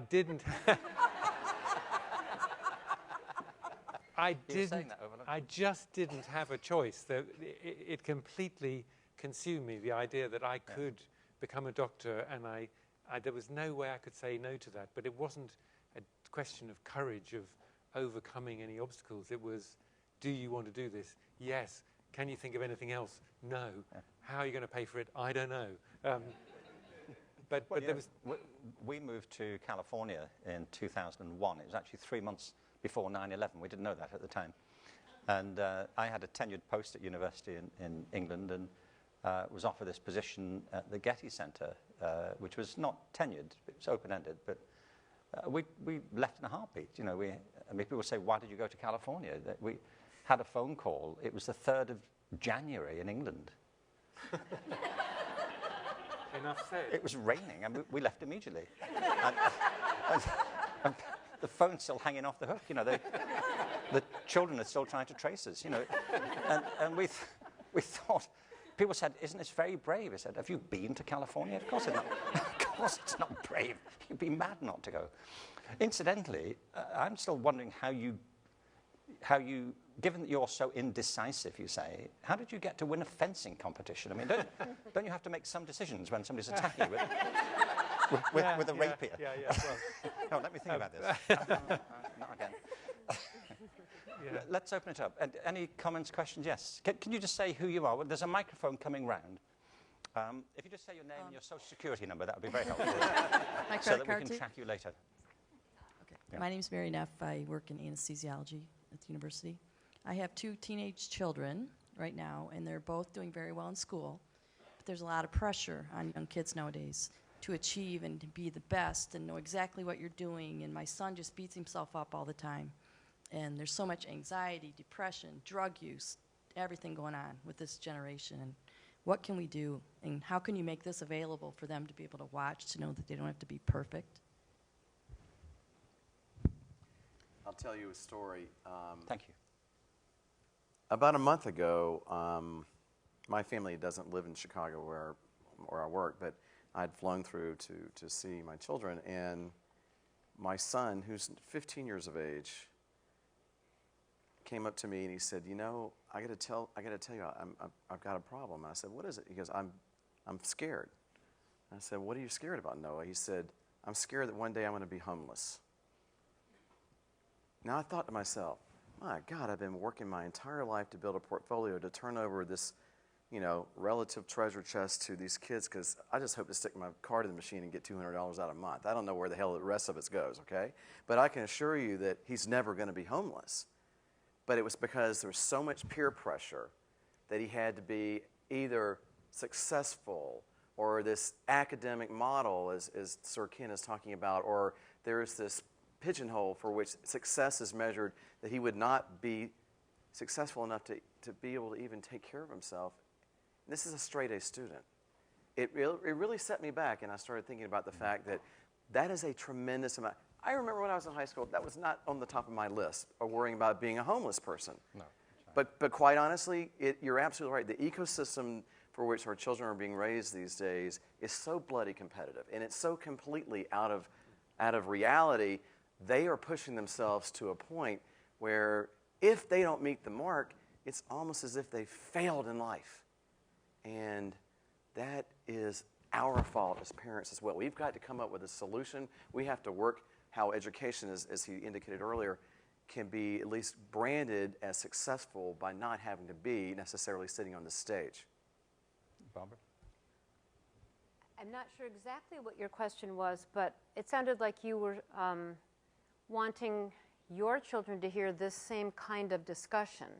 And I will tell you that there are several people sitting on the stage here who told their stories, and they were all very interesting. There are 100-something more stories, all of which are probably as or more interesting. We've had a few other times when in our department we've sat around and a few other folks have shared their stories. They have been amazing and interesting. And I wonder whether, we talked about vulnerability, letting children see either your vulnerabilities or the kind of unusual paths that people they know have taken and faltered and gotten over it and succeeded would dispel a notion they have, again, that there's this one right path, and as soon as they screw up, they've screwed up, If they could see that in the people around you and around them and see it in you. I mean, I think one of the reasons my daughter and I are so close, and my son, is that we share all the time, and they definitely see my vulnerabilities. I tell them, I lean on them. Yeah. It depends how old they are. At a certain age, they just roll their eyes, right? But then they get in their 20s, and then they stop doing that. But in the meantime, there's plenty of great stories that are reassuring, I think, as I hope some of these stories were reassuring. Yeah. Maria, did you have any thoughts on this?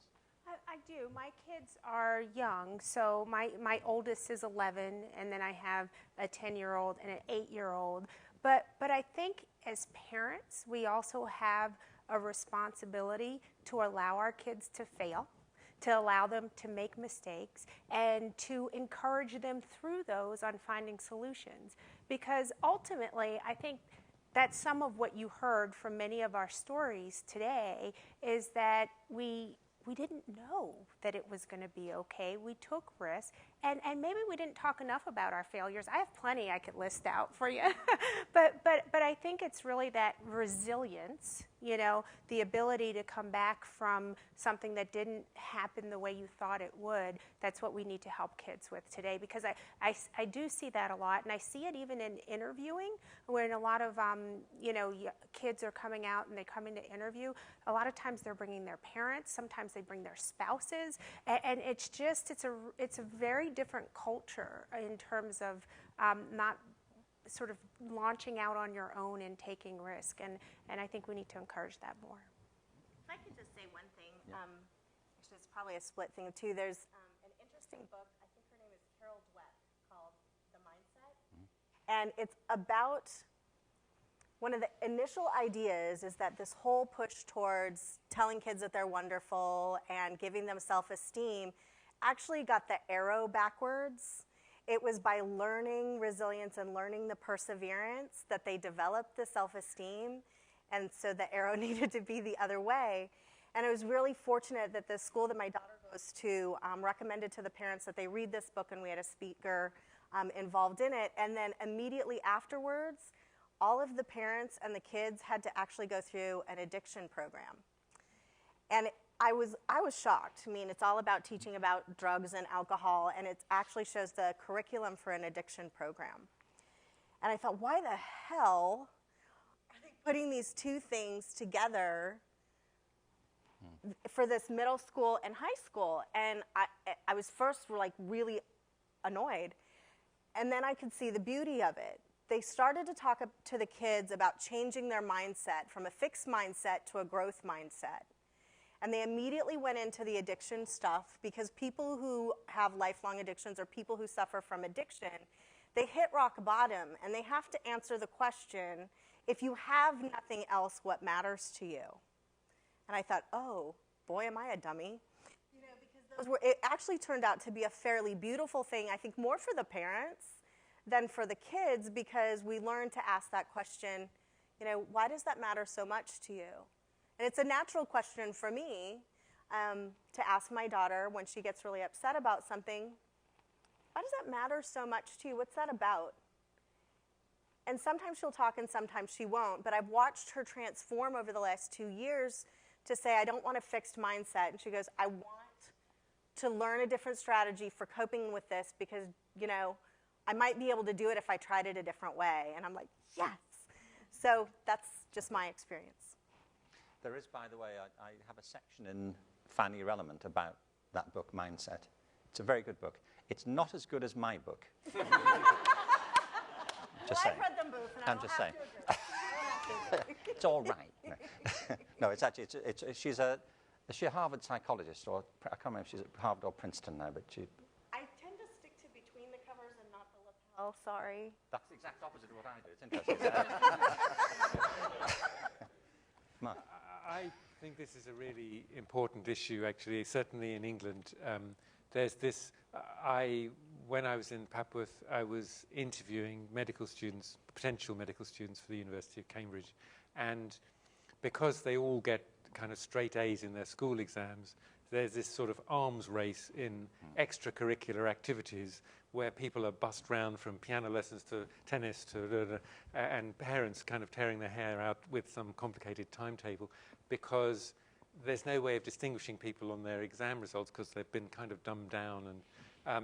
And I think it's a really important issue, and I don't know exactly how it's fixed, but the way it works in England really strongly favors people who have kind of wealthy middle-class parents, because they have to invest in all of these extra activities to make their children marketable. And we're talking about people who are like 15, 16, 17, and it's just mad, in my opinion. That's not a solution to your problem, I'm sorry, but it's a voice of sympathy. But it's a very important issue, and it confronts parents everywhere. South Korea, at the moment, is trying to rejig its education system, not least because this pressure of standardization is leading to massive stress among students. It's got one of the highest suicide rates in the world. And Blair's right. I mean, we collude in this very often, unwittingly, as parents, by going along with this pressure to to get A's all the time and everything. The thing is, I mean, it's a longer conversation, you know, but you know, one way of thinking about culture is it's about permission. You know, it's what's okay and what's not okay, and it's about the stories that we tell ourselves. I mean, that's why days like this are very important. And education is often buttressed, the current system, by dominant stories, which turn out to be myths, actual myths. You know, if you work hard, do well, go to college, get a degree, you'll get a pensionable job for life, and everything will be great. That, by the way, was a story that we were told as baby boomers, which was broadly, well, it's more true than it is now. I mean, when I was at college, if you left with a degree, you did get a job. It was more or less guaranteed. And it's because so few people had degrees. Not that they weren't capable of it, it's there wasn't the same pressure to go to college. So degrees as a currency were more valuable. It's not true now. But we still tell people it's true. And it's why days like this are so important, because there are many other stories to tell to encourage and support and enrich our children's expectations of themselves. You know, not giving them a false sense of self-esteem, because you're right, it's not enough to keep saying you're great all the time. They do need to get some sense of grit, but they also need to know that this dominant story is mythical, that many of the most successful people around and other people that you've never heard of who are having wonderful lives didn't go down that route, or did go down the route and their life wasn't over because it didn't work out the way they expected. Sorry, Jeff. I'm not a parent, so I can't speak to the issue as it pertains to children, but I think it's a important issue that has a longer tail, and I think about how it affects our medical students and our trainees and to some extent our own faculty. And I think at least in part it circles back to a comment you made about understanding why you do what you do. All of our conversations, it seemed to me, are about what we do and how we do it, and I don't think we really talk in a really transparent way about why we're doing any of this. And I think that's part of keeping us grounded in what really defines success and what really accounts as failure. Thank you. Let's have another question. Anybody? Where are we looking? The pathology By department. the way, you here. have to be sitting over there to ask a question. I'm just Sorry. In one of those three seats. Just along similar lines, for 17 years before I came here last year at the University of Michigan, I would have a similar conversation. This rung very strong with me, to students who come in and they have this very defined career path. And I would spend a fair bit of each of these interviews telling them that a little bit of my story, but that you can't predict where you're going to end up because of all these choices you have to make. And in reflecting on some of the thoughtful comments that you've all made, I wonder sometimes also if we're a little soft in emphasizing weaknesses. So when we have trainees and students and even faculty who are maybe not doing something well that they're working hard at, I think, at least in my personal experience, it's hard to sit there and actually tell, for example, a graduate researcher that maybe this isn't the right path for you, and to help to steer them or advise them in making choices. And you know, so and I think that that's part of this equation too, where we can take the role of sharing our experiences and helping younger folks in this unpredictable path that they're going to take. Thanks. Can I ask for some comments around that? I mean, how do you handle that as a leader? Right. Well, I just once again would like to thank Jeff for being willing to take that opportunity with me and say, you know, I really don't think that's the right path for you, Maria, and I think you need to look at what's giving you passion, you know, what you enjoy. Yes. And if I hadn't done that, it might have changed, you know, who knows? Like Barbara said, who knows where I would be and who knows what I'd be doing. But I mean, I appreciate you taking the time to do that. And I think we should, as leaders and having interactions with people and guiding them, I think we have a responsibility to do that. And I hope I would do the same for others. Yeah. Kathleen, so have you had much experience of that in your leadership role, of seeing people who you think really ought to be moving in a different direction? And how do you handle that? Well, we do see it. You know, as you would expect, people find themselves on a trajectory that turns out to be not the right one for them. You know, it's always hard to tell people, you know, this is not the right trajectory for you. But I think there are ways. I guess I took the approach, and I had a 14-month tenure as interim chair, so it's not like I had a lot of experience with it, but I did have some. And I found the best way is to try to work with that person so they see for themselves that it's not the right trajectory for them, as opposed to, you know what, not working out, figure out something else. Usually if you have, get a chance to meet with them, talk with them, kind of go over with them, and then also to help them see the how wonderful the alternatives are. I mean, I think part of what people get into this mindset is, they go to school, they do this, they sort of cross all these things off, and then they expect, okay, I'm supposed to get there, and if I don't get there, I have failed, and, it's just a disaster, right? As opposed to, you know what, this is a better fit for me, and it's fine, it's great. It's not a lose, you didn't screw up, you didn't fail at something. It's just, this is a better turn in the road for you right now, and trying to get people to see it that way, because that is what it is. It's not like I'm trying to make it up or persuade them otherwise. That's the truth. And so that was generally the tack I tried to take. Just for fun, the bit of the story I didn't tell you about my friend Stephen and the girl he was keen on, Nikki. I actually said to Nikki, Steve really likes you, and she said, I really like him, but I've been going out with, I can't remember his name, Roger or something, for like 2 years, and he's a bit boring, but I'm 26 years old. I can't start a new relationship now. So, people can get very set in their ways, and I suddenly thought about that when you were talking about, not wanting to change. Sorry. What happened? Well, she married Robin. That's his name, Robin. What happened to Roger? I don't know. His stage I don't know. name is now Mark Slade. Formerly known as. The artist formerly known as Mark. Yes. Can I speak for a second on that? Yes. How many people in the audience have had a successful, life-changing experience that created a really steep trajectory growth experience for them? Okay. How many people in this audience have had a failure or adversity-related life-changing event that created a steep trajectory? Okay. It's about 1 to 2, 2 to 1. So I just want to invite you to consider. You can learn various lessons in life through many things. Adversity is something that does more rapidly, in my personal experience and the things that I read about it. Resilience is built more quickly by adversity. And what is it within us and our culture that we try to prevent adversity within our own lives? I talked about avoiding adversity or pushing it onto other people. And we try to protect people from adversity within their own lives by allowing them to stay in a position that doesn't fit well for them. My daughter made an observation about a year ago. She said, "Mom, you've really grown in your leadership skills." And I said, "Thanks, honey." And she goes, "You used to make people really uncomfortable so they'd quit. Now you just fire them." She was right. She was right.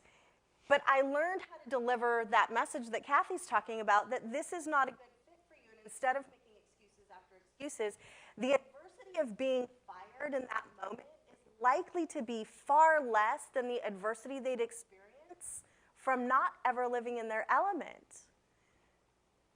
I mean, that's...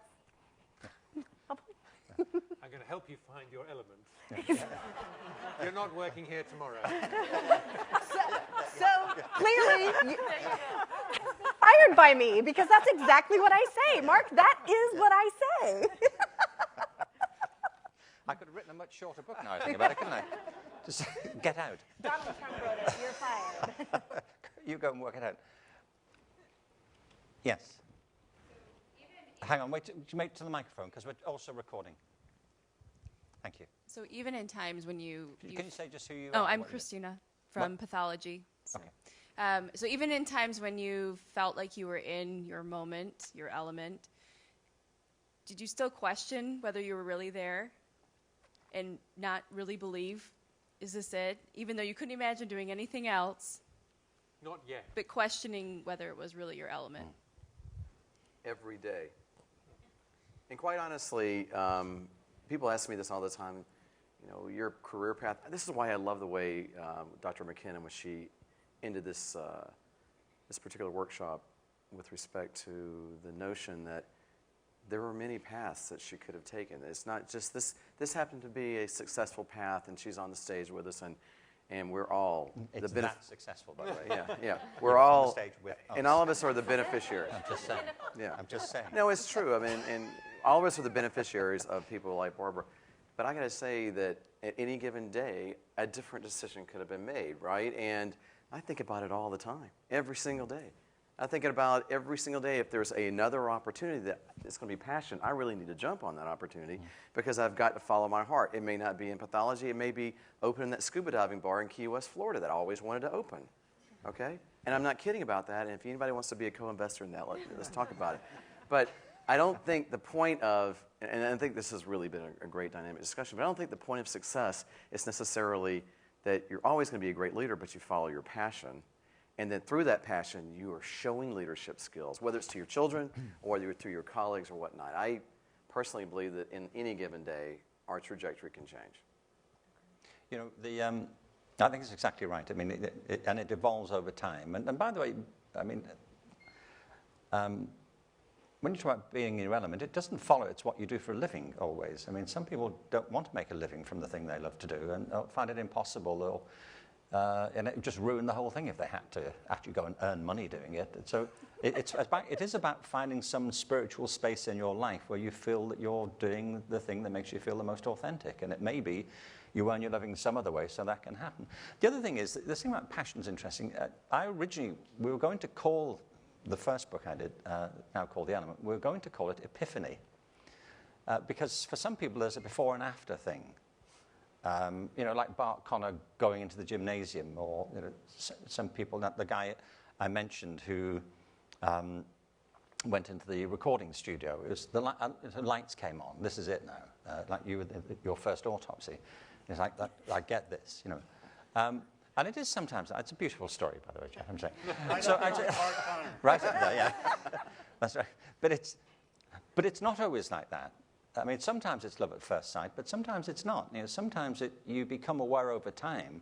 It's a bit like falling in love with an old friend, you know, that you suddenly start looking at each other differently after 20 years and think, oh, are you feeling this? You know, it's like that sometimes. And sometimes you're the last person to realize that this is the thing. Other people point it out to you and say, you know, you're brilliant at this. This is what you should be doing. My one regret about it, so that's why we changed the book to The Element, because it seemed a better way of describing that there's not necessarily a before and after road to Damascus thing. The only thing about that was I actually, when I was working on the book, I gave this first talk at the TED conference, which you mentioned, which has been seen online by, well, it's about 35 million downloads now, but we think it's been seen by maybe 300 million people.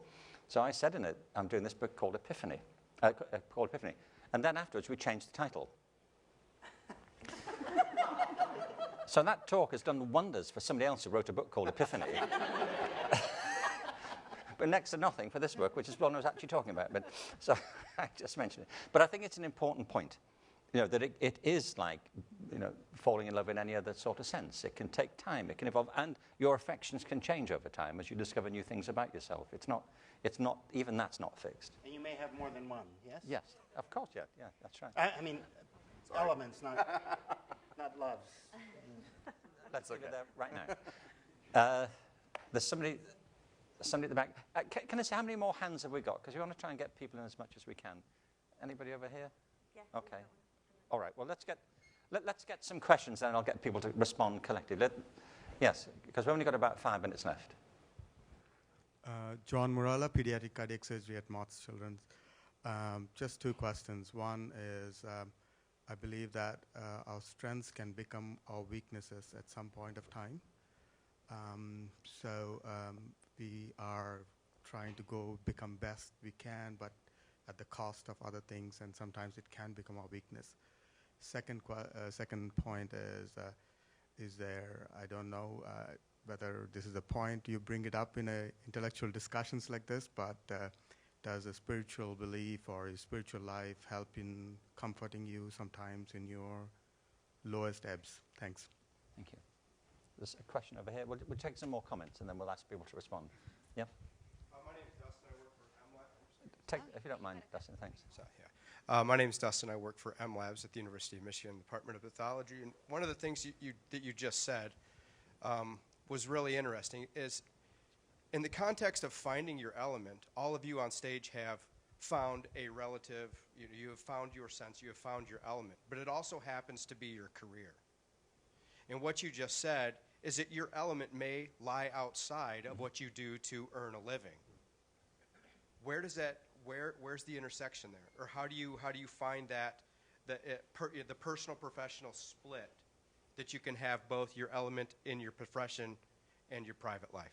Okay. Oh, and thank you, by the way, for coming, everybody sharing, especially you, Sir Ken, and in the vein of the Dalai Lama. I don't know why I'm thanking you yet, but I will. Okay. Perhaps you could set that out in an email, Dustin, would you, that I can print and publish. No, thank you very much. Appreciate it. Let's get a comment from over here. Oh, okay, over there. And then we'll go over there. Yeah, go on. My name is Peter Olette. I work for the Department of Pathology. Dr. Myers said something that I wrote down in his introductory address this morning. Good leaders cause other people to feel safe. Would you care to discuss that and elaborate on it? Thank you. Let's just take one more comment here. Yeah. I'm going to invite the panel to respond to whichever of these questions you're most drawn to for a moment. I'm Dorianne Jensen. I'm here as a guest. Following up on that, I liked what Blair said, that if you instill hope as a leader, I think you can get the best out of them. And making them feel safe and trust, I think, is, you really can get the best out. And back to being a parent, if our children trust and feel safe and we give them hope, we can get the best out of them. I think if I just say, I think it's a very important distinction that embeds all of this. There's a big difference between leadership and management. Leadership is about vision and inspiration and motivation. Management's about getting the job done. It's about organization. And it can be both. There can be wonderful leaders who are great managers and vice versa, but not necessarily. But I think too often people put in leadership positions focus too much on the day-to-day management because it can become overwhelming, the detail. But the role, people will do extraordinary things if you inspire them in the right way. And that really is the role of a leader. Can I ask you, we've got a range of questions, so I'm keeping an eye on the clock for us. Jeff, would anybody like to pick up on any of the comments we've had about the need for a spiritual dimension, for example, about the roles of leaders? Any quick closing thoughts? I can speak to the spiritual dimension. Yes. The spiritual dimension was a big part of my life. I was actually raised Hindu and am a converted non-denominational Christian now. And the strengths, your greatest strengths being your biggest weakness, was actually that first story about the car accident that I told you, because I had relied so diligently on that strength of my intellect and just the perseverance and the doggedness to get me through things that it became a really great weakness because I hadn't developed an identity outside of being that thing. And in the year after the car wreck, I got to spend a lot of time in prayer on my knees saying, if I'm not this, who am I? And through that year, my relationship with God changed markedly. And he said, who do you think told you when you were 8 years old you were going to be a doctor? I'm not going to tell you the rest of the story now, but the important thing that you know is I gave you this, you're my daughter, and I love you. Let that be enough for now. Whoa. And it took a car accident and taking away all of my strengths. Who knows if I had listened to him beforehand, but that's my personal belief, and that's just how it's walked out in my life. Thank you, Judy. Maria? Yeah, I'd like to answer the question or speak to the question about finding your passion and your element outside of your work. And, I really tried to tailor this to my relationship to medicine. But you might have heard me mention that it was very important to me to be a parent, and I'm going to get gushy on this one. But I tried many years to have a child and had 5 miscarriages. I finally was able to give birth to a biological child, But it was important to me to adopt. My father had been adopted, and it was important to me to make a home for children. So when we moved to Michigan, my husband and I were committed to doing that. And it's that commitment to make a difference that I talked about in my talk.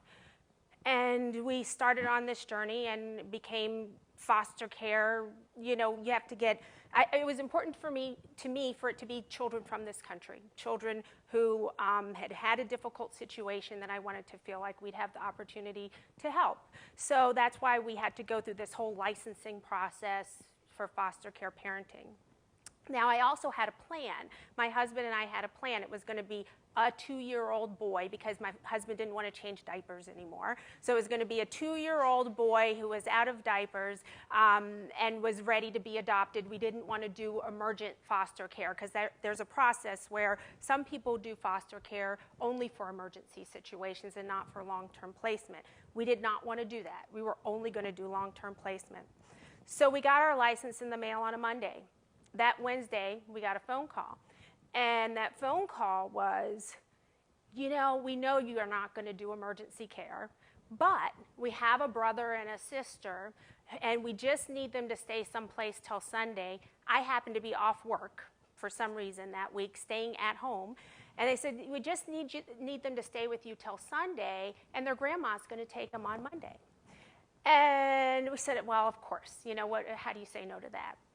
So we did that, and then they said, oh, and by the way, can Grandma come visit on Sunday to see the kids until this formal meeting they had on Monday to do the transfer?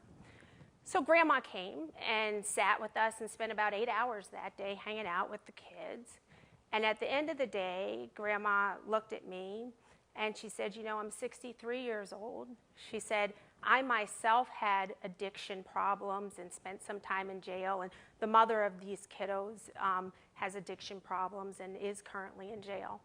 And she said, you know, I can't do this. She said, well, you keep them. And all of a sudden, we had 2 kids, 2.5 and 4, that we weren't expecting to stay with us.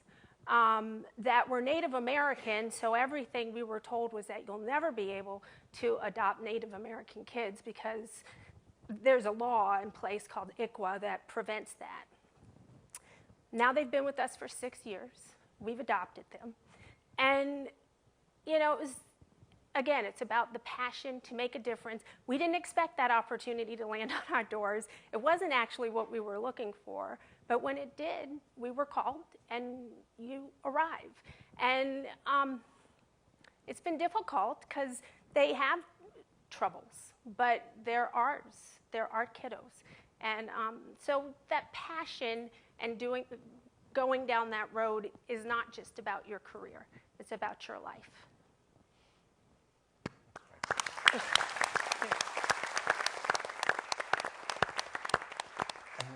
I can't think of a better note, really, to end on. So, Jeff, can I hand it back to you to say any final words you want to say? But before you do, to thank you on our behalf for getting us all together today. Well, I think it's been an amazing day. Thank you for being here. Without you, there would be no point. I want to thank our speakers, Sir Ken, for making the trip. He has a lot of better opportunities, I'm sure. But there is a gift for you in this one that is not an autopsy, by the way. But I can't think of a message that inspires me more than his, and I suspect you leave feeling the same. I want to thank our speakers, all of whom greeted this opportunity with a mixed response. That when something like this, you want me to do what? And there's no PowerPoint. So thank you to them. And it would be very helpful for us if you can provide us feedback to understand the value of what's happened today and what the value might be in doing it again. So thank you to you and to you.